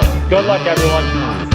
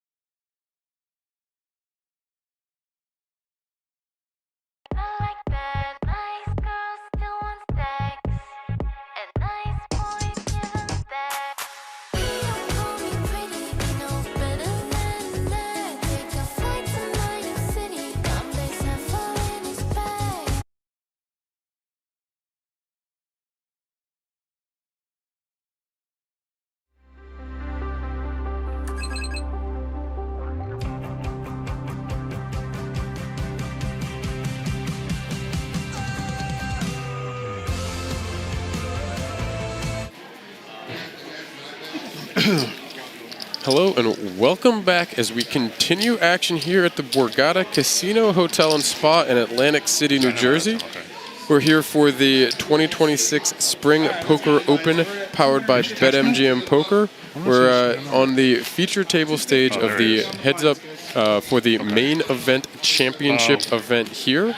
We return from break to Todd Lewis and Doug Klevitz as they continue to play for $15,000 and trophies that we see on the table here in this heads-up match at nearing the conclusion of the 2026 Spring Poker Open at the Borgata in Atlantic City. I'm Matt McNeil, Whitesmith or the Blacksmith to many people, Whitesmith the Blacksmith to some.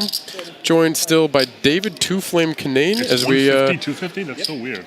Continue action here. I would say we're going to be winding down soon, but we're still very, very deep in this heads-up match, so we could be here for a while. It is heads-up, so we could be done any hand. David? Yeah. Feels like we've been three-handed at least for a super long time, and even heads-up has been operating at a similar pace, but here we have the blind levels coming up. The short stack is now at 35 big blinds, maybe a little bit more.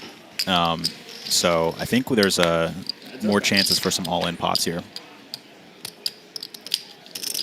We have a raise and a call here. Queen 10 for Todd, 7-5 of clubs for Doug defending the big blind. 9-7-3 flop brings a pair of sevens for Doug, some backdoor clubs and straight possibilities for him as well. Todd with 2 overs and some backdoor straight possibilities. I'm going to come in with a 600,000 chip bet on this flop here. Just a little bit under half pot. Yeah, pretty nice hand to do it with. A lot of cards that are going to give you straight draws on the turn here. A lot of overcards that you can barrel on as well. And with the pair, Doug's certainly going to make the call here. Also, plenty of cards that will add equity for his hand as well. And the 7 of diamonds is going to give him a check mark, and more than add equity, it's going to give him trips and the best hand here, should we get to showdown. Absolutely, and I wonder if Doug's thinking about a lead here. He's had a few of them, I think, throughout the three-handed portion of this final table. He chooses not to and checks it over to Todd. Kind of quickly looks at his chips, thinking about betting. Yeah, I like the check here on this specific one without any backdoor flush draw coming in, just because this is the type of hand that does like to bet that flop and is not going to give you anything for the turn lead. And there's very few things that you should need to be scared of. 4 of hearts on the river. Yeah, can still relatively comfortably rep some 9x here on the check back on the 7 pairing turn. So if he chooses to bet, that's what roughly he would be representing.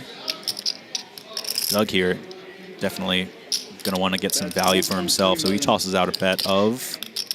We did just color up to get the new, I don't quite know, almost teal colored chips, which look to be a $500,000. Yeah, so a bet of 1.3 into about 2.4 or something. Close to half pot. We get a nice little wide angle shot here on the cash on the felt, as well as the 2 trophies. We have the classic Borgata Casino Hotel and Spa trophy, as well as the crisp BetMGM Poker trophy on the right. And these gentlemen did make a heads-up deal, so we're playing for $15,000 right now. And I believe it's a choice of trophy, but it sounded like we may have had some change in info after the fact. So we'll find out if the winner will be pretty much guaranteed the Borgata or something along those lines. Yeah, on the previous stream, we were talking about whether or not that was real cash on the table, and I think the 3 security guards sitting right outside of the final table might make it lean towards, yeah, it might be. So I've been on during the setup as people are getting prepped for these streams, as we go to a flop, an 8-4-3 flop, pair of 3s for Todd, just a jack high for Doug, and a good potential lead flop here for Todd with the bottom pair. 300,000. Is gonna make that just above 1 big blind bet. Yeah, he's been finding these a lot, which may be a little bit,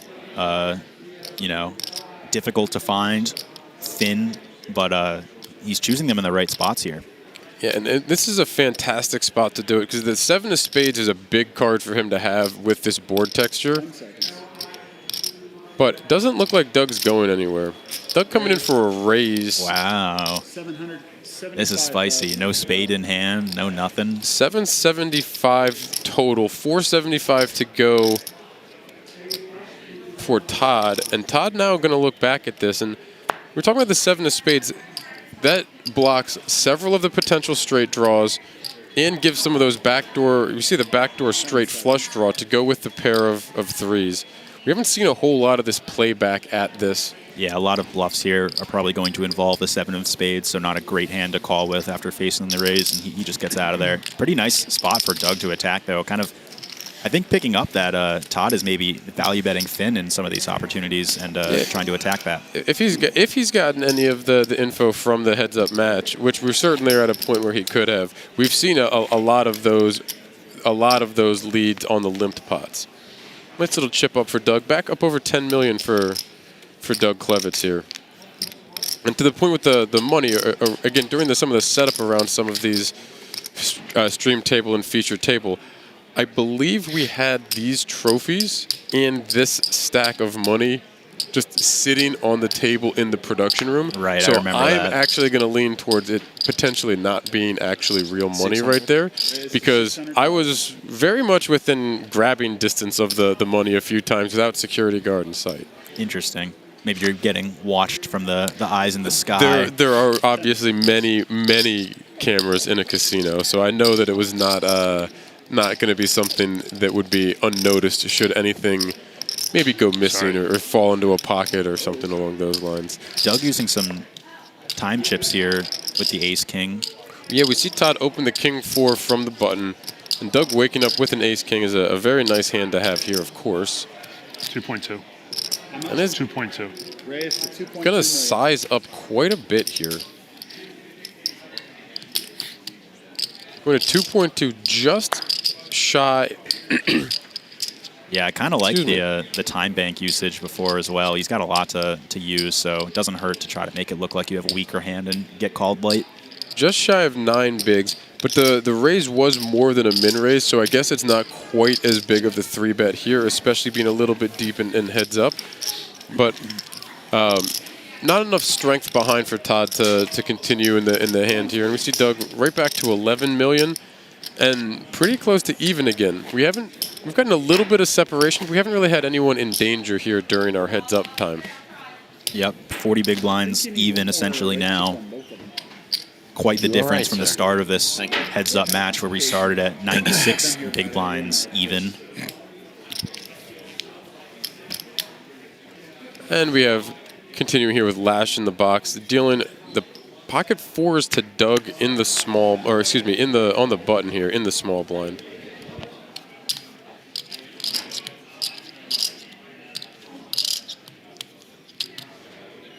Yeah, strategies are going to shift a little bit as we get a little bit shallower. I wonder how people are going to split their limping range compared with their raising range pre-flop on the button. We are going to see the raise from Doug here to 550,000, and Todd with the 7-5 going to defend here. Very standard with the big blind and the big blind ante for sure. Ace 5-8, pair of 5s for Todd, still just the 4s for Doug. Some backdoor straight opportunities for both of them. 8 of hearts on the turn makes the 5 look a little bit better for Todd now. Yeah, maybe probably not enough to go for value itself, but Doug's going to toss out a bet himself, feeling comfortable about pocket 4s.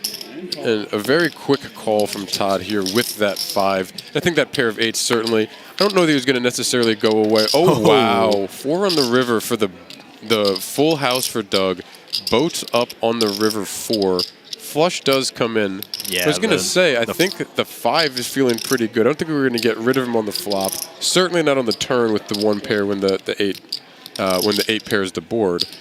But now we see quite a bit of a change in the setup for this hand as Doug has had a full house on the river here. Yeah, I was going to say, I think this 5 is probably not feeling too good on the river after the flush completer as well. Kind of a spot where if you face a big bet like this, you want to at least have a club in your hand. 2.2 million, full pot from Doug. Yeah, this is a pretty awkward spot. Facing the flop check back. Probably not repping an 8 or an ace as much as an 8. I would love this as like a king 5 with the king of clubs bluff. To bluff, so basically as a semi bluff, we were trying to push someone off a chop here. If you're gonna think that Todd might have a 5 as well, which obviously we see he does. And I can understand how, again, that king high with the king of clubs might turn this into the bluff.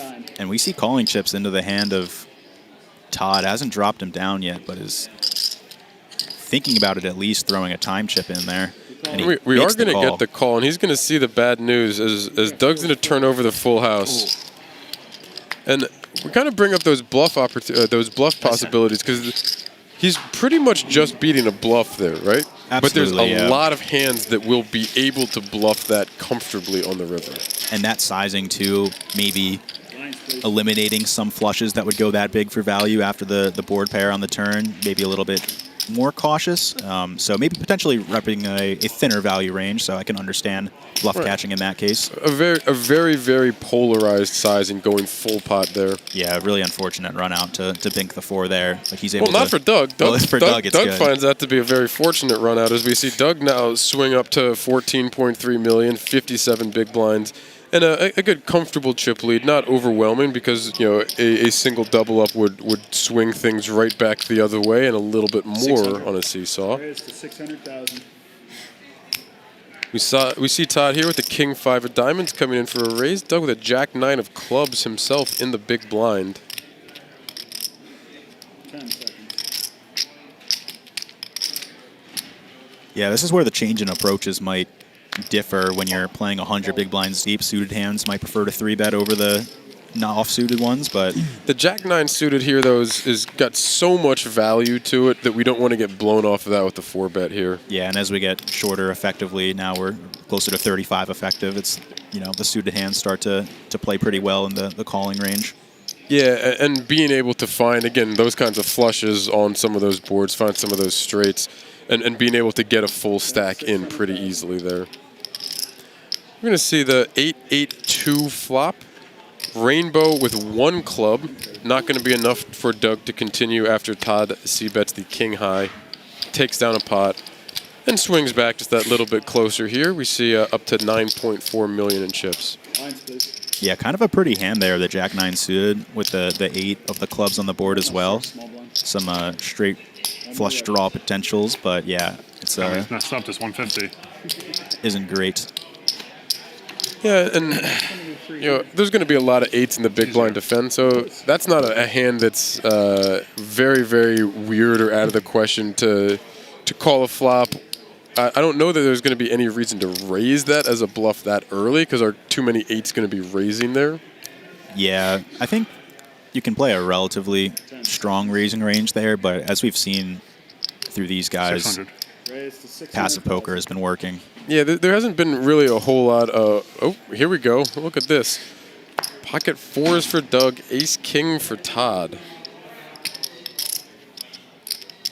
10 seconds.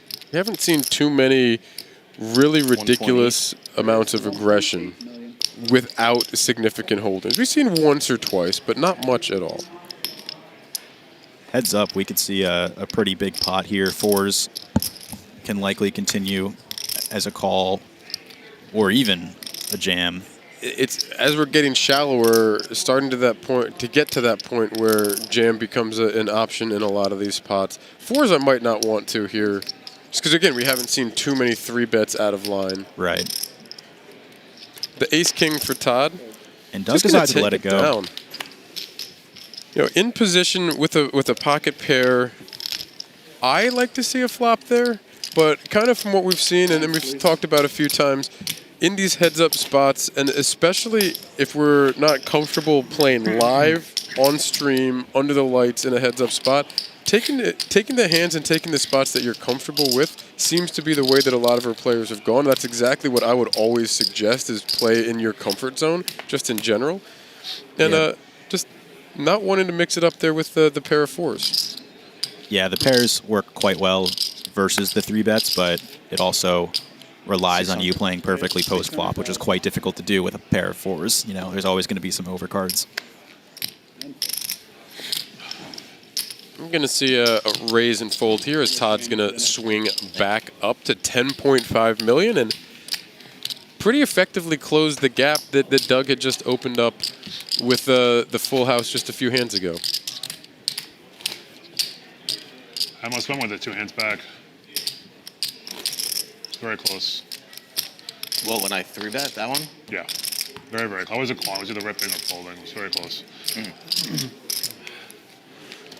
We see him talking about it here, saying that he didn't want to call and take that to a flop. And we're at that range where the rip wouldn't have been way, way out of line. And if he's in the rip fold, I do kind of lean towards the 4s and maybe even 5s on the fold side of things, if that's going to be the only 2 decisions he's looking at there. We're going to see Doug limp the Jack-3 offsuit. Todd going to check the option with the 8-2 off. And we'll take another flop. Heads up action.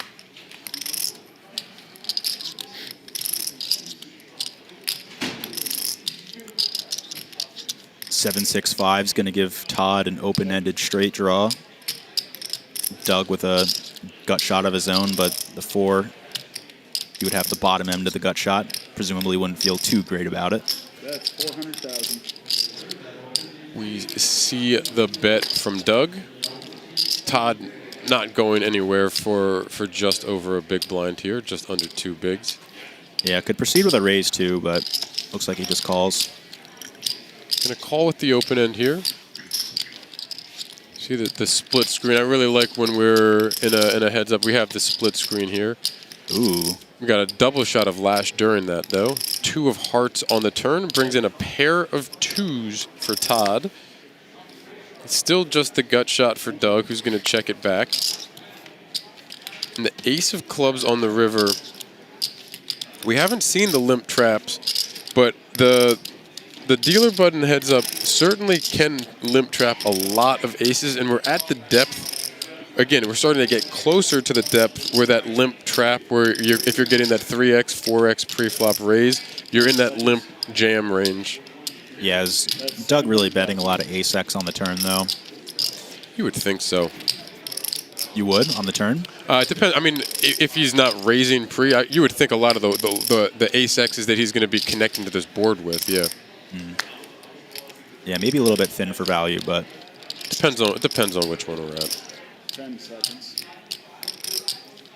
700K here from Todd with the deuces. Yeah, not sure what that is. If it's a value bet or a bluff. Could be a little bit of both. And I think Doug is thinking about attacking here after seeing these small bets with that's some raising chips multiple times. Yeah, that's some raising chips. That's going to be a 1.9 million, I believe. I really like this. It seems Doug is starting to pick up on some things that have been happening throughout this heads-up match and adjusting his strategy. See if Todd can potentially sniff it out, but nope, he just lets it go. And understandably so. But with the dynamic of the heads-up, the ace hasn't been hitting any of the limps that we've seen so far. So if any of that info has gotten back to the table, then, again, I could see how he might have actually sniffed that out as a bluff. Yeah, it seems kind of hard, honestly, but... With the 2, of course. I mean, we can say that because we can see the cards, of course. We had a question in chat of who's the more experienced player. So in the bio sheets that both players provided, Doug said that he's been playing poker for 35 years. That's a lot of experience. And Todd Lewis has said that he's been playing poker forever. Oh, that's a lot of experience. Forever, a little longer than 35 years, but we don't quite know what that's going to be in relation for the total amount of time. Forever. So both have been playing poker for a long time. Both have had some runs at the Borgata main event within the last year. Oh, wow, this is a big flop here. We have Todd opening the ace-queen offsuit on the button. Doug with the 8-7 of spades defending the big blind. And we have an ace-10-9 with 2 spades on the flop. Todd Yeah. also having the queen of spades in hand is going to c-bet this 600,000 into the 1.5 million chip pot. I feel like we've had a lot of scenarios where fireworks are possible, but given that these players are choosing passive lines, it's not guaranteed that the money gets in here despite super high equity hands. Yeah, you see it's a 50-50 right now. And it looks like Doug just going for the call here. We're going to see a turn, and the three of spades on the turn is one of those we are going to see fireworks here. It's just going to be a matter of how much. Doug currently with the 8-high made flush, Todd with a pair of aces, and a queen-high flush draw with the backdoor draw, the draw to the backdoor spades. We've got 2.7 million in the pot. It looks like Doug going to take the lead here. You mentioned Doug going for the leads a little bit already. 1.4 million. Going for about a a half big size. pot, just above half pot. Yeah, I thought I heard 2.4. 1.4 million from Doug. Kind of an awkward size here for Todd. It's going to leave him, it's going to put 5.5 in the pot should he make the call and leave him with 6.2 behind if we just play call here. Yeah, I'm not sure if this is a spot that you want to raise with, although it is nice having the queen of spades to block some flushes you get called by. If you're really just trying to get called by worse ace-x, it seems a little bit thin. He's counting out a lot of chips, though. And we do get the all-in snap call from Doug Klevitz. Todd Lewis is going to be all in and at risk with the ace-queen, not drawing dead, drawing to a spade. Doug Klevitz in front and needs to dodge any spade to take home the title. King of spades on the river. Oh, wow. And wow, we're going to continue here. Todd picking up ends up being the nut flush with the ace-queen off, the queen of spades playing. Todd doubling up to 18 million chips. Doug Klevitz so close to the title here. Yeah, what a dagger in the heart for Doug here. I mean, just getting it all in with so much equity on the turn there. Really painful to see a river like that. Made flush for Doug when it gets in. Just the flush gets that little bit counterfeited with the fourth spade on board. And now Doug in a little bit of trouble, but still just shy of 20 big blinds. So, you know, it's gonna be a very, very big hit, but not one that's gonna cripple. Yep, we see 19 big blinds for Doug Klevitz, 72 for Todd Lewis. And again, It's not 6, 7, hold on. it's not over yet. It's a huge, huge swing in favor of Todd Lewis here. But one double up, and Todd and Doug are pretty much right back where we've been dancing, in the range we've been dancing for the last hour or two. 7-6, 75. So there's. You can hear them getting the count confirmed. Yep. Doug not really 75. showing any signs of being phased at the moment, more concerned on getting his chips down correctly, or chip count correctly to keep playing. Nice hand.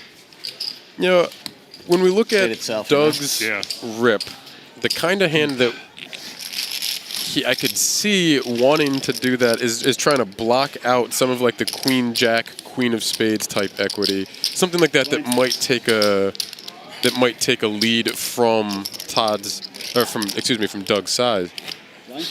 Wait, which I wanted to say that. The Doug's lead with the queen jack type of hand with one spade, doing that to take away some of the equity, potentially take down the pot right there on the turn, and still have some redraw opportunities. Yeah. Obviously, the made flush works as well. Kind of makes the jam where the type of hand that would do it, the queen of spades blocking that. Ace king with the king of spades might be a little bit more in line for that because you're allowing a few of those offsuit queen jack type hands to be involved. But it certainly worked out for him there. Yeah, certainly so. And you see an immediate all in from Doug with the king nine offsuit. Just about 20 big blinds is heads up going to come around very, very quickly with the big blind ante. So trying to be ahead of dwindling down, and enough strength here that, again, I don't think Todd, we saw it earlier with Joe Foote, getting the chips in a little bit deeper than we might normally in some cases. But I think a lot of that is going to be that big blind ante and the impact of it hitting you in this case, every other hand as opposed to every third hand before. Yeah, 10% of Doug's stack's going to go in on every big blind. 250, right? certainly no call with the 4 deuce. I imagine just a little bit of cleanup after the all-in right here as well. And just reassessing the chip counts for future hands as well, not just that hand specifically. Yep, getting the stack back right there, getting the chip counts, the number of big blinds in your head, you know, and kind of just everything back in order. It does also look like our blinds, did our blinds just go up to 150K, 250K? We came back from break to that. I think we came back from break to that. That I don't know. I think we came back. I had the 100, 200 in my mind, but that was from before the break, so I believe we did come back. This is here. new. 10 seconds. King 3 on the button here. 550. Raise to We're going to get the raise from Todd. Ace-6 from Doug, and this is again where the depth, this could very easily be played as an all-in. 10 seconds. Does not have to be. Yeah, I think shoving makes the most sense. We see the all-in, and it doesn't look like we're going to get a call from Todd, but it sounds like when we did the cleanup before that we didn't quite get the full reset on where everyone stands. So Todd getting the count here, and going to see that we're looking at just shy of 20 big blinds to make the call, and King 3 not going to. Oh yeah, no. Potentially a hand as strong as like King 5,050,000. 9-0, King 10-0, King 10-0 probably, King Jack-O. I don't think so. I think offsuit could be even, yeah, maybe King Jack. 50,000.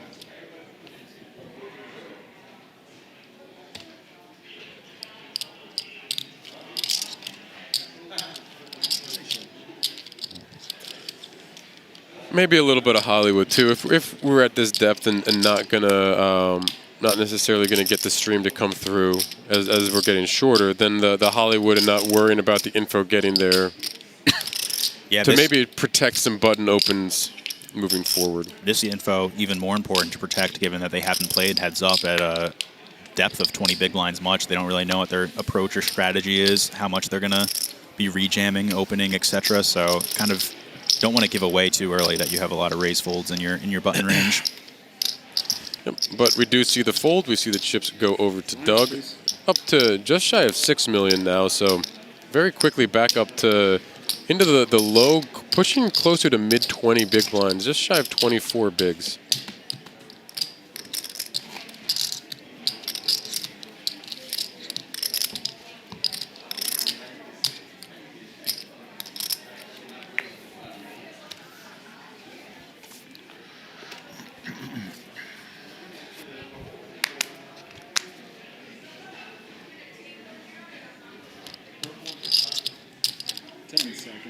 Ace-6 off again. This time a little bit over 20 big blinds. A bit too much to probably open jam. Yep, we're going to get the 550,000 chip raise size. Tied with the Jack 3 in the big blind. 10 seconds. Hold. We'll choose a different spot. There's Doug back up over 6 million in chips, and you know, at this depth, again, big blind ante, it's gonna be fairly quick and fairly significant swings if someone's able to pick up 2 or 3 hands in a row, like we've seen from Doug here. Yeah, and visually, just looking at the chips, it might seem like Doug is our chip leader just because the sheer volume of chips, but that belongs to Todd on the left. Yeah, those 500,000 chips that we see on the top there, that's the key number. Those are the key chips to have in front of them. The 9-6 for Todd here. 600. Raise to 600,000. Gonna come in for the raise here to 600,000.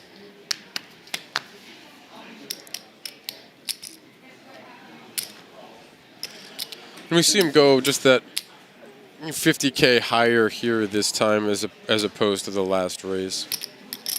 5-4 from Doug is going to go into the muck.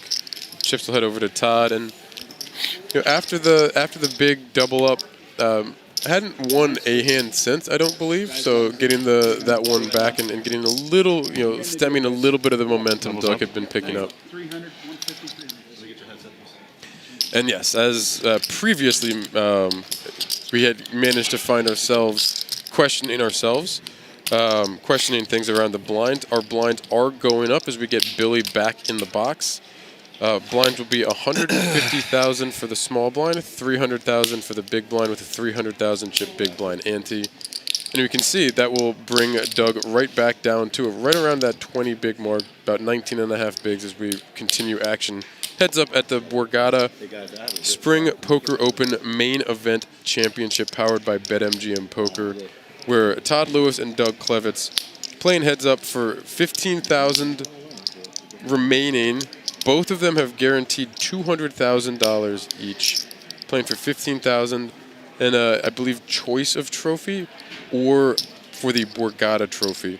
We'll find that out. Again, trying to get that confirmed.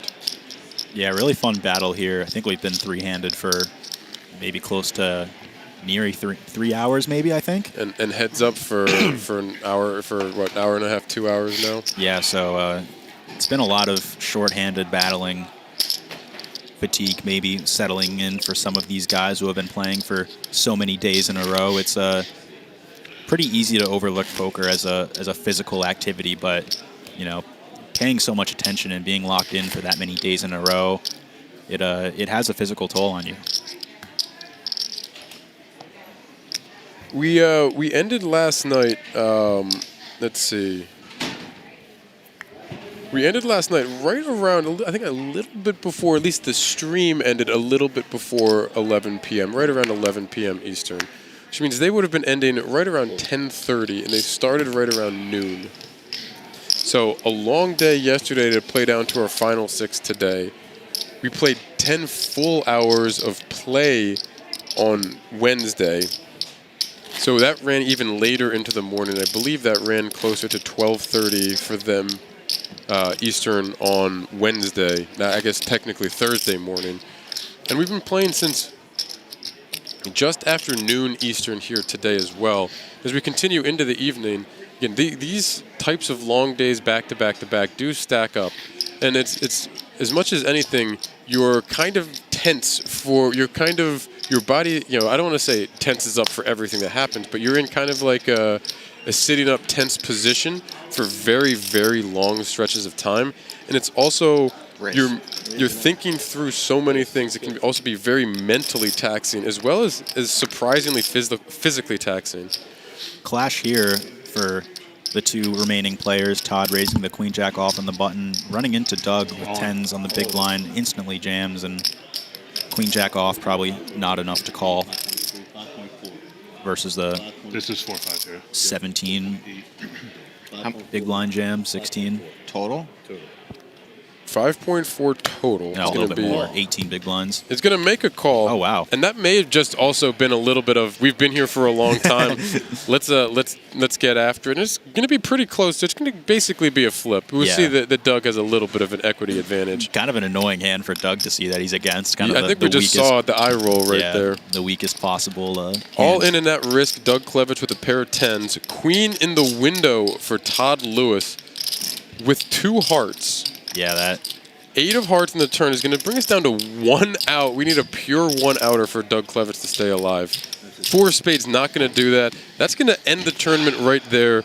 Todd Lewis. Yeah, really great, man. We have a champion.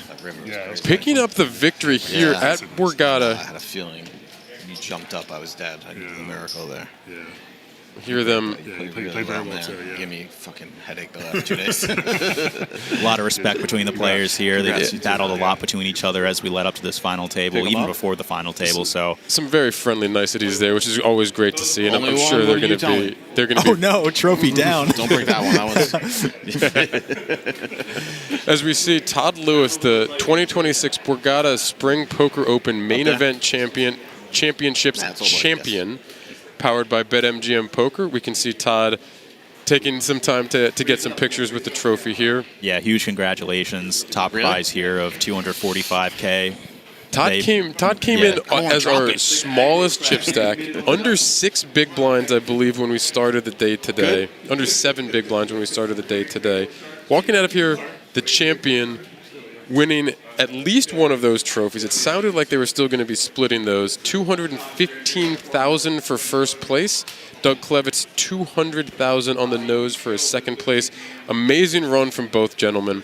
Got a chance to see a lot of good poker from them over the course of the week, and congratulations to both of them, and for all the friends and family of them in the chat or here in Atlantic City. Congrats to everybody, and I hope everybody enjoyed the stream, enjoyed the action throughout the week. This will wrap up the stream coverage of the tournaments here during the 2026 Borgata Spring Poker Open, powered by BetMGM Poker. I'm Matt McNeil, Whitesmith, or the Blacksmith, joined by David at Two Flame Canane. We will be likely back for the Summer Poker Open. Join us, I believe, in August. But in the meantime, everybody, good luck on the felt, and congrats again to all the winners throughout the last couple weeks on stream. And today, Todd Lewis, congrats for taking down the main event championship here in Atlantic City, New Jersey. Yeah, very fun battle to witness between Todd and Doug. Good job to Todd. Congratulations. You are champion of the Spring Poker Open. Take care. Be well.